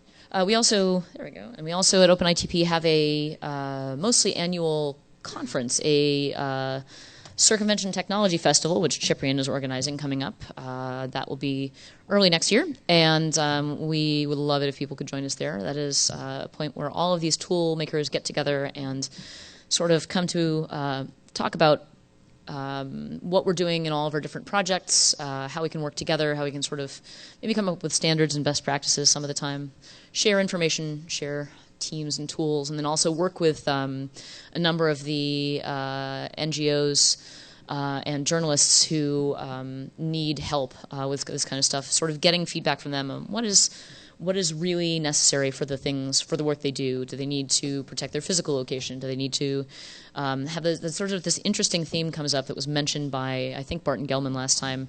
With journalists and with activists, and particularly LGBT activists, there's a real need to be visible, to be seen, and to be known. And then, but at the same time also to protect yourself. So that is a really interesting tension, a really dangerous tension for many people in many places. So we're working as hard as we can to hear about the stories that people need us to account for in these tools. James, do you want to take the mic? Or we're going to see? We're still not getting a signal over there. I know, I unplugged it so nobody's looking at all my stuff. Okay. Gotcha. So, hi. Hello. We also, it's been OpenITP managing not managing, but sponsoring the Noisy Square space downstairs with the large inflatable chairs. If you have passed out in those chairs, we're glad you're enjoying our time at the, everybody's like, yay, human comfort, that's great. My meat body is still attached to me, even though I would just like to be a ghost in the machine, and I can't. So yes, inflatable chairs for your butt and other parts of you. Great, looking good. And so, right, we have a killer AV team. This AV team is great. It's here for the AV team. These guys have covered my butt so many times in the course of this conference. Right, so without further ado, James Vasile, Executive Director of the Open Internet Tools Project. Hello, everybody. I'm so glad that we finally got that together. Sorry for the delay. So I'm with the Open Internet Tools Project, and I'll tell you a little bit more about what we do in a moment. What we're here for today is to talk about community infrastructure. And let's see, is this working? Yes, it's working. So if we're going to talk about community infrastructure, I just want to tell you a little bit about what I mean when I say community infrastructure. Right? There's all kinds of infrastructure that we have available in a community to do all kinds of things, to serve all kinds of purposes. And when we talk about infrastructure, we're talking about really any mechanism, anything that can support a project in its ability to get code out the door, and any mechanism that can support a user in their ability to successfully use a project. You know, there's lots of projects, I think, that do really good work but don't effectively get code to users where users can actually turn that into workflow that gets them secure communication.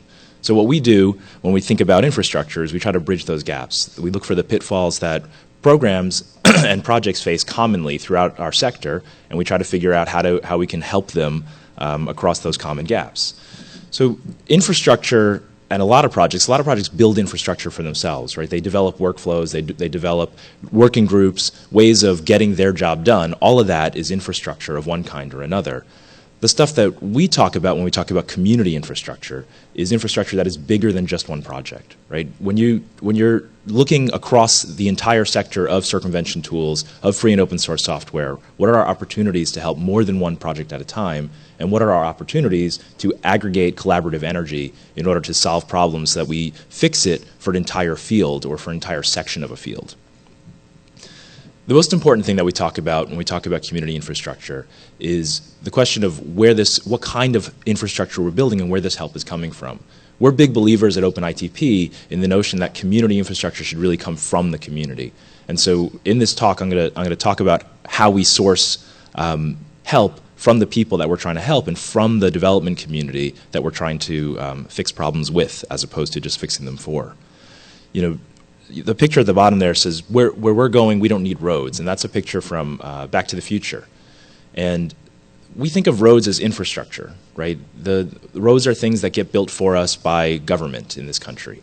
And that's infrastructure we rely on. Without roads, we don't get to do the things we want to do. We don't get to build the things we want to build, and we don't get to achieve our goals. But we don't think about roads on a daily basis. They kind of disappear into the background. Somebody else builds it, somebody else takes care of it, somebody else figures out how to fix it when it's broken.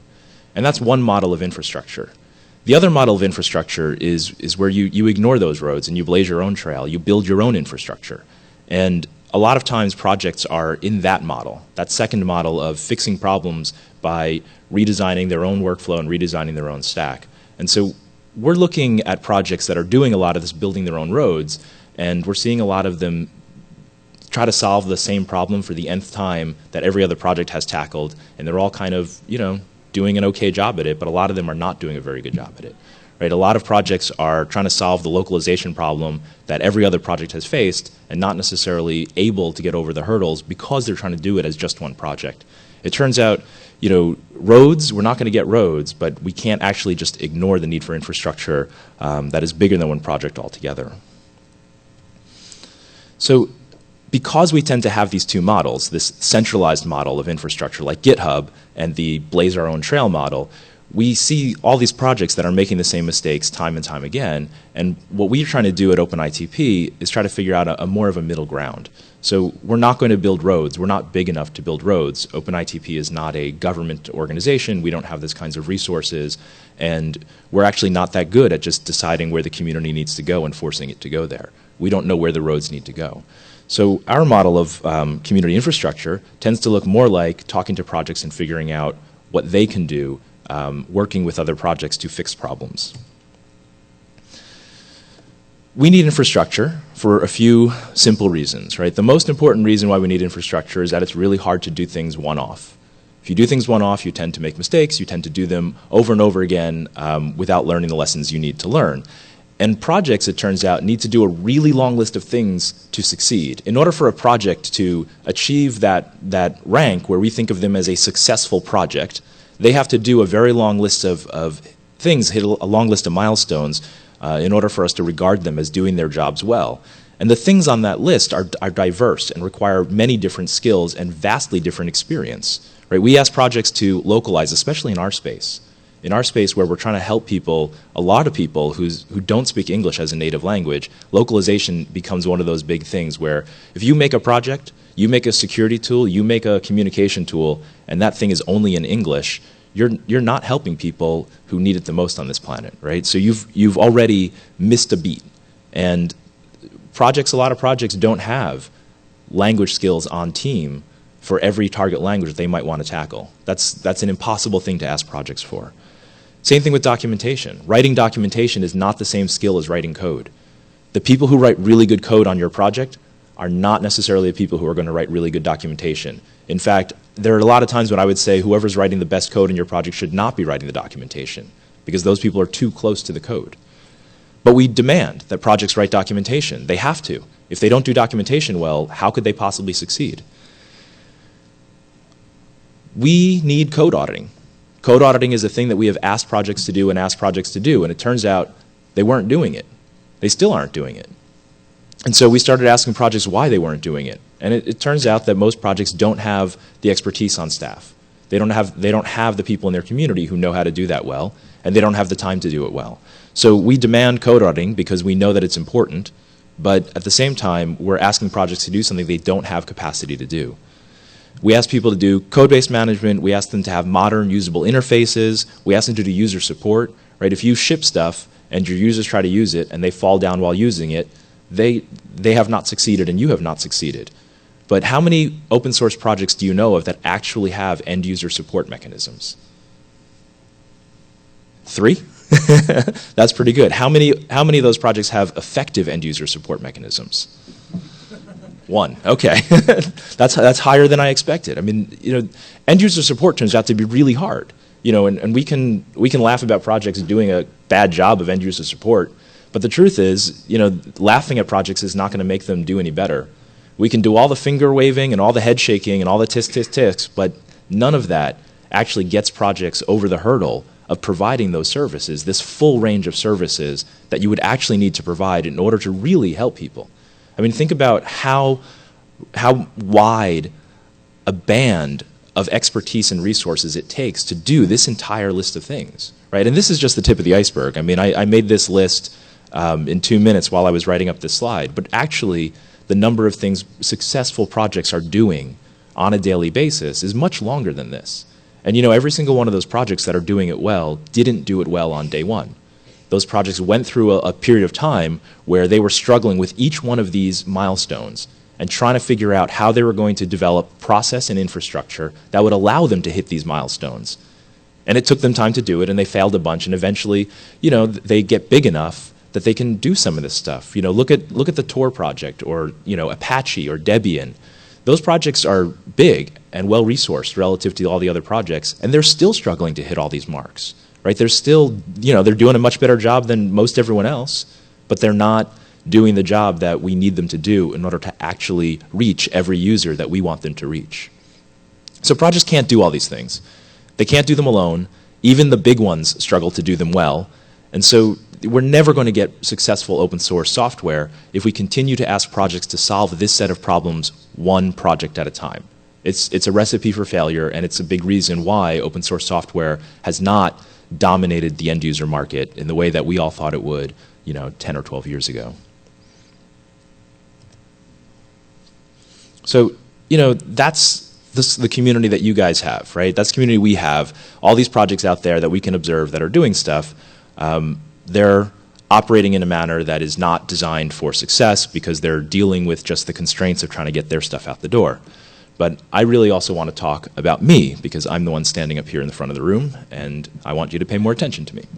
So my background in the open source world, goes back to the late 90s when we were just sharing code because we thought it was fun, writing projects together because it was interesting. And it turns out that I'm not actually that good at writing code, right? I can write a shell script occasionally. I can look at code and tell you if it's got an obvious bug, but I'm not the person who's going to re-engineer your architecture. That's just not my bag. And that's okay. It turns out there are other ways that I have tried to be useful within the world of free software. And what I've done is, really fill myself into a support role around free software, and that has largely meant trying to build infrastructure. And so when I started building infrastructure in this way, I joined up with other people who managed to find resources to create stuff like the Software Freedom Law Center and the Software Freedom Conservancy. We tried to design structures that would just be service providers to the hacker community. We tried to just make it turnkey for people to come to us, ask us questions, come to us, ask us for services. We would provide services, we would provide help, we would provide answers. And we built infrastructure together, right? We worked on GPL v3 to make that license the next modern version of GPL so that the community could actually use it. We built the Conservancy as a fiscal sponsorship organization, right? That's a monolithic structure, a central piece of infrastructure where we take the financial services burden off of projects by doing it for those projects. And I shouldn't say we because I'm not associated with it anymore, but they get the expertise of having people who know how to manage accounts and how to do accounting and how to handle all the tax stuff so that projects don't have to do it. That's infrastructure. That's the kind of infrastructure that takes things off the plates of projects so that they don't have to worry about that stuff anymore. And that's great, right? That's one kind of infrastructure. But that's roads. Those kinds of projects are well-resourced, they're expensive to run, and they don't scale that well.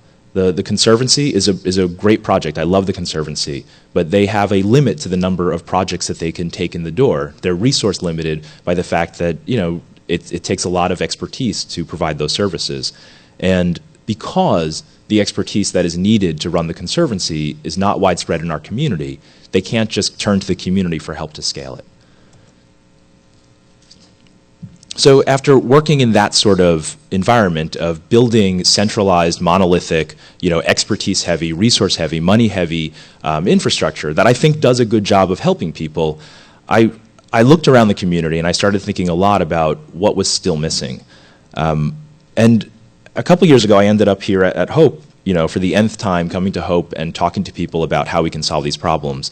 And I ended up giving a talk on just improving the landscape of anti-censorship and anti-surveillance tools. And during that talk, I really was focused on how we fix the user interface problem and how we fix the localization problem. And I stood in this room and I said, we're going to fix this stuff, which was an incredibly naive thing to say and an incredibly arrogant thing to say. But I really thought that if we started to build some community structure around this, we could collaborate to fix some of these problems.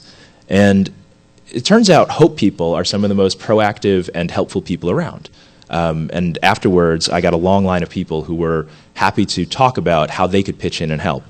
But I didn't really know where we were going or what we were doing, and so I was not effective at using that help. We got some really good ideas, and we started to turn it into what we eventually built. But, you know, Hope was where it all started, and I really just wanted to say thank you to the Hope community for making that piece of it the crucial step in getting these projects off the ground.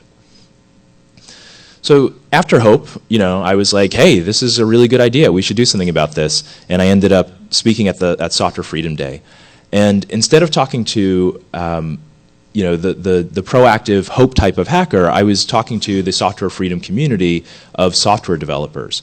And when I explained to software developers that we could stop writing code and just redesign all our interfaces, just redesign the way people use our products, they didn't lynch me, which I was really happy about, but none of those developers actually jumped up to get on board the train. And that was the crucial difference between talking to the Hope community and talking to certain other communities. And so it just made me appreciate how we have very different facets in the world that we're operating in, and we're going to have to work with many different communities to get this stuff done.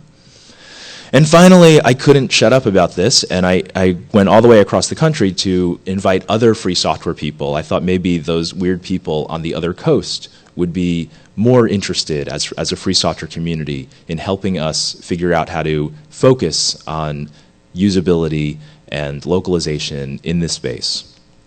And the nice thing about going to a completely different community where I literally didn't know anybody there, you know, I have never been to Portland before, was everyone, you know, nobody had any sort of preconceived notions about the work that I do or about the stuff that I was talking about. And this was just when people were starting to really pay attention to circumvention tools.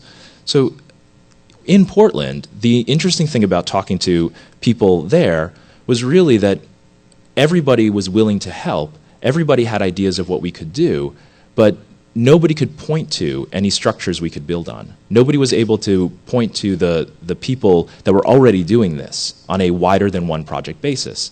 And so that kind of became the nucleus of what we were going to do. We were going to figure out how to build structure across projects. And like I said, we had no idea how to do this. We still, you know, are not going to say that we know what we're doing. What we're going to say is that we did some experiments. We, in the last couple of years, have run 2 experiments building 2 kinds of infrastructure for the community. And one of those projects went really, really well. The other project went middling well and then I think failed to quite achieve liftoff. But we learned a lot from running those projects. And so this is my coming back to Hope and saying this is what I learned from the journey that I've been on that started at Hope a couple of years ago. And I don't know who that dog is, but he looks pretty smart. The first experiment is the peer review board.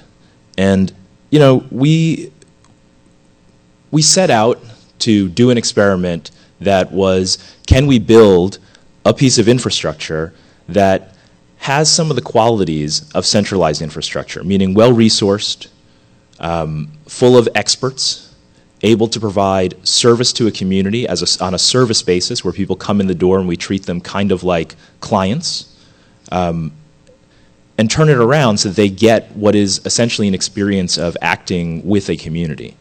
So let's talk about how that went. So everybody here is aware that security audits are a big deal, right? It's a topic of conversation that people have been increasingly interested in the last couple of years. Free software has this great property that anyone can look at it.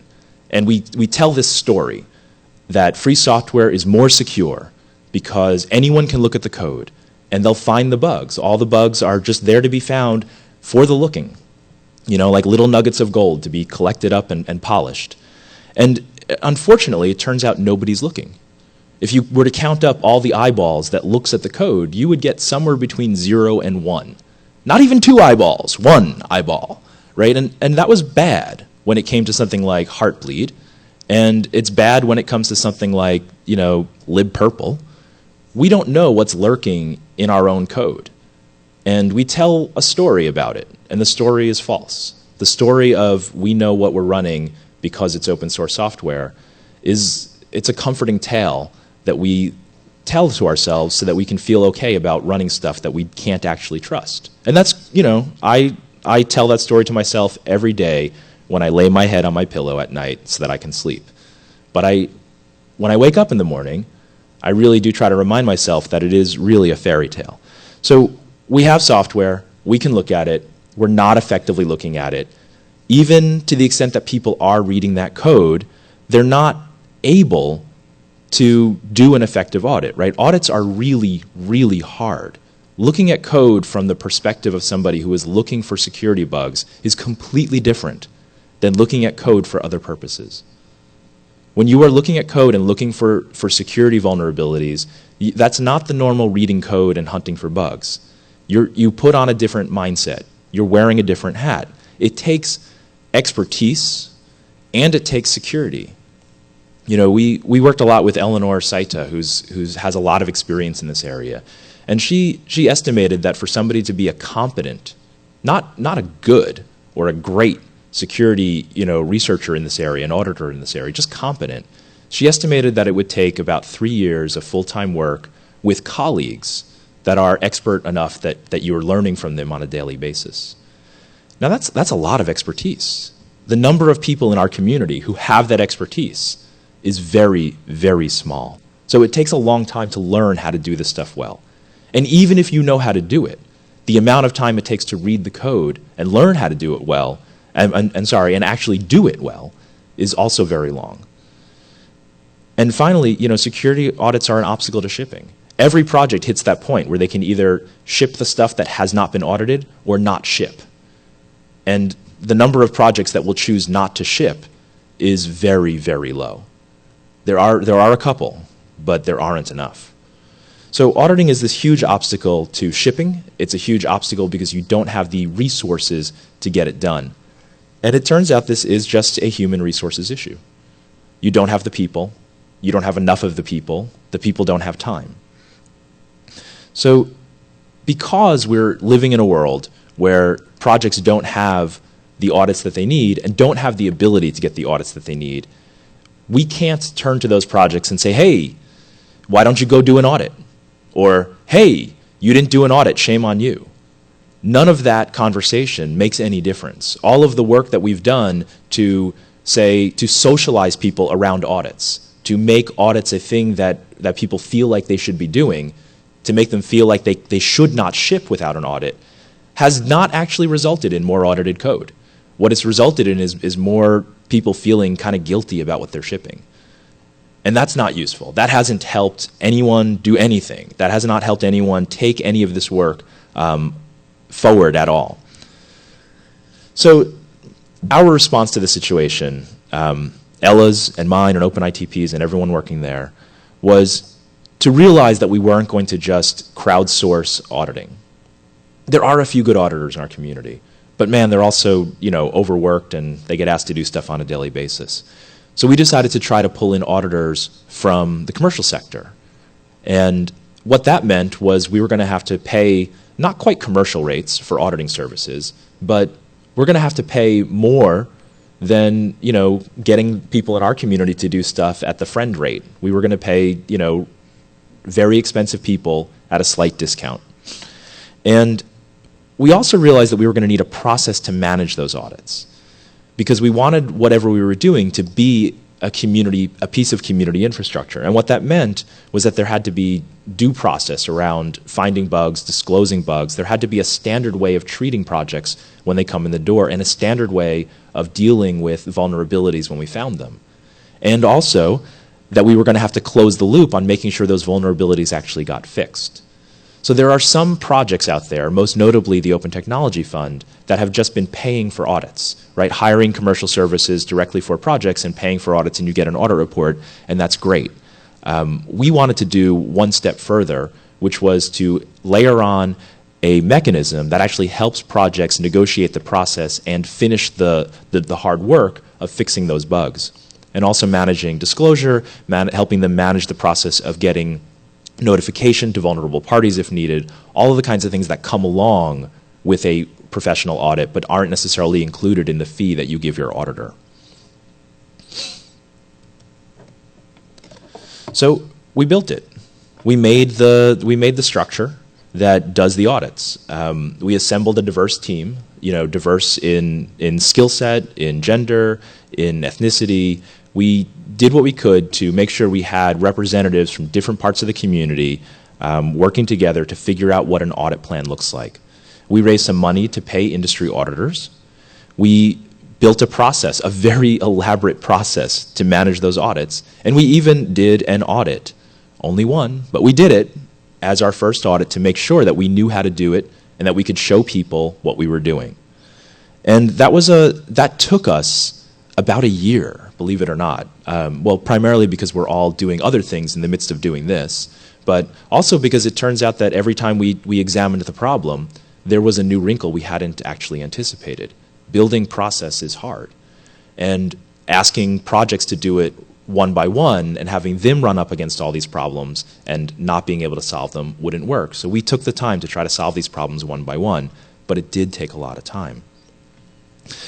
So we did an audit, we squeaked to that finish line, and then we ran out of road. It turns out we spent too much time and too much money, and just as we were at the point where we had a turnkey way to crank audits through, we ran out of funding to do more audits. And so we're at a point where we can do audits, and we can turn that around for people in a reasonable length of time, but we can't actually pay for them. And so projects that want audits have to bring funding to us, which is a major obstacle because projects don't actually have the tens of thousands of dollars it takes to do an audit most of the time. So what did we learn? We took a project, we built a structure. The structure is good, the structure works, it has good results, but the project didn't quite achieve liftoff. We ran out of road. So we learned that, we probably would have been better getting out the door with something that didn't work. Quick and dirty that ships beats perfection that sits on a shelf, right? We let perfection be the enemy of the good. And that's not a new lesson. We all know that lesson. But we thought when it came to process that we really needed to nail the process down. And we did, I think, but we should have shipped sooner. We needed to ship sooner. If we had done audits, even if they weren't great audits, I think we would have been able to attract the funding that got us to the next stage. And you see the picture I have there of Steve Ballmer, because he had a thing where he jumped around on stage and he shouted, "Developers, developers, developers!" And everyone made fun of him, so I'm not going to mimic what he did. But I will say that the passion he feels for developers is exactly how I feel about community. Because the big mistake that we made in the peer review board was that we built a thing with a diverse panel of experts, even though they were experts from our community, but we didn't actually build a community. We built a top-heavy structure that was going to teach people how to do audits, that was going to take our learned experience and hand it down to a bunch of people who don't know how to do this stuff. And there was some necessity to do that, right? This does take real expertise. But the cost of doing things in this top-down way is that we are less stable. We didn't have a bunch of people ready to pick up the slack when the audit funding ran out. We didn't have a bunch of people helping to push this over the top when we started losing momentum. And we didn't have anybody helping us make a case to more funders in order to keep the thing going. So what happened was we built a thing that we intended to be this really community-oriented process, and community was on the roadmap. We just didn't quite get there. So that's the sadness for me, is that we didn't quite get to the community part, and really what we should have done is build the community part in from the beginning. We needed to involve more people and open our process earlier than we did. So that is the big lesson from the peer review board, is that you can build community structure, but you have to start with the community. You can't end up there. So community, community, community. I won't jump up and down, but I will say it many times in this talk. So that was the peer review board. We did another thing, a more successful thing, and that was the localization management project. I talked earlier about how localization is this huge problem for especially us that are trying to help people who don't speak English as a native language.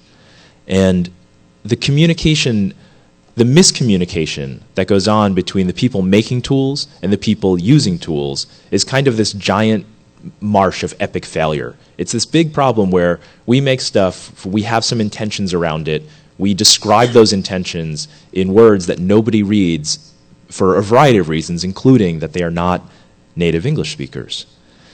And because our target users often don't speak English as a native language, they can't understand our words, they can't understand the tools. And if you cannot understand a communications tool, a security tool, you're not going to be able to use it. And misusing security tools, especially security tools, can be dangerous. So this is the problem. We actually, we host a lot of events at OpenITP, and we do them in various countries, and we go to a lot of conferences. And one of the things I always do is I talk to people about what tools they're using. And I always ask them why they're using it and what their biggest obstacles are. And whenever we talk to users from the Middle East, the language barrier was one of the first two things mentioned about every single tool. Was, my English isn't that great. Or, and you would often, people would say this to you in perfect English. My English is not that great.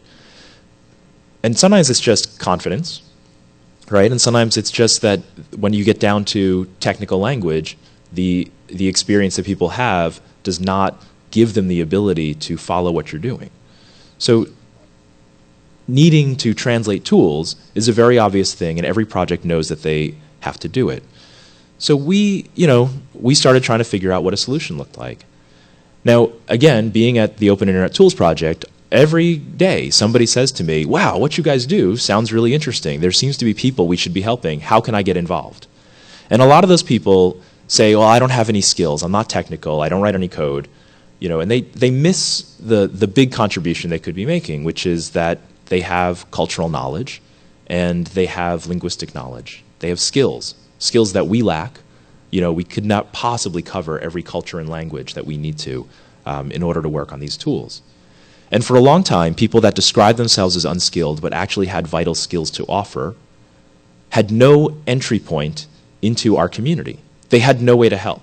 People would say this to me, and I would say, oh, that's too bad, right? I wish I knew how to take what you have and turn that into productivity that helps people. But we didn't have a way to do it. So there was this huge community of people who speak all these languages and have all these skills, and we were not going to take advantage of it. The good news for us, though, was it meant we didn't have to create a community out of nothing. There were all these people just waiting to be organized. These people, who are they?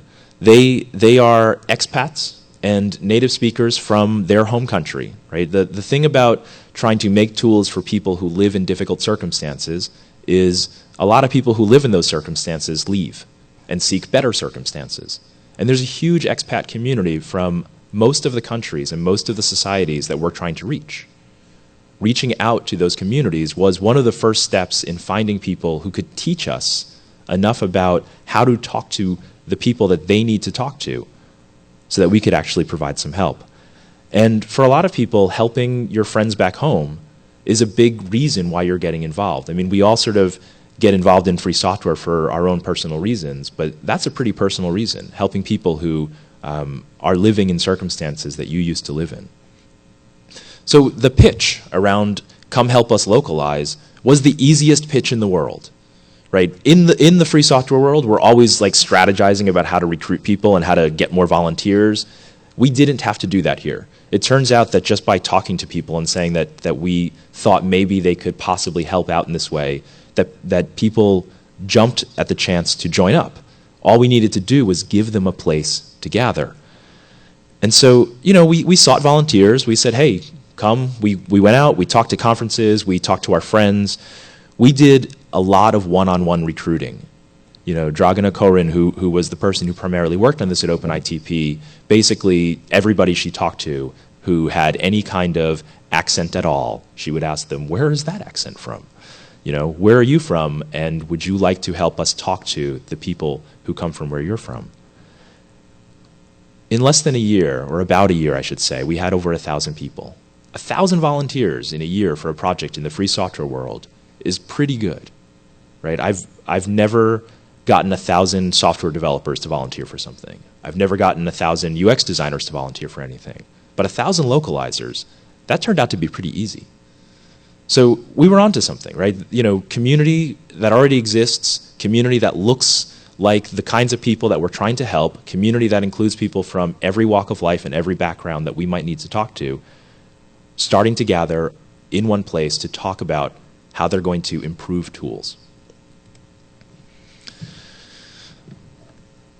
We needed a way to connect these people to the work, right? These are people who describe themselves as unskilled. These are people who don't spend a lot of time in text editors. These are people who don't spend a lot of time at the command line. And we needed a way for those people to work with source code. And we turned to Transifex. The Open Technology Fund, bless their hearts, licensed Transifex for us so that we have a tool, a translation platform. This is a website that allows you to translate lots of stuff in a crowd-organized way very quickly. Transifex has been good for us on that basis. Now, Transifex wasn't really meant for communities, which was kind of an obstacle.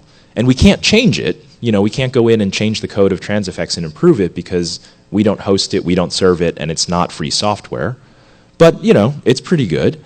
And we're kind of locked into Transifex. You know, we've moved a whole bunch of people to Transifex and are doing work with them there. And if we need to leave Transifex, there will be some major cost in changing providers, you know, booting up our own system or whatever it is we want to do. So we're a little bit locked into Transifex. And that's a problem because Transifex is kind of expensive. You know, the license fee for Transifex would surprise you if you were to think about what you're getting and what you're paying for it. You know, it's a website that does some data management and some workflow management. And they do it well, which is why they manage to get those fees. But paying that Transifex license is a major part of the expense of running a project like this. And Transifex itself is not a community-based or community-oriented solution. It's just, you know, they're a business. So in the midst of doing all this community organizing stuff, we ended up with a expedient dependency on something that doesn't look very community-oriented at all. And, you know, that's going to be a thing that we'll have to cope with over time. But it's not going to be a thing that stops us, I hope. But we do have to deal with it, and I'll talk a little bit more about that in a moment.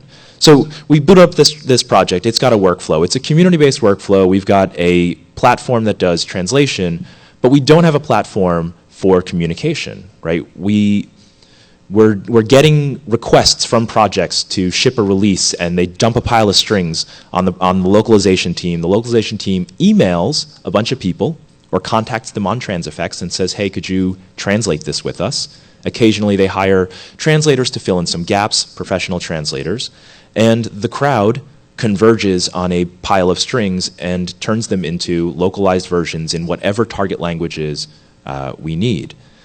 And that model of working, so, and this is where we learned a little bit about community, was that it's urgent, right? We're going to ship in 3 weeks. We need people to crank on this, constantly urging people to work really quickly to hit a release date by giving them a last-minute assignment turns out not to be great for keeping volunteers, right? People get fatigued. They'll come back, but they won't work as hard. You know, they'll start to feel a little bit unhappy about their work with us. We have recently done more paid translation on the localization project than we were doing earlier. And I don't quite know whether that's because we're hitting the limits of our volunteer base or whether, you know, that's just the nature of the work in this cycle. But I suspect that one of the issues we're hitting is that we're running our volunteers a little bit ragged, even with as many volunteers as we have. So constant urgency is a fatigue factor. And we need to do something that looks a little bit more like continuous workflow as opposed to milestone-driven fire drills. So the project as a whole, I would say, is a success. Over 1,000 localizers. We've covered our key languages, you know, Farsi, Mandarin. I don't know how many languages are even on there, but I would venture to say it's over a dozen. There are major projects using the localization services that we produced. You know, Tor uses it. The Guardian project uses it. We're rather proud that some projects have just turned over their localization effort to us. So, you know, we've hit dozens of release dates. We're pretty good. And we're happy about where that project is. I would call that a success. The project needs to do a few things to move forward, right? It needs to actually reboot the community so that we have real community members that are more focused on talking to each other rather than talking to the localization managers. Once the community starts talking to each other, it can try to be self-sustaining. It can try to be a community that makes its own decisions, a community that chooses its own work, a community that chooses its own path. And what I would really like to see is that when you gather a community like that, they start doing things that we don't ask them to do, right? A community like that starts doing spontaneous work that is not in our control or at our direction, that's when you know you've got a real community. And we have not hit that milestone yet. But that's what I'm hoping for. And a community like that is the kind of community that sort of starts undertaking their own projects, like native language documentation and stuff like that. So localization was a big success for us. We're really happy with where it is. We don't actually run the project anymore. The project is moved on to another agency. It was time for it to move on, but we still support it very enthusiastically, and we're really excited to see where it goes. So again, what did we learn? It turns out we learned a lot of the same stuff. Right? We never built a communications platform or a process or any heavyweight structure. Localization was a quick and dirty project. People dumped strings on us. We emailed people and said, hey, can you translate this? And you know what? We shipped. We shipped. And it was messy and it was hard, and we have a staffer who, ran herself ragged and occasionally worked way too many hours for, how much she was being paid and for what she deserved. But man, that shipped. And because it shipped, it proved its value over and over again. Every time it shipped, it proved why that was a valuable effort. And all of the volunteers and all of the people supporting us financially and logistically see that you ship. And so quick and dirty completely beat perfection all the way down the line. And I'm sure some of the stuff we shipped was not as good as it could have been, but I'm okay with that. I think we did a really good job on that. The community we've built around localization starts to look like a real community. It's coming together. People are starting to talk to each other. People are enthusiastically, personally invested in the work. And that's the difference. That's what worked. And even with localization moving to another organization, even with localization rejiggering the way it's going to do everything, the fact that there's a community there invested in it is what's going to help it smooth over any cracks and gaps in service. And it's going to allow it to adapt and move to a model of more continuous integration. So the top-down model that we did with PRB was not stable. The more bottom-up model that we did with localization turned out to be stable. We could not kill that project if we wanted to. It is moving. It is working. So, the big thing that we learned in the process of localization, the other big thing, is that when you recruit 1,000 volunteers and throw them at projects, they're not all going to land. People bounce off projects, right? They show up eager to work, ready to contribute, and there's no functional way for them to contribute. And if they don't land, they don't come back a second time. They move on. They go do something else. They find another way to contribute, to serve their passion. And so one of the key functions of managing a community like this, building a community like this, growing a community like this, was really making sure that when translators and localizers showed up to work, we had something for them to do. We had a clear way for them to do it so that they could go home knowing that they contributed that day, instead of sending an email and hoping they get a vague response from a developer who doesn't really work on localization, right? They talked to people who were treating them as first-order participants in a translation community as opposed to third-tier volunteers in a software project. And that turned out to be one of the crucial differences in what we're doing. So those were 2 experiments. PRB, top-down, kind of worked, kind of didn't. Localization, bottom-up, worked really well. Community-oriented, worked really well. We were really happy with it. So where do we go from here? We need to scale this stuff. It turns out that we're bottlenecking on the central managers in these spaces, and learning how to grow something above the scale of a few projects is hard. Growing things to serve an entire industry is going to be a whole new challenge. So that's the first thing, scale. The second thing is, how do we replicate it, right? We now know how to do localization really well for a sector. Are there other sectors we should look at? Should we be trying to do it for the wider community as a whole? Are there other problem areas we should be trying to solve in this manner? And I want ideas from other people about how to do that. I want ideas from you guys on how to do that. If you have ideas or expertise or a community that you could turn in this direction, talk to me about it. We've started something called Secure User Practices. It's affectionately called SUP, and this is our spokesman. So the Secure User Practices is our attempt to explore the area of user interface design and user experience design and try to learn whether there are places we can go that will build a community around that stuff, around servicing projects with designers. Now, secure user design, user interface design, looks a little bit more like expert auditing than localization does. So we're not quite sure how we're going to do it yet, but we're still in the design phase. And we need more people with expertise in that area and too much time on their hands, to come and join us. So if you are interested in that, please do. So that's my pitch, right? We did a couple experiments. We learned some lessons. We learned that we need to start with the community and build from there, and that the communities, even the community-based stuff that ends up having dependencies on monolithic, closed-source commercial stacks, that those dependencies are weaknesses, and that those dependencies are going to hold those projects back to some degree. And I'm not saying we shouldn't take the expedient path of using that infrastructure, but we should keep an eye on it because it might come back to bite us. So finally, I'm not too proud to beg.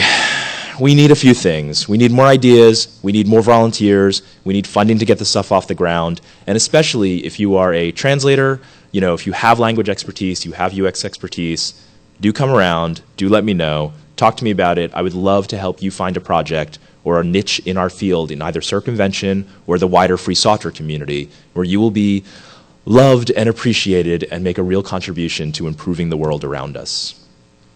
That's how you can reach me. Thank you very much, and I'll take questions in the 1 or 2 minutes we have left.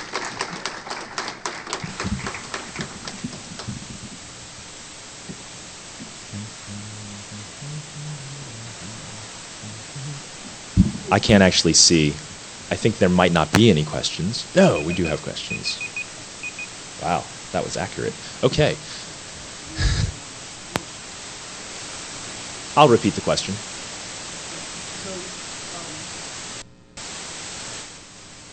I'm puzzled about, or haven't heard yet about, what's the organizational structure of ITP? Are you an open source project yourself, made up of community volunteers? It was disconcerting to hear you using a sort of NGO model of organization where you step in and provide services to us needy folks. Yeah, absolutely.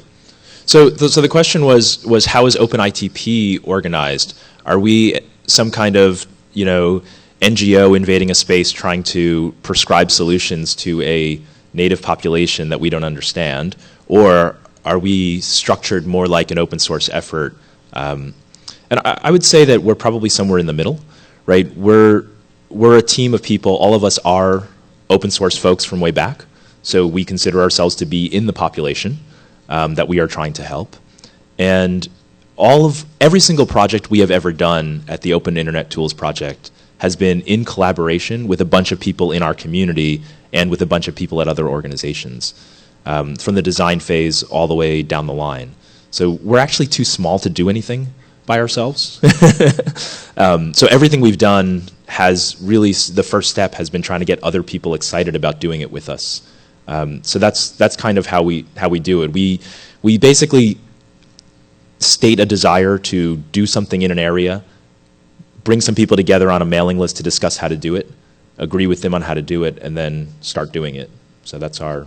It sounds to me like a change agent model would be more effective than an NGO service provider model. Sure. For what you're doing with a small group of people who want to go in and instigate change in the community.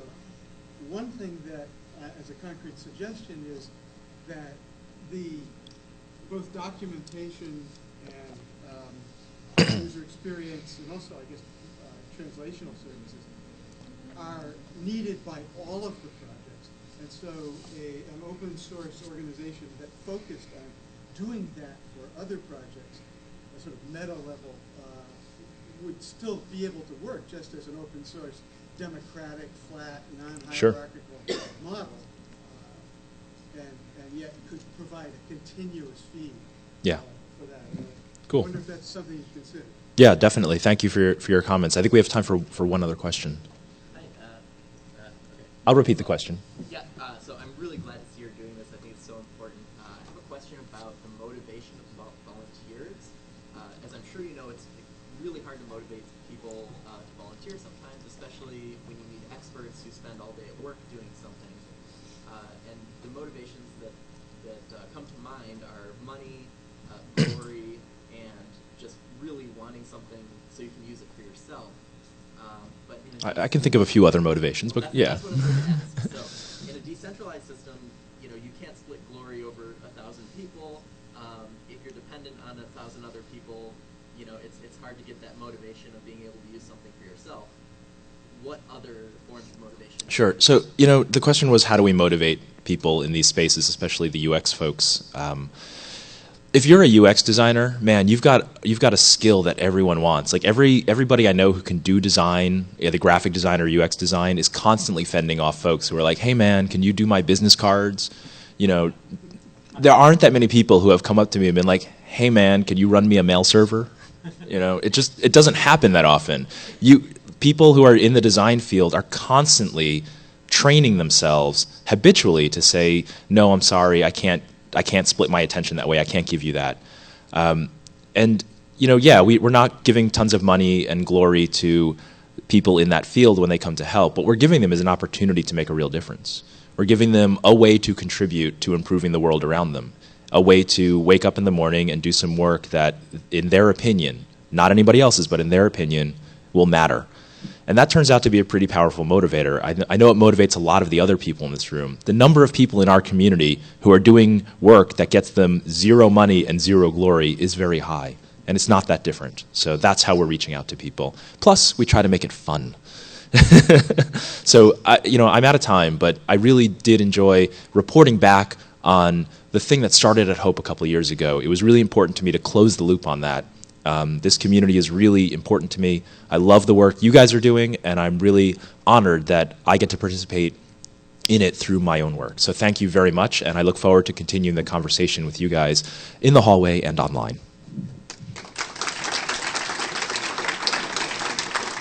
Thank you. Thank you. And one last thank you to the woman who set me up with this AV setup. I just really appreciate the extra mile on that. That was really awesome. I don't have a card, but that is my contact information. Thank you, James. Stick around. We got some more cool stuff coming up. That was a really good talk, and usually I don't like sharing the stage with people with more interesting eyewear than myself, but I'll make an exception for him. Okay, stick around.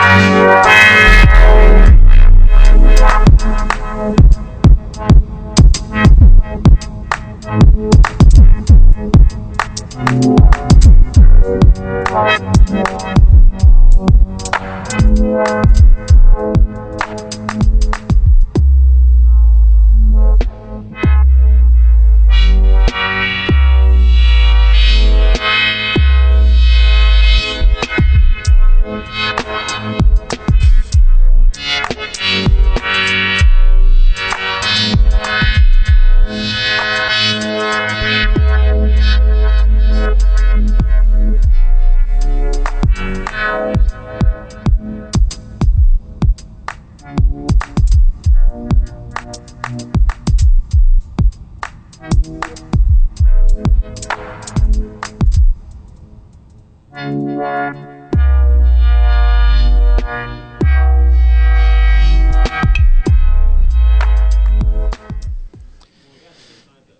evening, Hope. Can you guys believe we're almost done with this again? Yeah. Now that I've brought the room down, we got a cool talk coming up. First, just a couple of quick announcements. 7 o'clock, we're going to have, there's nothing going on in this room, we're just going to have closing ceremonies over in the big space in Manning. So don't miss that. There's definitely stuff going on that you will want to see. And we want you to be there when we wrap this all up and tell you how much you all mean to us. Because we couldn't have done any of this without you guys. Or we could have, but we would have just looked very silly. So without much further ado, I just want to also ask you, we don't have a cleanup staff. So if you have water cups, soda bottles, Club Mate bottles, unfortunately do not evaporate. So we're going to ask you to please take your trash with you. The trash cans are by the exit on your way out. Okay, so let's move on. Our next presentation is Stupid White Hat Tricks. Ladies and gentlemen, Sam Bown.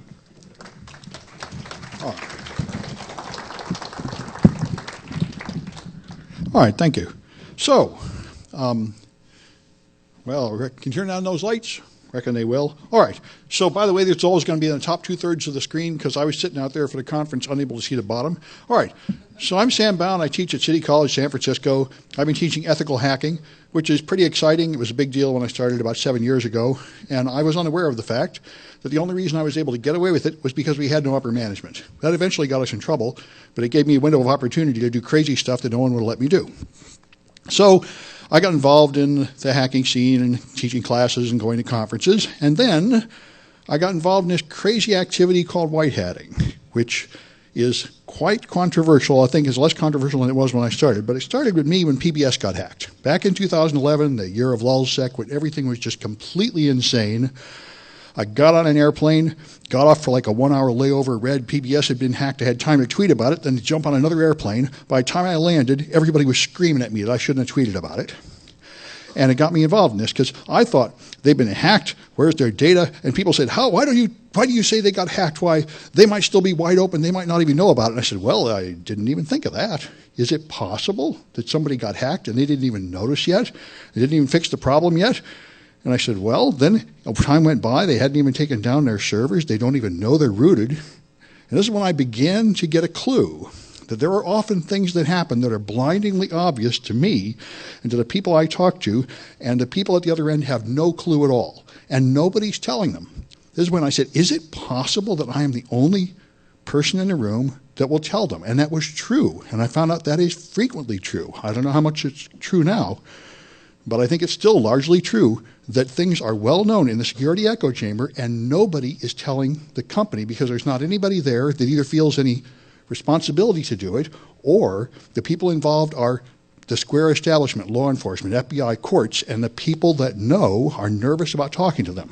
So I always emphasize to my students, make good law enforcement contacts early, make a clear presence as a good guy early so you have law enforcement people you can talk to and people in the government you can talk to so you're ready if you have something you want to say to them. So I did tell them, and they had no idea what to do, and I found somebody that agreed to fix their stuff for free and set them up, and they got it fixed, but it took them almost a month to close their SQL injection at PBS because they had no money. And the same thing happened to a big media outlet, I think CNN, they fixed it in one day. Of course, they have a lot more money. So this started me in this game. When you know something about somebody else's servers and they don't know, you can try to tell them. And this was considered highly controversial at the time. A lot of people told me who are security professionals, and I'm relatively new at it, never do this. You will do no good. They will not listen to you. They will prosecute you. They will blame you for hacking them. They will call you a bad guy. You'll get in all kinds of trouble and do no good. And I said, well, I think I'll try it. But this is kind of insane. And obviously only for someone too much time in their hands, or with me, students that need homework, which amounts to practically the same thing. So I'm not going to get paid. I'm probably not even going to get a thank you, but you might do some good. And the interesting question is, how much good can you expect? And I think it would help a lot for people to understand the answer is 25%. Only 1/4 of the people that you tell about horrible things will ever do anything about it. So don't freak out if you tell them something that seems all important to you and they don't care. Expect that. Anyway, so there are laws, but the laws basically say that you can't run code on somebody else's machine. It's not complicated. I remember I taught ethical hacking, and people said, where's the lessons about ethics? And I said, well, the lessons about ethics are like one sentence. Do this on your own machine. Don't do this to somebody else without their permission. CISSP has a code of ethics, which I thought sounded really good, although if anybody knows even one case where these code of ethics have actually done any good for anybody, I would love to hear it. They sound good, but I've never seen it work in practice, that these actually accomplish anything, except to harass good people, and when reports are made of clearly unethical things, they don't do anything. So I'm getting kind of as frustrated as other people have been about the actual practice, but the idea is a good idea, that people with that certification anyway, and people with certified ethical hacker, which is the same rules really, are here to try to hold things up and not break the law. So anyway, it is very, very common that there's something that somebody might care about. So let me see where my mouse is. Okay, still don't seem to have a mouse. Well, this is going to foul up my demo if I don't have any mouse. You see it? Oh, now I've lost. That's funny. Now we've lost. Oh, it's over there. I see. My screens are not mirroring. Oh, good. Well, that's a solvable problem. Okay. Displays. Arrangement. Mirror. Life is good. All right. Now we should see the same nonsense. I think so. All right. So now I've got a few things to show you live here. All right. There we are. So I just looked on Pastebin last night. There were always people dumping SQL injection vulnerable sites on Pastebin. And here's the latest batch of them, maybe about a month old. Here's some company called LWSA Design. And if you go to that URL, you get a glorious SQL syntax error. And as you probably know, this means you could just take over that server trivially. It means you could deface their website. I mean, it's not entirely certain that you could, but you very likely could, because the fact that this apostrophe here broke the syntax means I could follow this with more code, and it would execute that code on the server. Now, what I have done right now is not illegal. And I can talk about it to people over the telephone with unencrypted email. I can post blog posts about it, because this is a really good thing for a white hat. The first thing is I did not find it. I did not perform a vulnerability scan without permission or anything to do it. Somebody else found it, and somebody else published it. Now, this person may very well have committed some sort of crime, but I didn't. And what I'm doing is telling them, you have a vulnerability, and you can put an apostrophe at the end of a URL and see this error, and that shows that they have a vulnerability. Now, if I follow this by running a SQL map or something and dumping out their database, then I've committed a crime. Now I'm going to have a really hard time talking to that company because I'm on the wrong side of the law. But if I stop here, I know something, and I can contact them and tell them, and I've done a lot of this. All right, so get back to this one.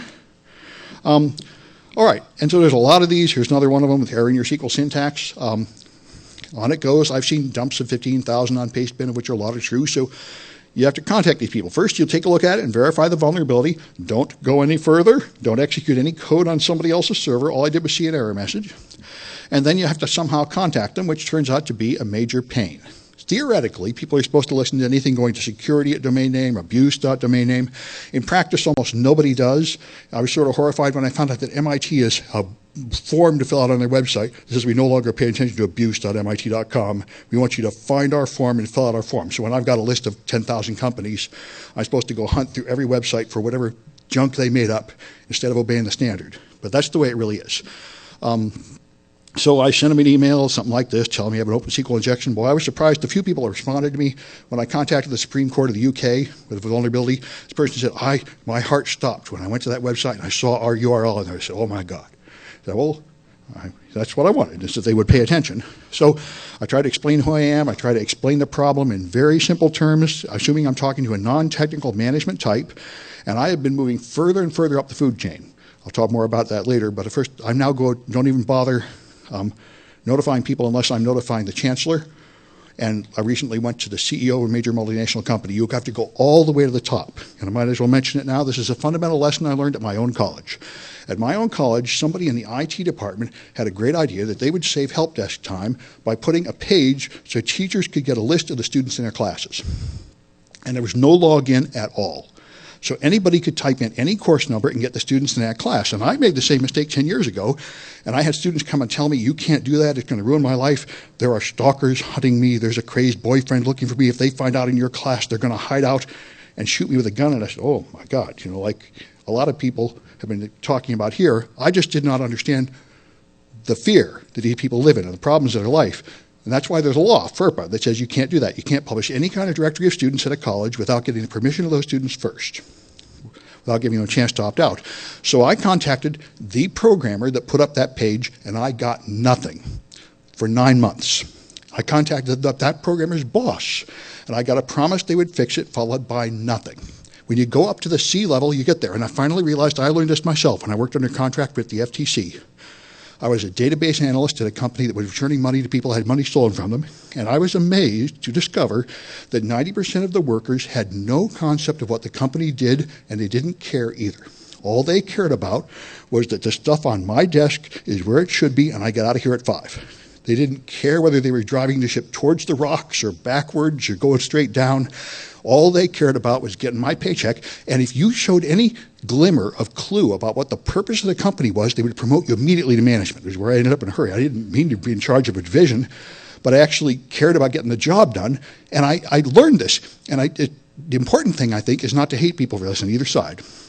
Your detail end users worry about their details, and they don't drive the ship. The guy driving the ship doesn't know about the details, but they care about driving the ship. They're different jobs, and you have to go all the way up to somebody that can actually understand we have to obey the law or the government will shut us down, and that would be a problem. And this is not true that everybody in the company can understand that, not at all, or even care about that. So that's the point here. I put in real name, no demands, no threats. I did a simple investigation of 23 high-profile companies, and 30% of them fixed it after 3 days, and that was in 2011. So I started shooting my CSSP students doing the same thing. They contacted hundreds of sites. They got something like a 15% fixing rate. Very few of them actually say anything, but a lot of them either take down the page or fix it. Well, some of them do, 15%. So I reported a lot of these to a lot of big companies. Then I came across, this one got me in a lot of trouble. See, LulzSec in 2011 would hack sites and dump stuff, and they would dump like 100 pages of garbage on Pastebin. And as far as I could tell, nobody read that stuff but me. And for somebody gave me a tip, and way down, 3/4 of the way down a 200-page dump, they had 6 OpenSQL injections into Chinese government servers. And that week, Obama said if there was a cyber attack in the United States, we would respond with military violence. And I said, this is a really bad idea to have OpenSQL injections into the Chinese government. This means anybody that wants to stir up trouble could use it and get stuff blamed on them. Of course, now I think that was pretty naive of me. That's basically been the situation all along. But anyway, right here, I knew that the anonymous people had that. And the LulzSec people had that. They didn't use it, but I was afraid they would use it, and I wanted to tell the people in China. And I didn't know how to get contacts. I didn't know enough about these structures that you can't just call somebody in the Chinese government on the phone. You can't just call somebody in the FBI on the phone that can do something. You need a contact. So I started using Twitter, asking I need a contact inside Microsoft. I need a contact in the Los Angeles Police Department, Apple, Oracle, and then somebody got something in the Chinese government. For about a week or two, I was posting a lot of these crazy tweets implying that I had really high-value security vulnerabilities. And what I didn't expect was my primary opposition would come from professional security experts who were very, very jealous. How do you know all this great stuff? You must have done something terrible to find it. And I wasn't willing to tell them where I found it because they had made it clear from their attitude that they probably would do something stupid like hack China or hand it to bad people or something. So I refused to answer that question for about a week, and that got me in a lot of trouble. So anyway, it did also do a lot of good. These high-value companies, you can sometimes reach them, although you might like this one. The UN had a wide-open injection hole, so I couldn't find any security contact on the UN website, so I called the New York City Police Department. And I said, do you have someone there? Do you have any idea how to report something to a security problem at the UN? And they hung up on me. And I said, well, I should have seen that coming. Anyway, so a lot of them got fixed. Some people got very upset. They accused me of being a spy, performing bogus scans, and they sent an official ethics complaint to the ISC to revoke my certification for unethical conduct, which was complete garbage, and all I had to do was write a well-formed letter to get rid of it, but I found it pretty annoying.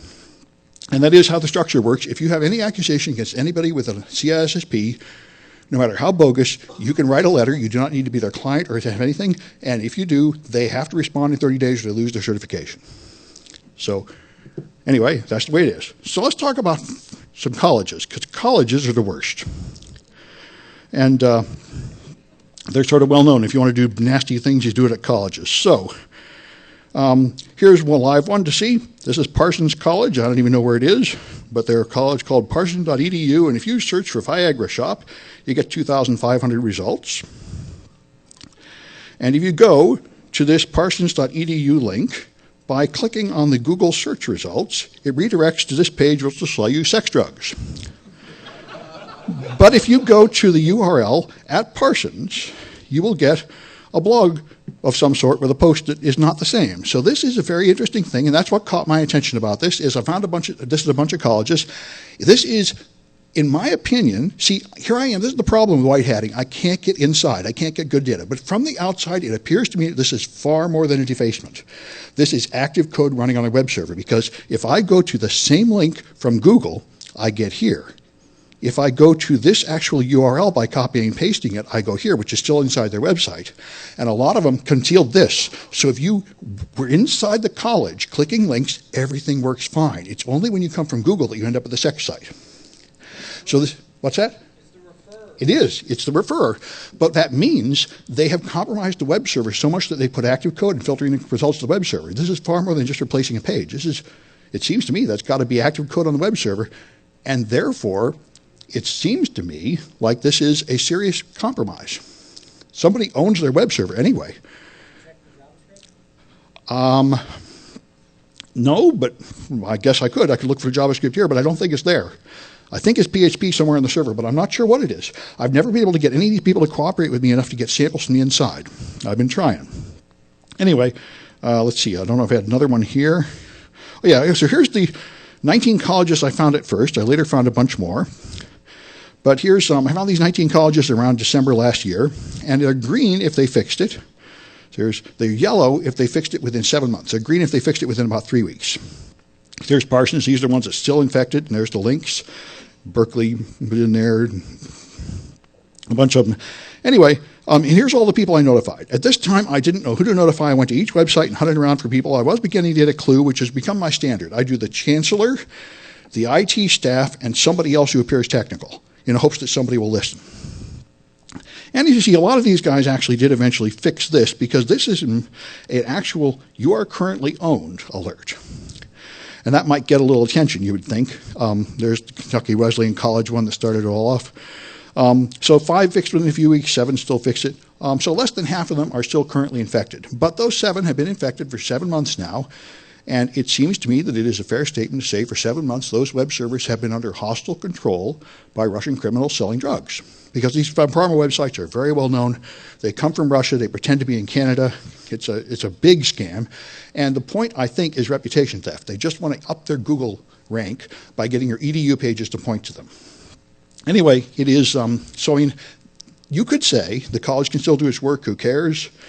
But I think it implies that those guys could traverse laterally through your network and steal more stuff, and just ignoring it completely is unwise because of this. California already lived through this a couple of years ago. Maricopa was a college in California. They got compromised in 2011. The security team went and found out what they should do, and they didn't do any of it. And so 2 years later, they got hacked again, and they stole all the data and dumped it out. And now they had a huge breach to report and apologize for it and everything. And so it occurred to me when I was preparing another talk here, in Los Angeles a few weeks ago, that this really is essentially a situation at UC Santa Cruz. UC Santa Cruz was by far the worst with these pharmaceutical infections. They had about 8,000 infected pages.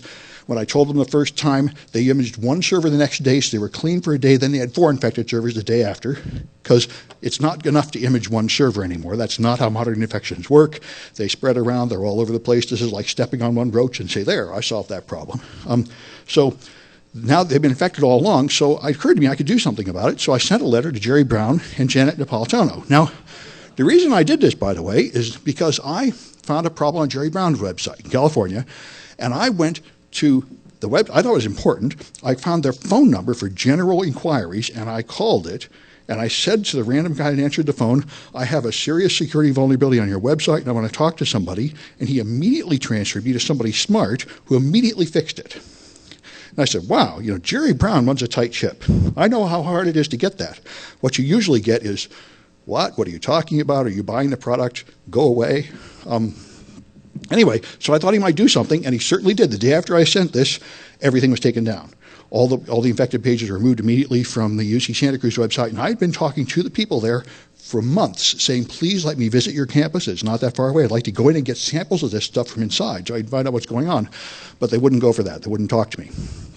So that cleaned it up. So going to the top is very good. Anyway, there's a lot of others out there. So let's talk about SQL injection at colleges. Boy, there's a lot of that. Let me clean out some of this stuff. All right. So let's start with, here's an even nastier one. Here's probably the worst case of SQL injection you can imagine. This is not exactly SQL injection. I thought it might be at first. But these guys have student data, and they still do. I told them 8 months ago, and they haven't done anything about it. So here you go. Cambridge College, which I think is Massachusetts, MyCC at Cambridge College.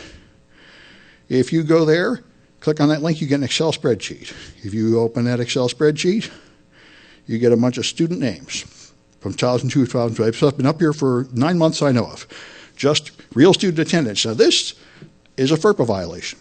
And most of them were able to understand that. When I notified them, a lot of them took this junk down right away. And in fact, it turned out that the vendor who wrote the software they were using called Jezebel or something like that, he actually updated his stuff to get rid of this. There was some kind of software which would make a copy of the things you typed into it in some directory which could well be saved with the world, shared with the world. So anyway, that's one problem. Here's another one that's kind of hard to believe. Notice what's going on up here. The URL has got SQL in it.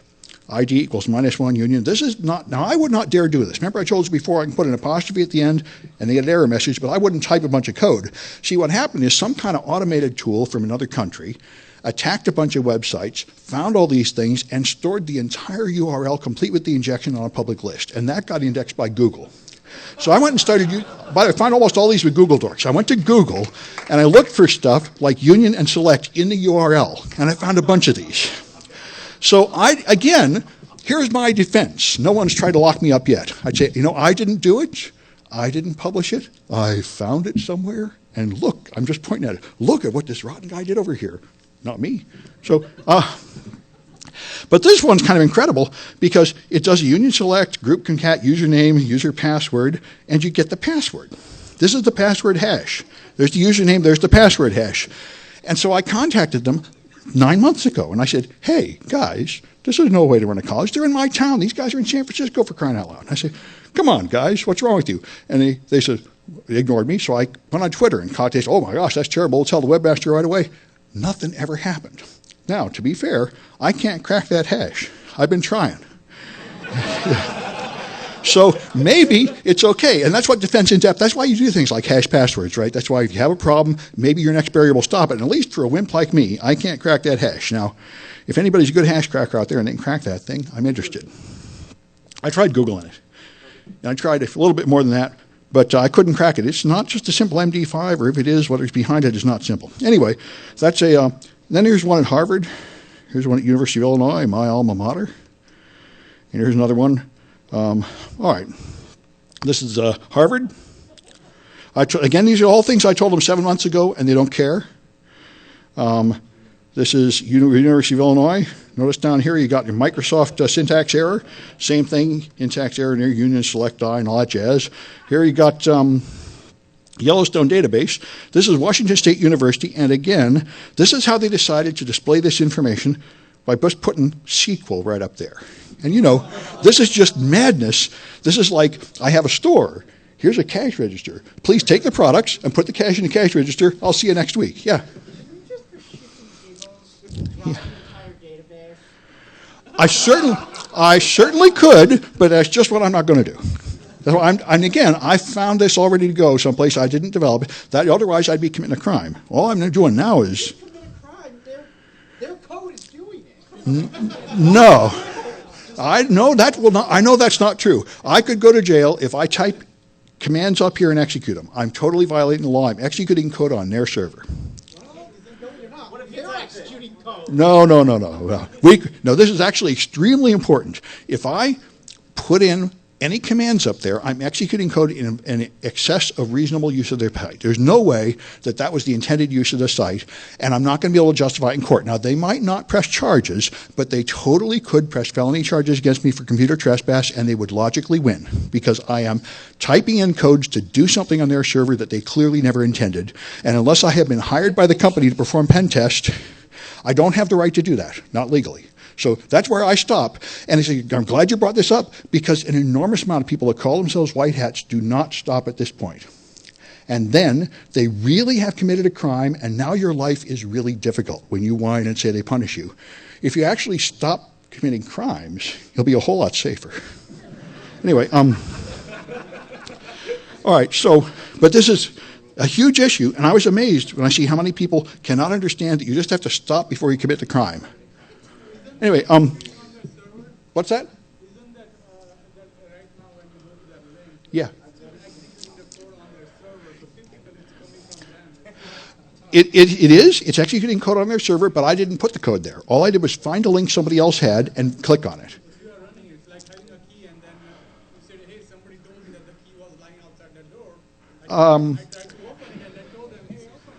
Well, that's right. So I warned them at this point, but I don't think what I've done is illegal. And I certainly haven't been prosecuted or anything for it. But I did get some various forms of trouble, though.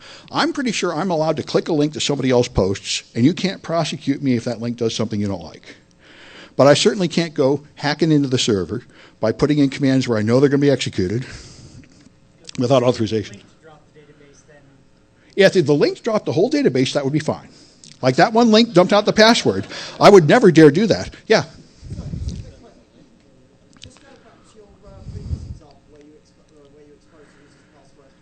Yeah.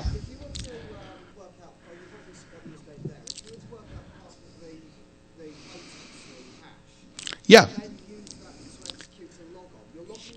Yes.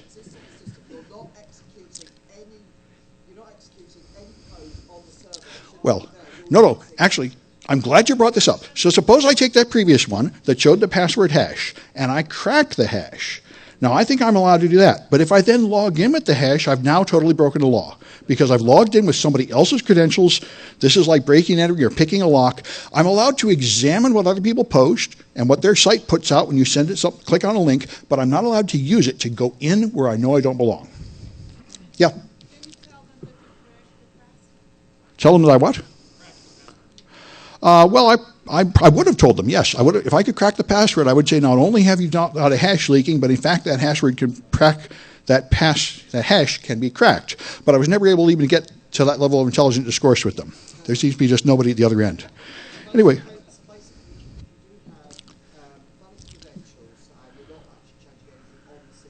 Oh.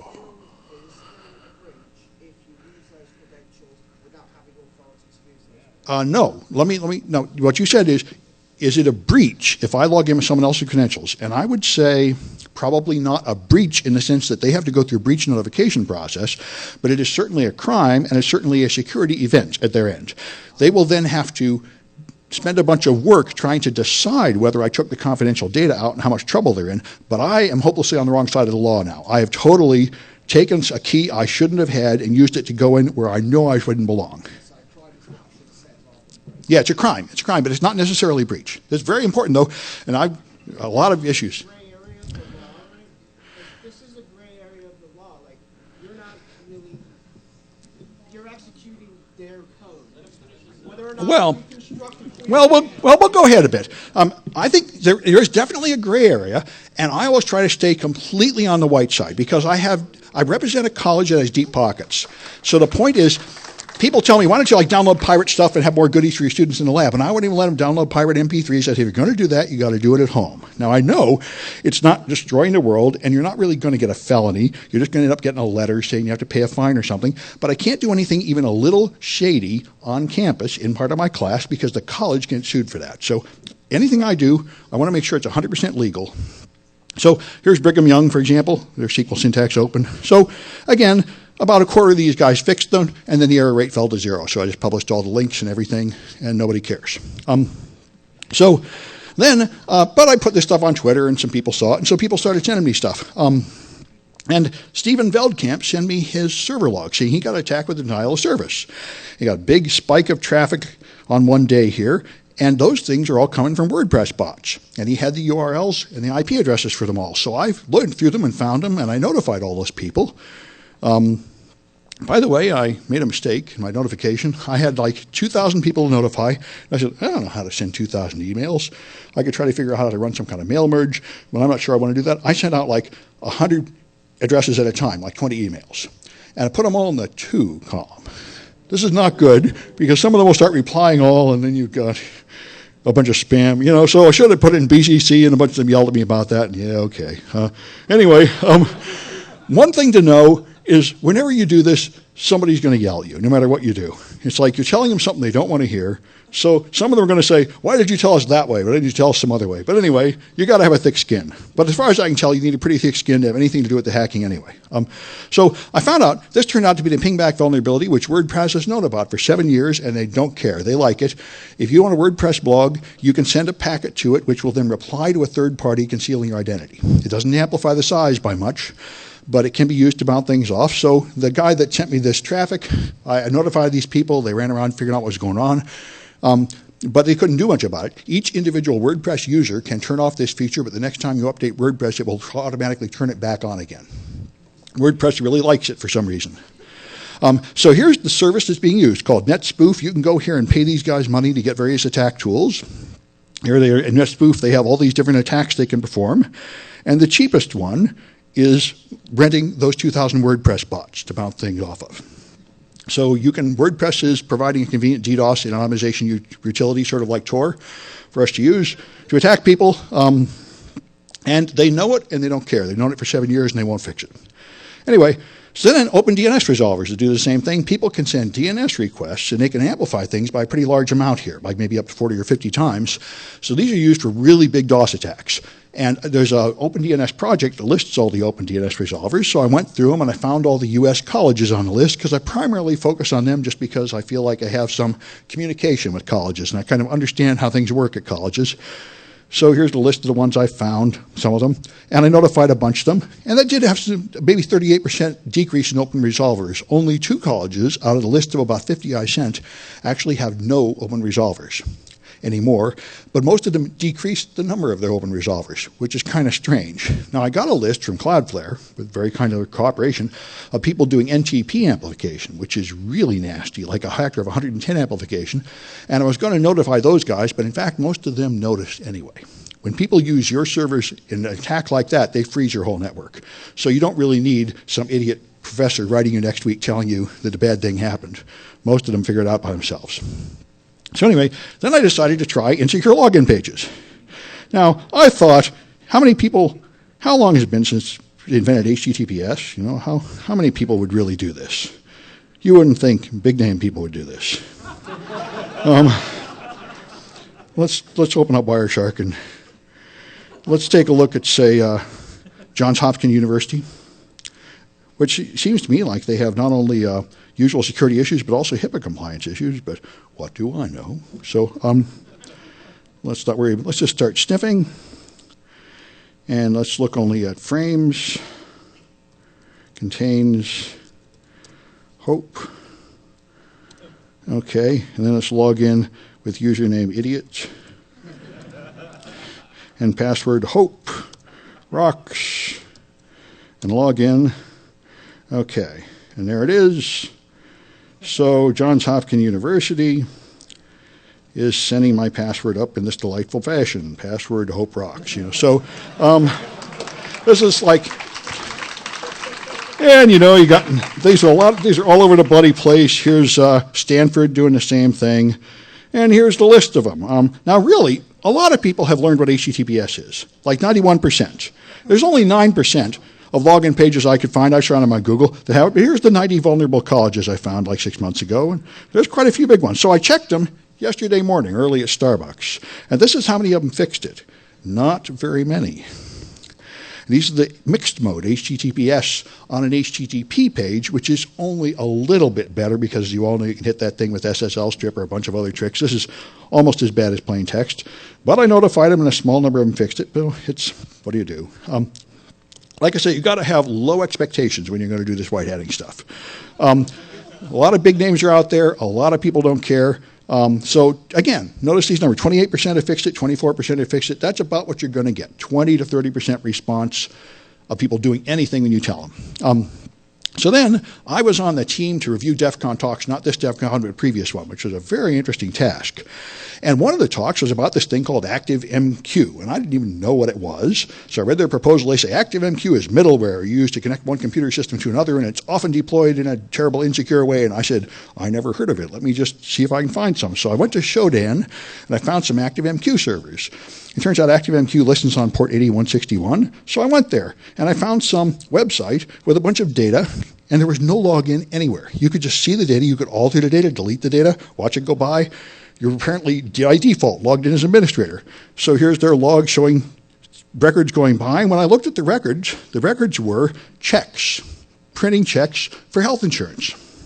Now I found a abbreviation here, which was like a 4-letter abbreviation for the company, and I couldn't figure out what company it was for a couple of days, and then I Googled around until I found it. I found the company. It was a Canadian company that was sending their records to Texas to be printed, and they were going from some computer to another, and in an intermediate step that was wide open to the internet with no password, so you could just modify it as the checks went by. So I said, it seems like I really ought to tell somebody about this.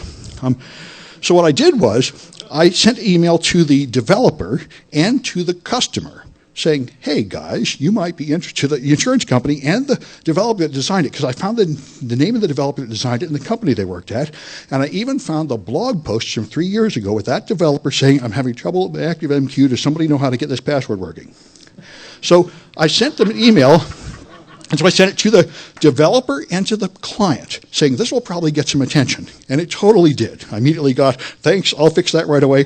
And all I said was, you should at least put it behind a VPN if you're going to have this kind of nonsense going on. And next time I looked, it was gone. They put it behind something, turned it off, And so that was great. So I said, I'm glad to see effective results coming out of this, so I feel pretty good. So next time I came across a small Canadian developer, I was at a conference. I don't know if this has ever happened to any of you. I was going to talk, and the talk sucked. So I had nothing to do, so I played around on my computer. So I did like I usually do, go to Pastebin and see what the criminals are doing. And I found a bunch of these SQL injection websites, and I looked at it, and one of them at the bottom said, developed by WebSmart developers. And I said, really? I wonder how many other ones are developed by this guy. And it turned out 100,000 are developed by this guy, and they all have SQL injections. So I said, now I'm thinking, how do I send 100,000 emails? Should I even try? What should I do about this? So I thought about it, and so I sent the first loop, just like the last one. I sent him a note, and I sent it to I tried 14 right there while sitting in a boring talk, and out of the first 14 I tried, 11 were vulnerable. So I contacted those 11 and the developer and said, hey, I think the rest of them might be vulnerable too, and you really ought to look at this. So this guy did not respond well. He doesn't appreciate me contacting clients directly. That's very unprofessional. I had an ultimatum. See, I thought I would tell him, I'm not going to sit on this forever. I'm going to wait like a week, and then I'm going to tell the press. Or 2 weeks or something, I said. That was terrible. You didn't want to hear that. My scare tactics, he's going to notify my superiors. I have no right or authority here. Now, I don't need authority to send an email to some guy in Canada. He can just throw it away, especially if it's true. I do not understand why this guy thinks he owns his customers and they're like his children to be protected from my abuse. Anyway, any further correspondence must be directed only to him, and you're well outside the mandate of his employer. So I said, did I really step out of line here? I mean, I thought I was doing the right thing, but I've never touched anything this big, 100,000 customers. So I contacted people I knew that were famous in the industry. Is somebody at a huge company with experience know what I should do here? I contacted journalists. Most of them ignored me. One of them said, well, you didn't work with the developer. You're wrong. I said, then anyway, so they mostly ignored me. One gave me a very nice, very polite letter. And I looked at that and said, boy, I really don't feel this nice towards this guy. But you're the pro. I'll try it your way. So there's this letter. I'm happy you responded. We got off on the wrong foot. I felt it was reasonable. Let's move forward cooperatively. And I said, I got a bad feeling about being nice to this guy. I think it's like being nice to a prison bully. And what happened is this made him madder than ever, which is kind of what I thought would happen. After that, he sent me a response saying, you're the real Sam Bound. Somebody's impersonating you, harassing me. This can't really be you. And then, without telling me, contact my department chair to begin trying to get me fired. Now, thankfully, this is not my first rodeo. In 2011, I got in a lot of trouble. Several people tried to get me fired, from Gregory Evans to a bunch of other people. Sent emails to everybody telling them I was a racist and whatever they want. And I warned everybody at the IT department, administration, this is going to keep happening. Just get used to it. And pretty much they've gotten used to it, that guys are always trying to get me fired. So they pretty much didn't pay attention.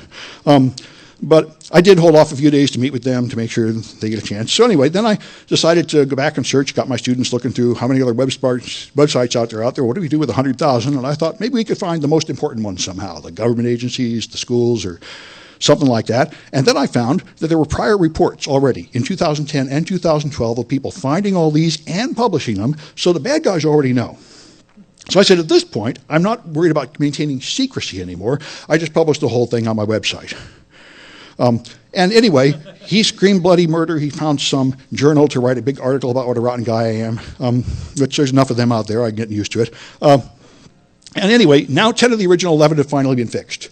So he is fixing this stuff eventually, so I guess it worked. But anyway, that's the harassment you get, and I'm extremely invulnerable. I mean, I have tenure at a college, as you may be aware. You can do anything once you have tenure at a college. You can give the students LSD and have sex with them and call it research and get away with this for years.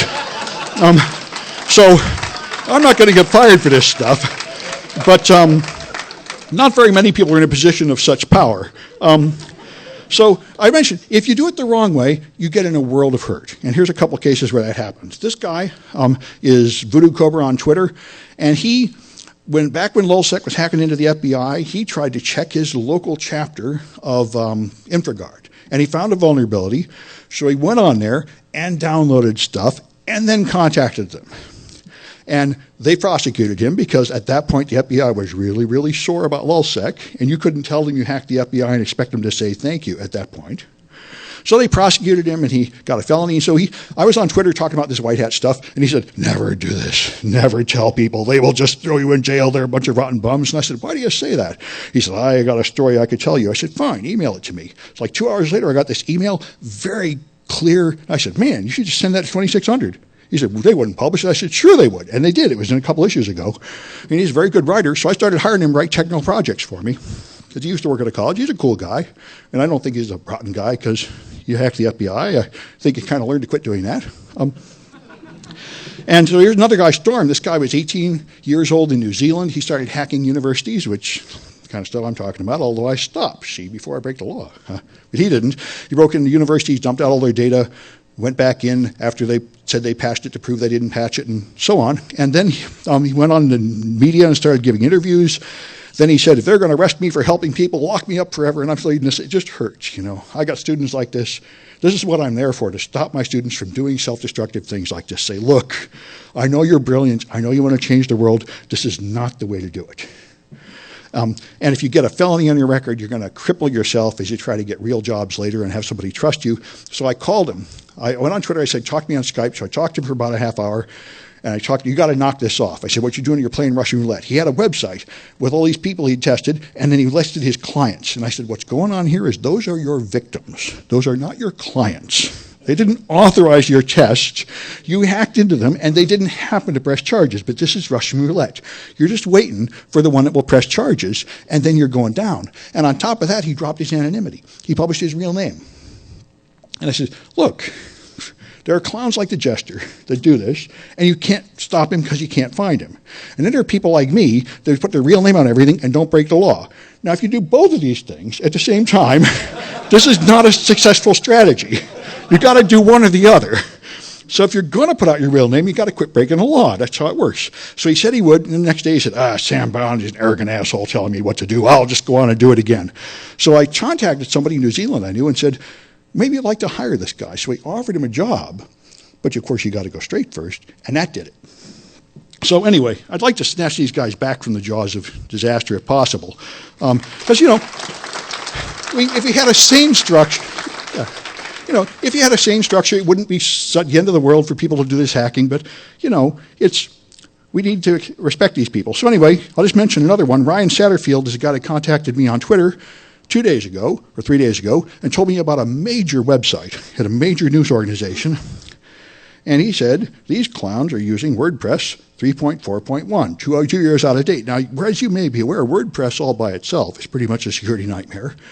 Using WordPress that's 2 years old is like just begging for it, like having SQL injection right in the URL. And he said, I called them, and they just screamed at me. They said, we don't need your help. Go away. Who are you anyway? And I said, boy, well, I contacted the CEO of the whole company on Twitter. He followed me. I sent him the message. He said he was going to do something. So far, nothing happened. I've censored this slide because I'm not yet ready to publish all this and humiliate them exactly yet. It's only been a few days, but that time will probably come. Anyway, I think I ran out of slides.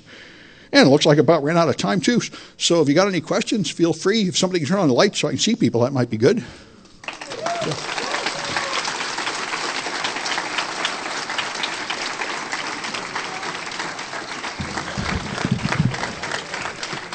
But I really appreciate the questions that already went by. You already hit on the topic points. This is a huge issue. People don't know where the law is. I don't get it. I guess my parents raised me worried about breaking the law more than other people. Yeah.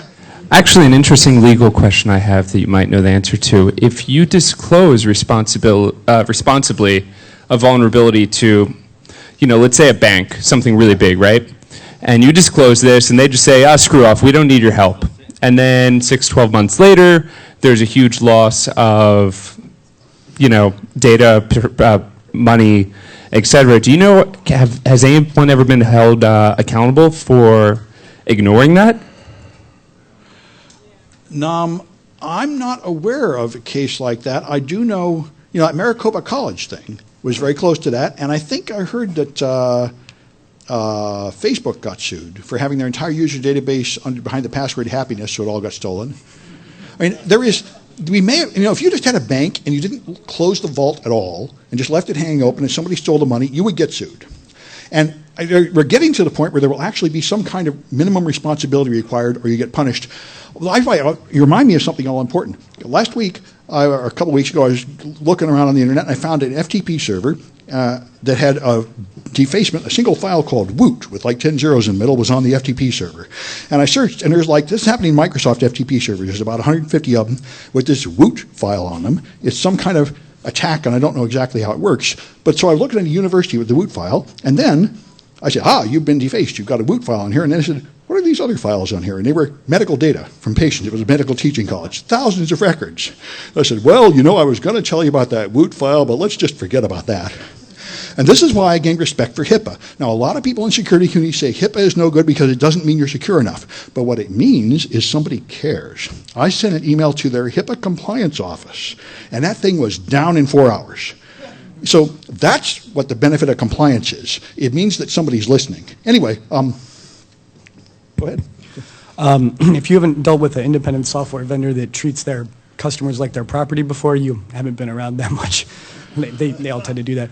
However, my actual point was it goes without saying that you need to communicate very clearly when you're reporting these. I think you have, obviously, but I got, of all things, emails from AWS a while back where they said, you have a SMTP relay open.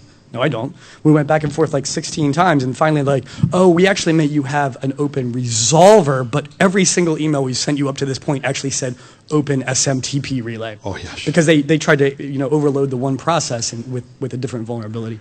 Also, that's a huge issue. You need to communicate in writing. One time I verbally reported a vulnerability to a business partner site, and then with their VAX, and then they tried to get me fired because I actually bothered to log in with /no command on VMS or something, whatever. Well, you remind me of something else I wanted to mention. I recently found a vulnerability in a bunch of routers, and I made a video showing it, and that is extremely effective. I don't hate videos myself, because everywhere I go is too noisy. I like pages with instructions. Nobody reads that. I made a 3-minute video. Here I am, trashing your router. Man, in one day, they were able to reproduce it. When I send in something with 10 steps on a page, they say, our team can't reproduce it. So, man, I've learned my lesson. I'm sending in video vuln reports these days. Yeah. This kind of brought up something interesting, which is that I probably have, signed up for things that are run by morons. And we all have. I have a couple websites, and I'm most likely morons. So, they're really two of the same things. So before I go ahead and sign up for a new web service, how do I make sure they're not idiots? What are some basic tests? And B, if I have my own site, what are some basic attacks that I can run on myself? Well, the first part is very clear. Don't trust anybody. Nobody is safe. The security companies get hacked. The government gets hacked. Everyone is getting hacked, right and left. Just assume that anybody you're dealing with is going to get hacked periodically. The best thing, of course, is to use a password manager. Somehow have a variety of passwords so you know which ones are more important than others. To protect your own site, there's usual stuff you can do, like the OWASP Top 10. There's services like Sakura. I don't know how good they are, but they'll do an attempt to scan your site. The vuln scanners are pretty weak, but there's the usual stuff. SQL injection is the number one thing. I mean, I remember I went to a talk and the guy there said, forget the OWASP top 10, we'll just do the OWASP top 1, SQL injection. This is nonsense, let's get rid of it. And that you can attest by just putting strange things in the field, largely punctuation marks. Thanks. Okay. Yeah, go ahead. What's your opinion on bug bounties? Are you for or against them? I'm for them, and this is wonderful. I'm glad you brought it up. Everybody should have either a bug bounty or at least a vulnerability disclosure policy. Everybody should do this, no matter how high security you are. You should have a policy that says, if you find a problem on our site, we will not prosecute you if you do this. And you just say something general, like you make reasonable efforts not to really expose any data, you don't interfere with business, you let us know and keep it quiet so we have time to fix it, and then we won't prosecute. This costs you nothing. People think this will attract attacks, but it won't. And you can totally do it. There's a company called Bug Crowd that does this in San Francisco. All right, I only got 2 minutes, but anyway, I'm glad you brought it up. Bug bounties are great. Number 2 was, what if you work for a company? How are these steps different if you work for a company and you want to report something? I don't think they're that much different at all, except you might have some credibility. And this was another big issue in San Francisco. The prosecution of the San Francisco network supervisor proved that your company can prosecute its own staff for hacking. So if you do things to your own company on the job that you're not authorized to do, you risk the same legal repercussions. So be careful. Yeah. Okay, I just kind of wanted to go on the video at least. The SQL injection that you mentioned, I'm just kind of going to repeat your answer, as in that it's a bad idea to do it. Bad idea to execute any code that you didn't stumble upon yourself, like modify the query. Well, no, in you the can't. URL. You can't hack into somebody, which means you can't do things to their server that you're not authorized to do. Despite the fact that all you're doing is, you're reforming a URL. Yes, and see, this is, I think, a huge issue, and I hope I can get this to the world. People that are technical think what matters is how smart was the thing I did. That has nothing to do with the legality. If there was a window and you threw a brick through it and went in and stole the server, you just committed computer trespass. It is not a crime based on how smart you are. It is a crime based on what you did. And if the result was you went to someplace that you had no right to be, you're hosed. Anyway, I think I got 1 more minute. Go ahead. Yeah. Regarding the cracking of the password hash, Yeah. I'm not convinced that action would be legal. I think under the Computer Fraud and Abuse Act, even the unauthorized possession of an access control device could be illegal, not just the usage. So the act of cracking it, I've heard cases where that's been used against people. That's interesting. I've been doing it for years. They do it at DEF CON. Maybe it is illegal. If it's illegal just to crack the hash, that's an issue. I've certainly been doing it. But all right, time to quit. Thank you very much, folks. Thank you very much, Sam. Stick around. We got the last talk in this room of the conference coming up. That'll be coming up in a few minutes. Stick around.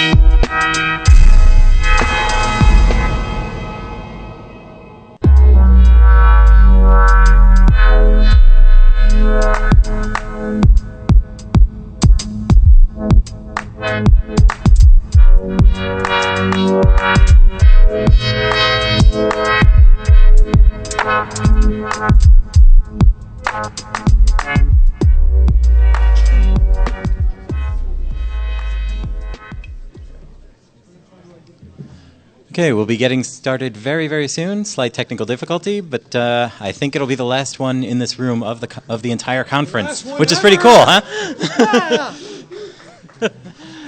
All right, a couple of very brief announcements before we get going.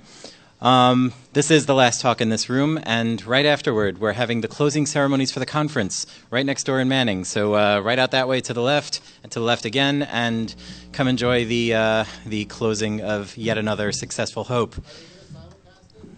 They're not going to simulcast it. You'll have to simulcast yourself into there. So astral projection is encouraged if you can do it. Also, just a really important reminder, after the closing ceremonies, we need to break the stuff down in here, we need to get it packed away, we need to get the hotel cleaned up, and we need all the help we can get. There are no cleaning staff that are going to help us, it's just us. So if you want to volunteer a bit after the conference, it'll be obvious after the closing ceremonies who you can go up to, ask what you can do to help us out. We depend on that because, we only have 2 hands each, and yours are a valid addition. Okay, without... socks, by the way. While he's enjoying my socks, I'll tell you that the next presenter is... This is a very interesting talk, and I'm glad we're closing the conference off with this. This is Jumping the Carbon-Silicon Boundary for Fun and Mostly Profit. Give it up for Tom Keenan. Thank you. It's great to be here. I am a native New Yorker, but I moved away when I was 22 years old, so you can imagine that was a long time ago. But one of the things that I did was I learned to program here in 1964. I was a student at the Bronx High School of Science, but I didn't learn there because the darn school only had 1 computer, and it was very restricted who could get to use that computer. So I went down to NYU, of all places, where they had an Atomic Energy Commission computer. And I used to carry printouts with me that on the bus, when people would all look at me, and I thought, I'm this real special guy. I've got these printouts, 132 character, fan-fold stuff, and now I realize they just thought, that's a creepy kid. We better sit on the other side of the bus. Now you walk through, you take that same bus, and every little, teenager's got his face on a smartphone, and they're all, looking up sports scores. And as you all know, they have no idea how they're being tracked. They have no idea what's being done. And my premise is that they should know more. That's the reason I've written this book called Techno Creep, which I'll be signing copies of later.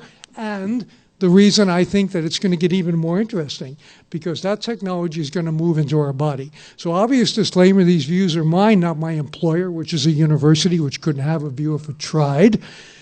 And it's also not the views of my publisher, although they're very good people and probably share my views. They've also published Julian Assange's book and the Chelsea Manning trial information, and they have great books. So, anybody know what that thing is? Yes, close. It's a Kurzweil reading machine circa 1976. And the opening story I wrote in this book was about how I first understood unintended consequences. I was a news reporter. Walter Cronkite had used this machine, which read to the blind, to do his sign-off. For CBS News, this is Walter Cronkite. So I thought, well, I'm working for CBC Radio. I can make it say, for CBC Radio, this is Tom Keenan.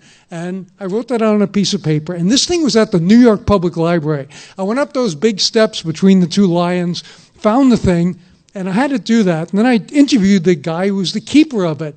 And I said, what do people, how's this work? And he showed me. I said, what do people bring in to read? And without a moment's hesitation, he said, pornography.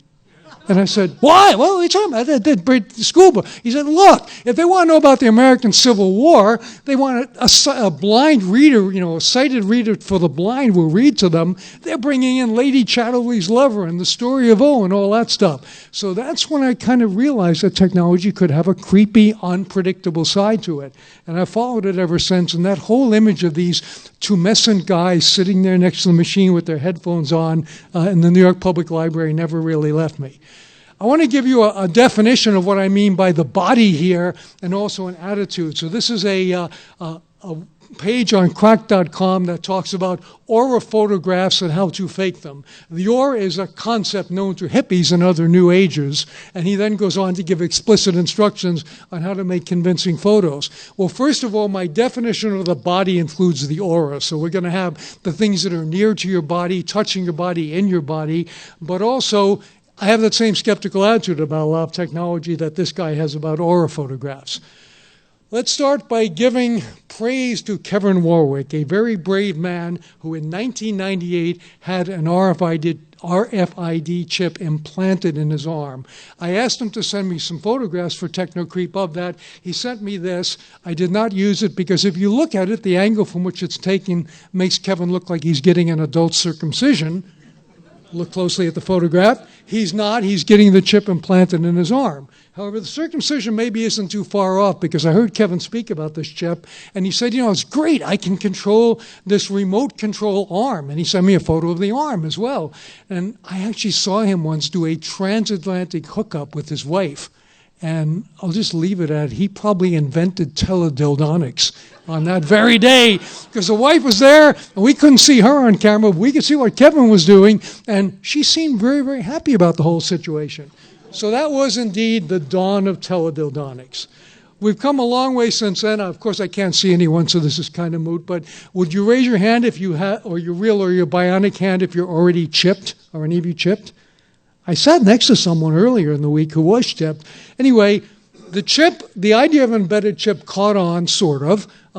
There's a beach club in Ibiza that used it. I couldn't figure out why, and I watched the news report. And it's pretty simple. They're wearing just about nothing. They have no pocket for a key or a credit card, so having the chip in there allowed them to walk around essentially nude, but also to get into the VIP area and to charge things. There was a U.S. patent issued way back in '91 called Method Enabling Dental Identification of Humans and Animals, in which a chip could be put just below a filling in your tooth. And there are these persistent rumors that Obamacare is going to chip us, that for some healthcare reasons we're going to need chips. Well, they're sort of true. way back a few years ago, the FDA did approve computer chips to be planted in humans. And just to show you the size, next to a U.S. penny, something we don't have in Canada, and which Australia got rid of several years ago. But that next to a penny, that's what the chip looks like. We do it to our dogs. We do it to cattle up where I live in Calgary. Apparently, we're doing it to Grandma down in Florida, too.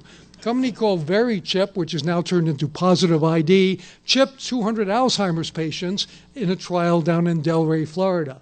And a couple of things happened.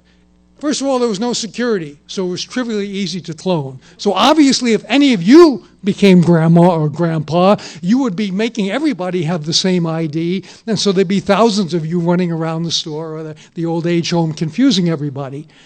The nature of RFID is you have to chase the patients with a reader, and that wasn't really very good. There are stronger RFIDs. I was at a conference in Geneva that was quite humorous because they had RFIDs in a conference badge, not like these cheap, flimsy ones, and it was very highly secure, but beautiful, I should say, quite lovely. The ones in Geneva, they actually made you hold it up to a reader, and your photo came up. And the protocol was if you matched the photograph, you were let in. If not, there was a soldier who would shoot you. So it was a pretty high security meeting.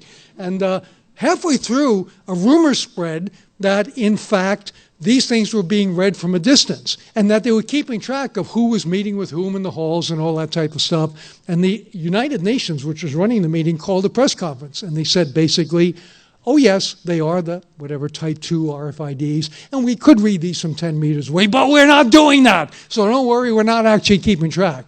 But, you know, the reality is a lot of people feel that this is an invasion. There's a whole book by Catherine Albrecht called Spy Chips on how Walmart wants to put chips into us and track us. And it was what really kind of killed this project, and it is sort of dead now, is it got labeled by the religious right as the mark of the beast. Conspiracy theorists are pretty sure that Delray Beach firm is developing the Antichrist. Well, you know, once you call something the Antichrist in America, it ain't going too far too fast, right? So, you know, the reality is that the project is certainly slow, but it ain't over. First of all, parts of many of us, hopefully no one in this room, are already tagged. This is, in fact, a breast implant. Breast implants have RFIDs in them. Some do. Now, why do they do that? For the obvious reason that when you come into the hospital and you tell them you had a breast implant a few years ago, they need to know what kind. And there's really two ways. They can slice you open and find it, or they can do this. So it has advantages. However, you know, I have this scenario in the book that some kind of wild and crazy guy doctors take one of the readers out of the operating room, pop it in their jeans, and they go down to the local bar and start, you know, sniffing around. And that's the kind of thing that could happen. So just putting these chips in can be invasive. Designer jeans like Levi's have, some of the very high-end ones have chips in the seam, partly for anti-counterfeiting and authentication, but in theory, if some rogue reader was sitting in your chair, you could be tracked. The key point about RFID, of course, is you don't know when you've been read. You know, you just walk by it and you may well have been scanned.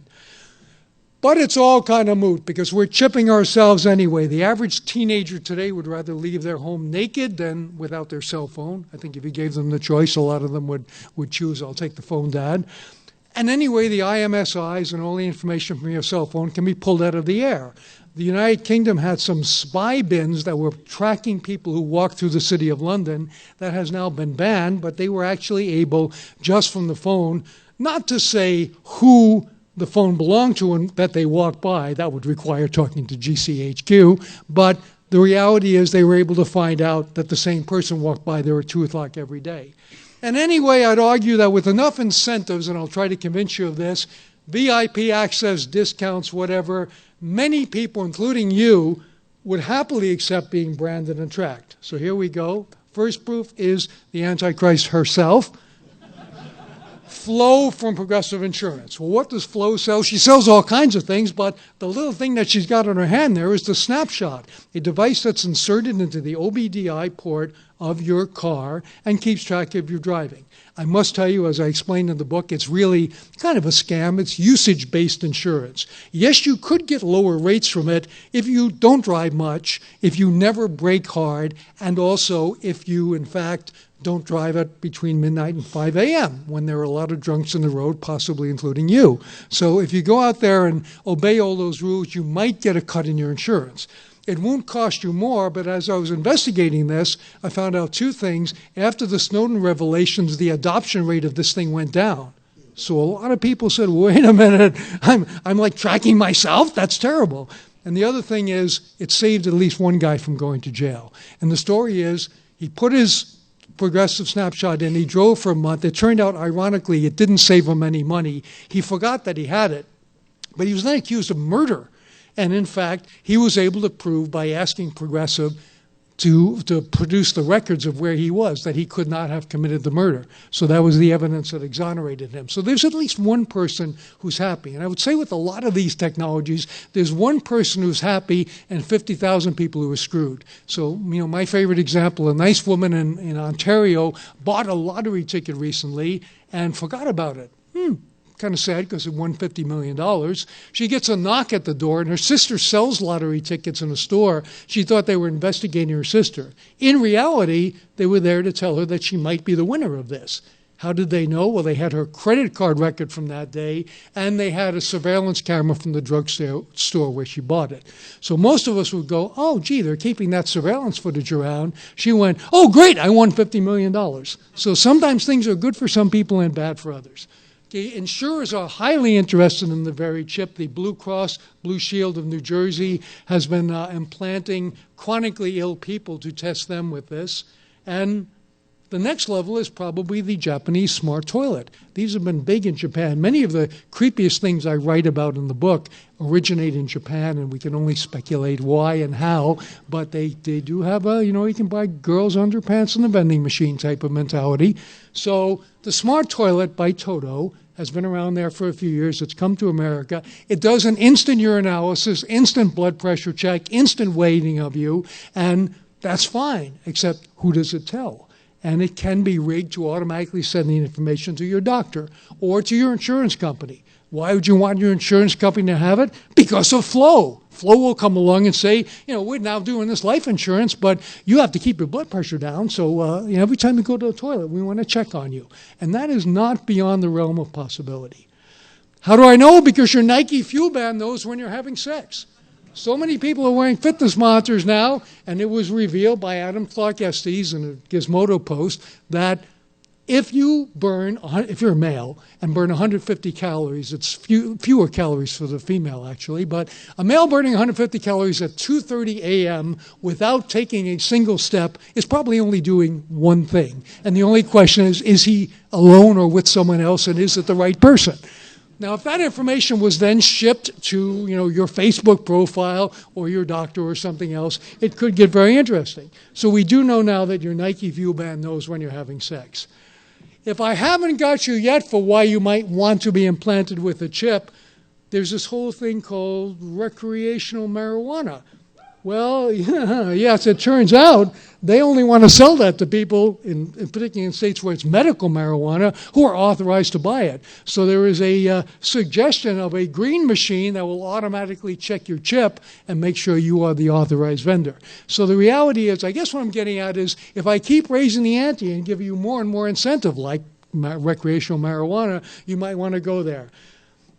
Another possibility, I know most of you don't care about your jobs, but if you did, you might need to sort of be branded to actually keep your job. This is Regina Dugan, who used to run DARPA and works now for Google via Motorola.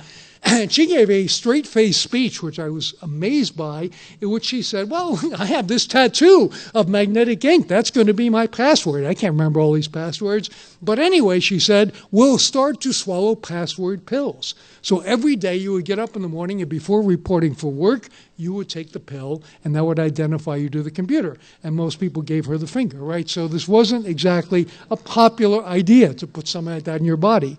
But if I told you that if you want to be an executive at Google or some company like that, you got to take the pill with the Kool-Aid, you probably would do that. If I still do not have you, I will make one last try to convince you want this. And here she is, adorable little child. I mean, how could you not love this child? When this child grows up, thank you, Photo Bucket. When this child grows up, you are going to find that this child wants to go to one and only one place, the creepiest place on earth, a Disney theme park. Disney theme parks have tunnels under them with little teenagers who come up and pick up all the garbage. They have tunnels that have characters in them. It is alleged that occasionally the characters do rude things under each other's costumes. Stuff happens in those tunnels. They're called the utilidors. However, on top of Disney, they now have something called a My Magic Band. How does this thing work? You go there, you pay them money, they sell you this band, and it gets you into the park, so it's your ticket. But it doesn't stop there. It also tracks you through the entire park. And so that little girl, let's call her Sally, has come with you. You're holding her hand. Her little tiny wrist has the magic band on it. And then suddenly, Minnie Mouse is appearing on the horizon. And Minnie gets on her iPad. Sally is approaching now. Her favorite character is Minnie Mouse. Her remaining spending limit for today is $43. So underneath from the thing comes the $40 jumbo Minnie doll. Because the reality is that they know all about you. If you're on the Disney property, they track you. The other thing about it, though, is that you don't have to get it.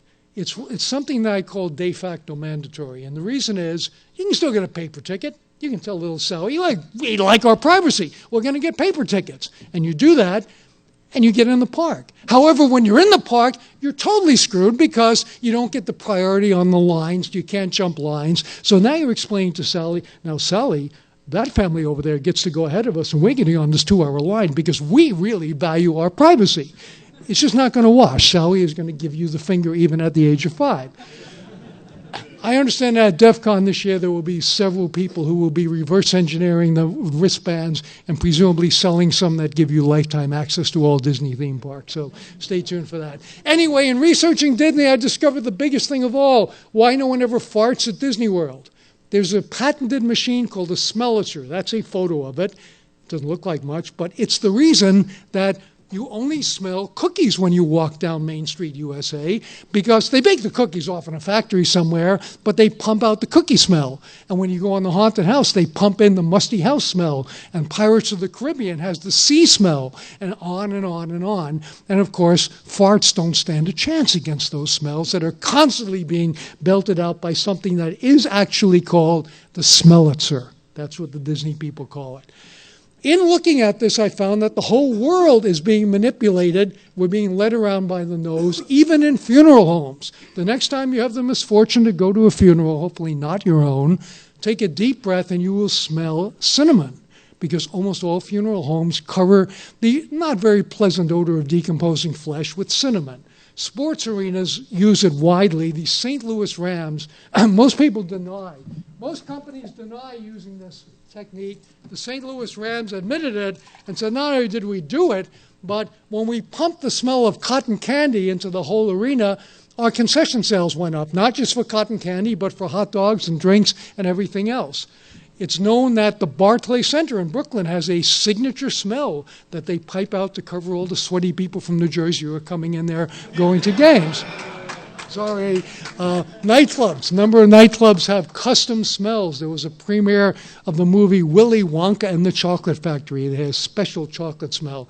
Even Holiday Inn, not the classiest. Probably a lot of you are staying in Holiday Inns. But anyway, the reality is it's not the classiest, but they figured this out too. When you have a wedding, they pump in the smell of roses. When you have a business meeting, they pump in leather.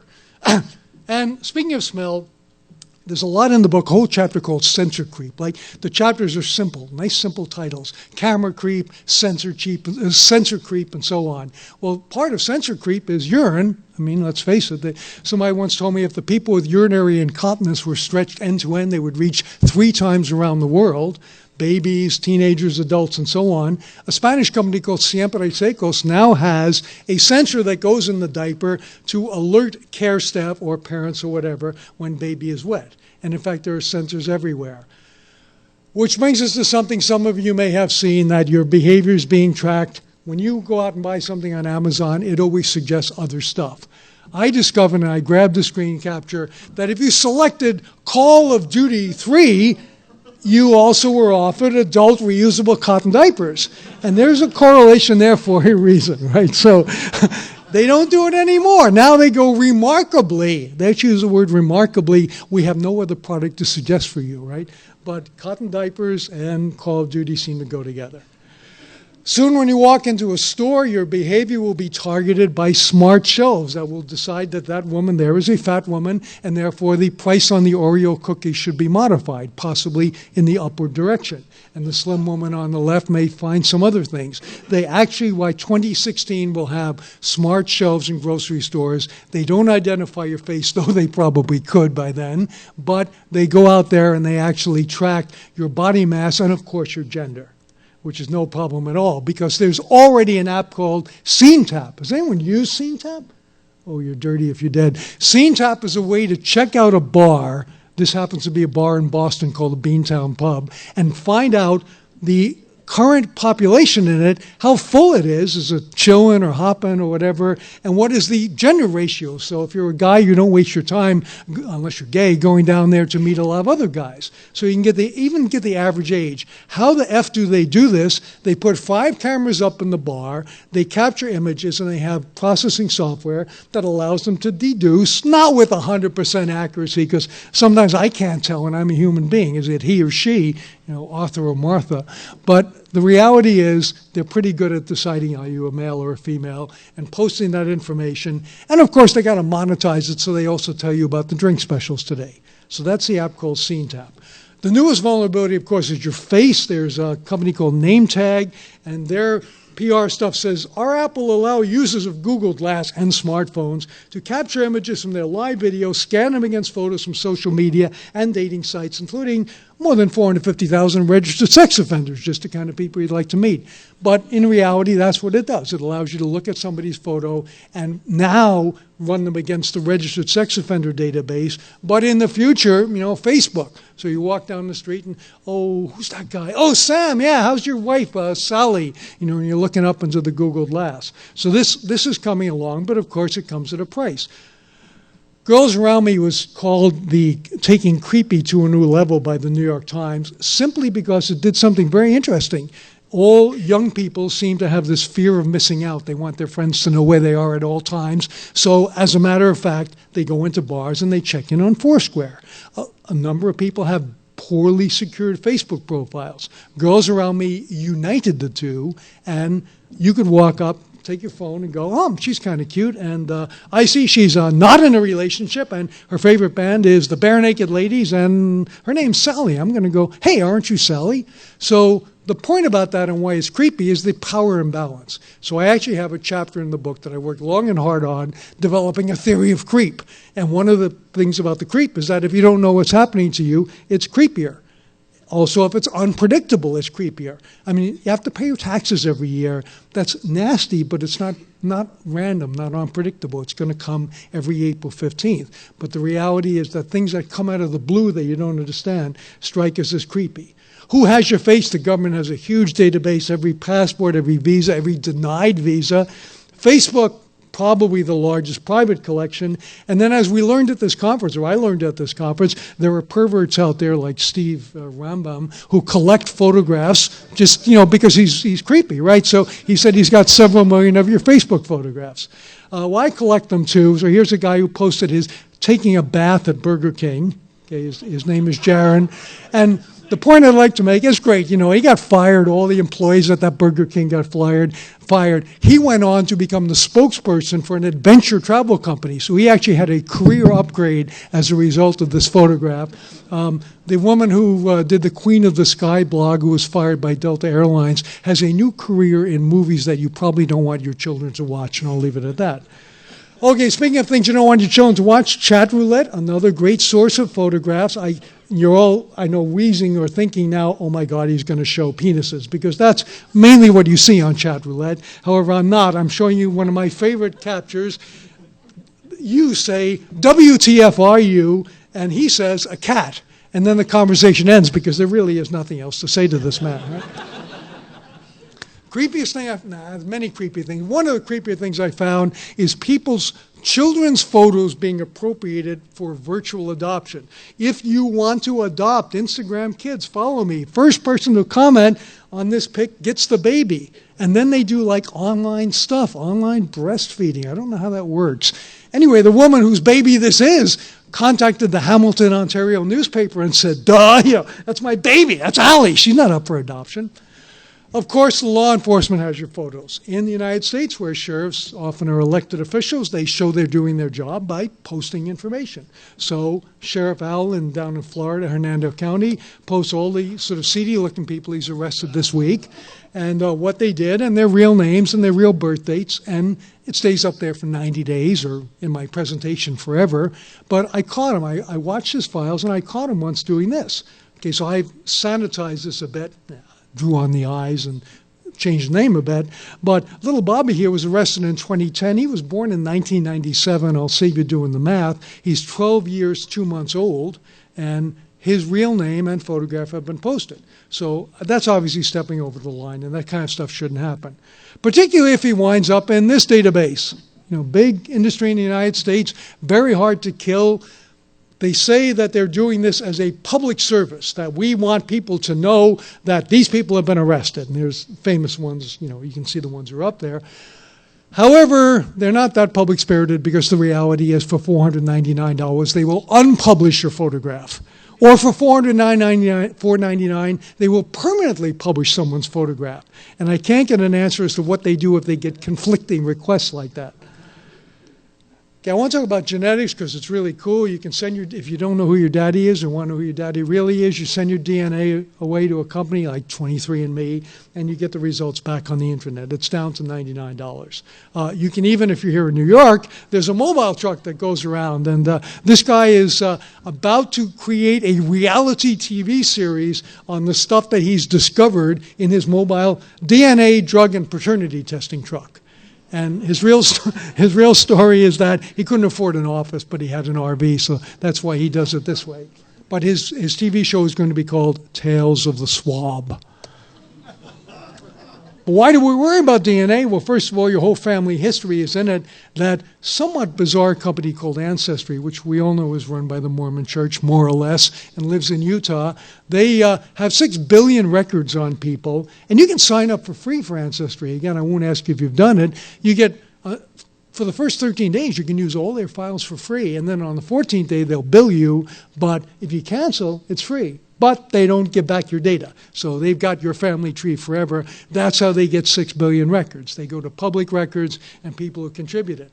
They've been offering a genetic genealogy so you can trace yourself back to Adam and Eve or Joseph Smith or whoever you want to be tracked to. And by doing that, they basically get your DNA. And I will be very careful who I gave my DNA to, particularly if you are a male and have ever donated semen.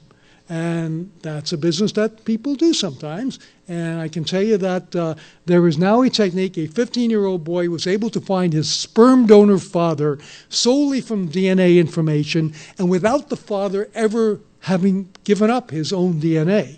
And the reason is he had some circumstantial information, like where he went to school. He had his own DNA, of course, and he was able to find other men who had the same surname as his father, and eventually the phone rang, and it's, "Hi, I'm 15, and it's time to pay for college soon." Well, the reality is that that could happen. There's a sperm donor in New York who has apparently 293 children running around out there. His semen commands a premium, as it turns out, because parents who have used it, mothers who have used it, want their siblings to be genetically related, so they actually bid on his bodily fluids, which are kept like fine wine in refrigerators. And there is actually a trade in human semen, if only because if you're Cleveland, Ohio, to pick on a city, you don't want everybody getting inbred there, so you got to trade some with California or something. So there actually is a whole creepy world. But I did find one sperm bank that has a selector, so you can go, I want to know the race of the donor, I want to know the education of the donor, PhD or whatever, and you can even submit a photo like Brad Pitt. So I submitted Brad Pitt, and it gave me some supposedly lookalikes. It didn't actually show me their photo, so I had to take it on faith. So being a good computer scientist, I specified should also be Negro, And at that point, they were African American, I guess they said. At that point, they said, we don't have a really good match for you. So it is doing something, we just don't know what. Why is that woman in love with her printer? I put this in because there was a great talk, I don't know how many of you heard it, on biohacking, and the young people, I was going to call them kids because one looked like he was 12, but the people who did that talk last night, who I have a lot of respect for, are kind of like we all were when we were first getting computers. Anything's possible. Well, yes, anything's possible, and you can print something that will wipe out the world. Let's be careful about that. So the reality is that it's getting quite consumer friendly to mess with DNA just as it is with 3D printers. I didn't write in this book, maybe I'll write another book about DNA hacking. I did write about 3D printers. Okay, so obviously there's the gun. I mean, now there's much better ones, metal sintering ones. But, he was the pioneer. That's the guy from Defense Distributed. But then I thought, let's get into the bio realm. So I called a wildlife sanctuary in Arlington, Tennessee, who had a duck whose foot was backwards. And they turned it around surgically. Actually, they amputated it, and they made a 3D printed foot for this duck whose name is Buttercup. And I think I spent an hour on the phone negotiating the rights to the photograph of Buttercup. So Buttercup appears courtesy of the Feathered Angels Waterfowl Sanctuary in Arlington, Tennessee. And I thought, that was a good day's work, but what else can I do? So I called a buddy here in New York who runs a company called Maker Love.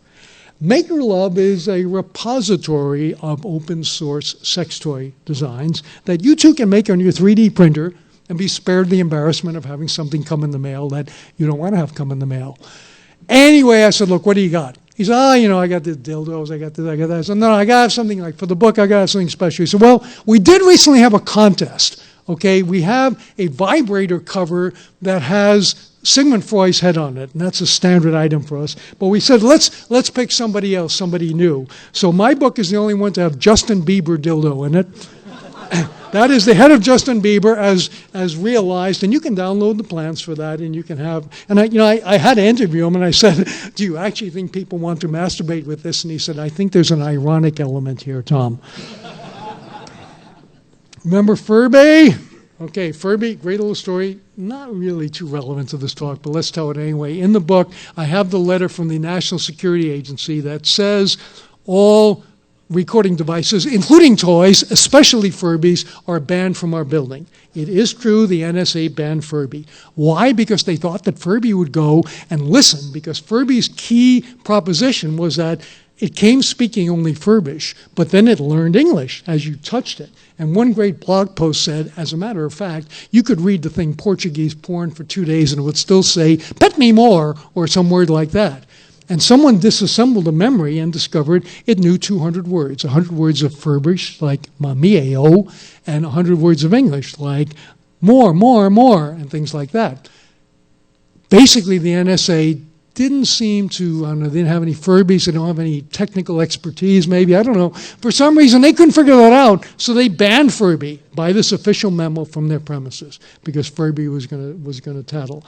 One thing about Furby, and the reason he's actually here in this presentation, is he's come back as Nekomimis. So Nekomimis, notice, the secret parallel between the two. Nekomimi are brainwave cat ears that, of course, come out of Japan. And their promotional video, which you can find online, shows a young girl like this, and she sees, except she's Japanese, and she sees this attractive-looking man going by, and her ears erect immediately, and then he ignores her, and her ears flop down again like this. So Nekomimi basically communicates some brainwave information to show if you're aroused.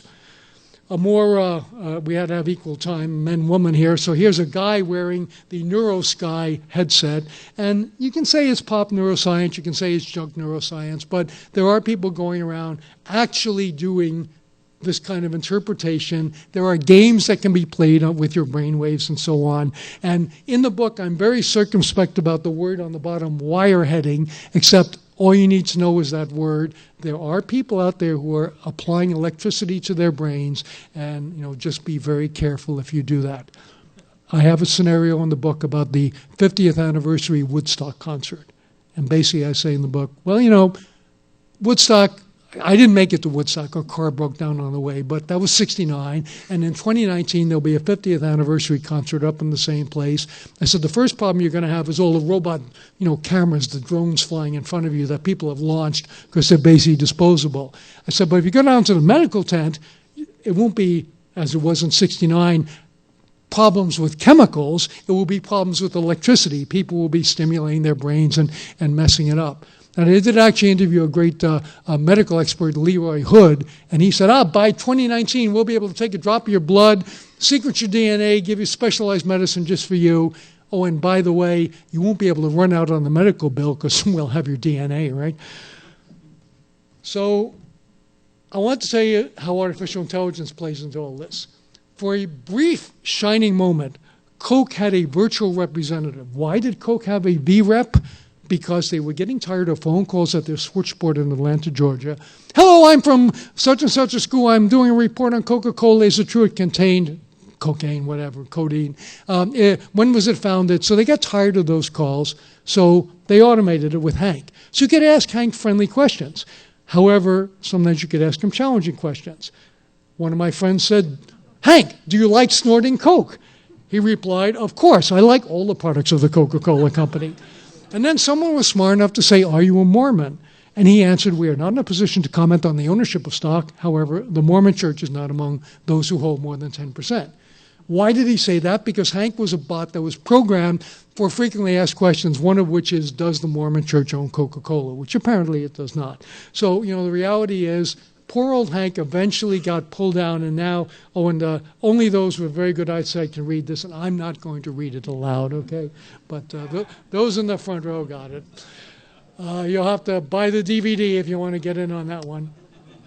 Today, Hank is a pale shadow of his former self. He's a frequently asked questions page. He still says, I'll be really glad to answer your question, and if he can't help you, he'll let you know how disappointed he is, which leads us to the basic fallacy of AI, which is that this thing can't be disappointed at all. This is Bina 48 to be exact. Martine Rothblatt, who used to be Martin Rothblatt and started Sirius Satellite Radio, is an eccentric entrepreneur, designer, artist, whatever, and has created a very lifelike face made of rubber, or frubber, actually. And you can see from the back that Bina's got mechanical stuff. And Bina carries on conversations. And the New York Times, having no better news to cover, sent Amy Harmon up there to interview Bina. So there's a photograph of the interview with Bina 48 up in Maine. And Amy apparently at one point got quite seduced because Bina looked her in the eye and said, Amy, what's it like to be a reporter for the New York Times? And she said, you're looking at me, you're relating to me. And then Bina said, if you want, I can play a game with you. So, clearly there was no thought going on, but there's that fallacy that there's thought going on. So I want to leave some time for questions and discussion, give you a few conclusions, though. Don't assume anyone is your friend. You probably knew that already. I just have to say that because you have to say that. Invasion of privacy really begs whether we have any privacy. Well, we've learned here in the last few days, cast a lot of doubt on that, let's put it that way. Be very careful posting anything because you can never get it back.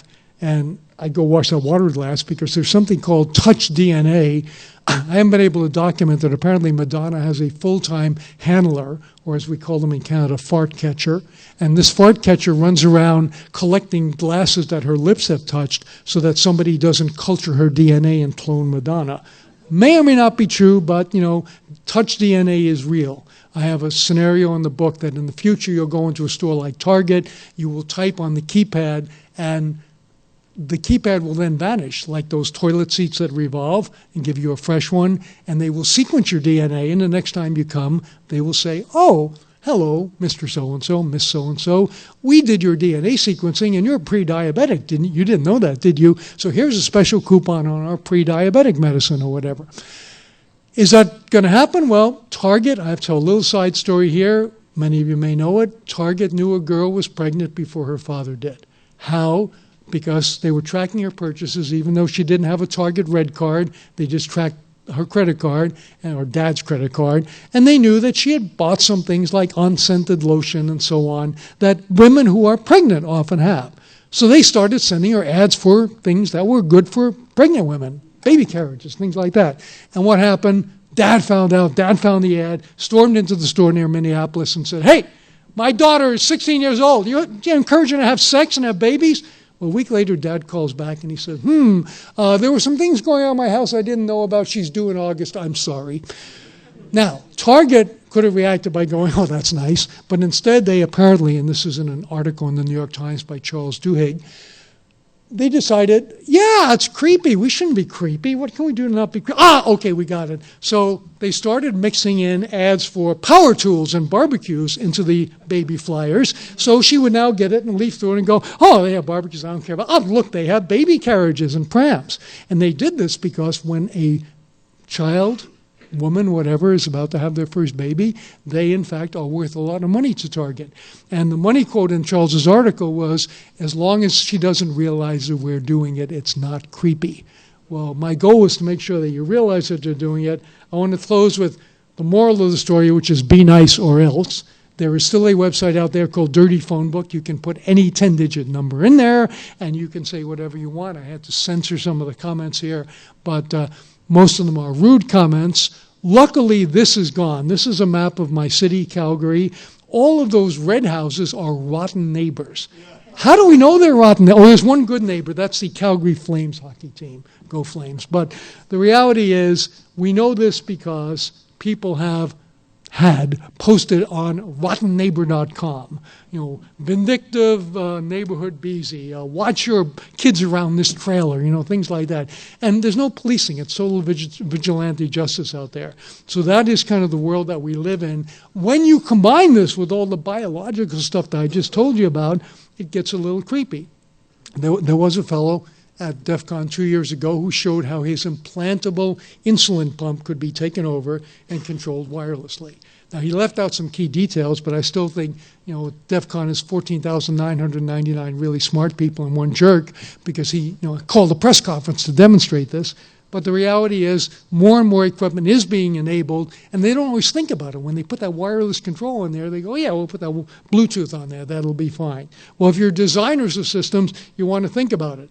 And mostly we're all going to have to make choices. This is a real apocryphal, but I think real ad. Free to good home, beautiful 6-month-old male kitten, orange and caramel tabby, playful, friendly, great for family. Or handsome 32-year-old husband, personable, funny, good job, but doesn't like cats. He says he goes or the cat goes. Call Jennifer, come see both, and decide which one you'd like.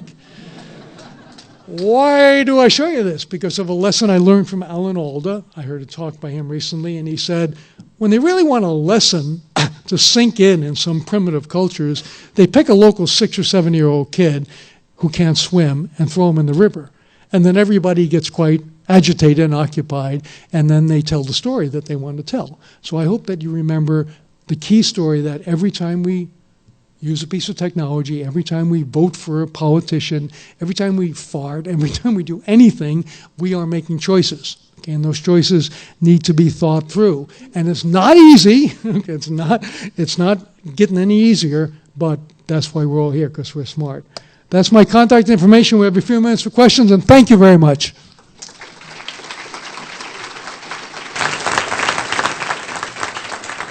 Let there be light. Let there be light. And I'll be signing books in the back. Let there be light. Do we have a little bit of question time here? We do, yes. Yeah, please come to the mic. Yes.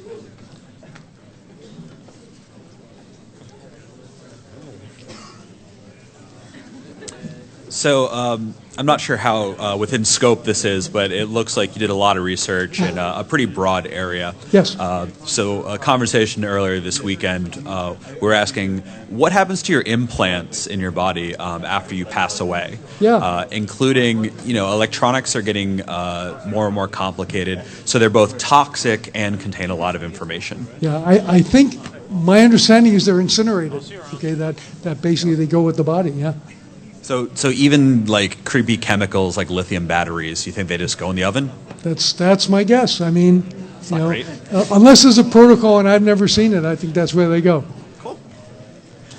Hi, my name's Jeff. I'm a fellow Canadian. Thanks very much. Yes. I throw you out a fun one because it's been 10 years I've been working in real-time location systems and everything creepy that you've talked about.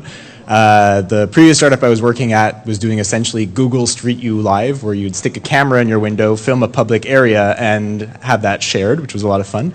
And the startup I'm at right now, I'm carrying actually 2 radio identifiers on my badge, one of which is Bluetooth, so anyone with a decent phone in the room can find me. I'm shamelessly self-promoting, is what I call it.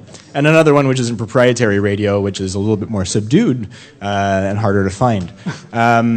What I wanted to ask then is really, what I found working in this space, and I think of myself as a good ethical Canadian, is that as long as you're giving people good value and there's, number one, excellent transparency in what you're trying to do and what you're doing with the data, that generally people will respond well. And I'm just curious of your thoughts there. If they know. I mean, there's a great film, Terms and Conditions May Apply, that says that you're worth $500 a year to Google. If you use Gmail, YouTube, G Drive, they sell you to the equivalent value. And one might think that there's an option to give them $500 and not have them do that, but there's not. And that's what's creepy, right? And as somebody pointed out yesterday, even when you delete a piece of mail in Gmail, it's still sitting in the all mail folder. When you take, Facebook strips off the location data if you happen to send a photo with location data, so when it's posted it's not there, but they have it. Yeah, I think the challenge there is people have been trained to want free things, but if you can put on the table very clearly what the value to Google is versus what you might pay, then it's possibly interesting. So staying with the Canadian, the University of Alberta has moved to Gmail as their default provider, and their students' mail is not read by robots. And Google agreed to that, and for free, on one condition, that when the students leave, they'll still be Gmail customers. So they basically keep them as a customer. Thanks. Yeah. Hi, Tom. Ed, I got to meet you right before the talk here. Yeah. I had one brief statement and one brief question. I just wanted to defend, Hope in 2600. We have done a lot with RFID badges, including the last index, open, releasing an open source. So I just wanted to get that on record. For those who don't know, badges are a thing at DEF CON, right? And my question for you was, in your book or through your research, I happened to join a military branch as the year of 1994.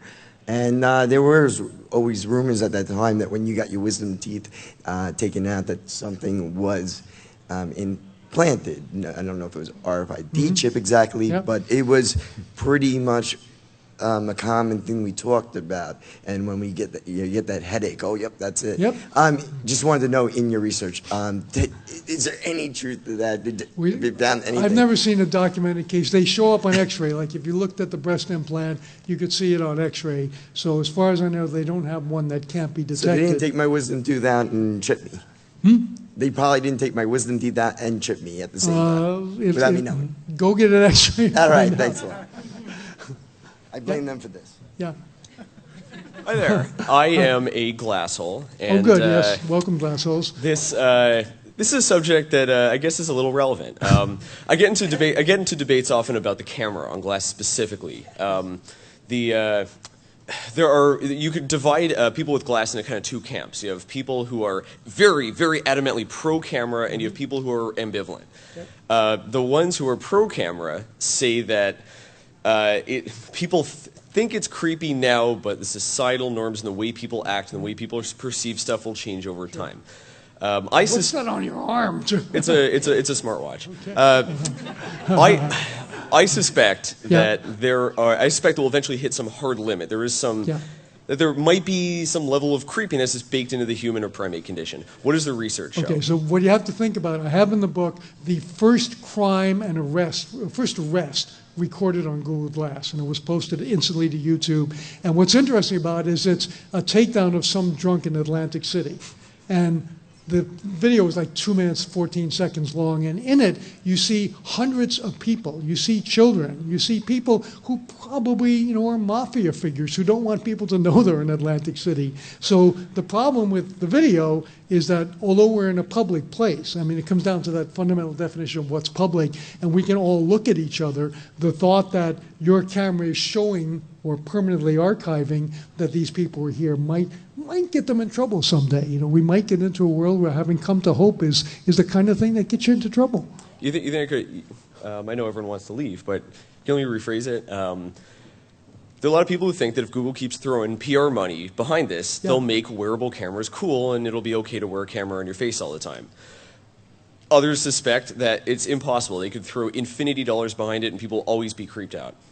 Are there certain things that just people just will not and cannot get over? It depends on what the value is. In Russia, everyone has a dash cam because there's a whole industry of fake auto accidents. You go to Russia, rent a car, within an hour, someone will have thrown himself or herself in front of you and be claiming the insurance. So it's automatic that you have a dash cam. If we get to a world where you have to document stuff, it's called surveillance instead of surveillance, right?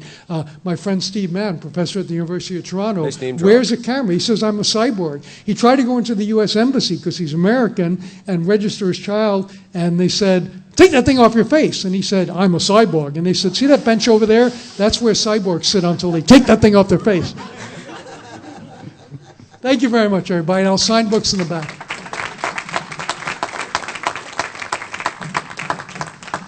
Thank you. And that's it for this room. Go next door to the Manning Room for our closing ceremonies.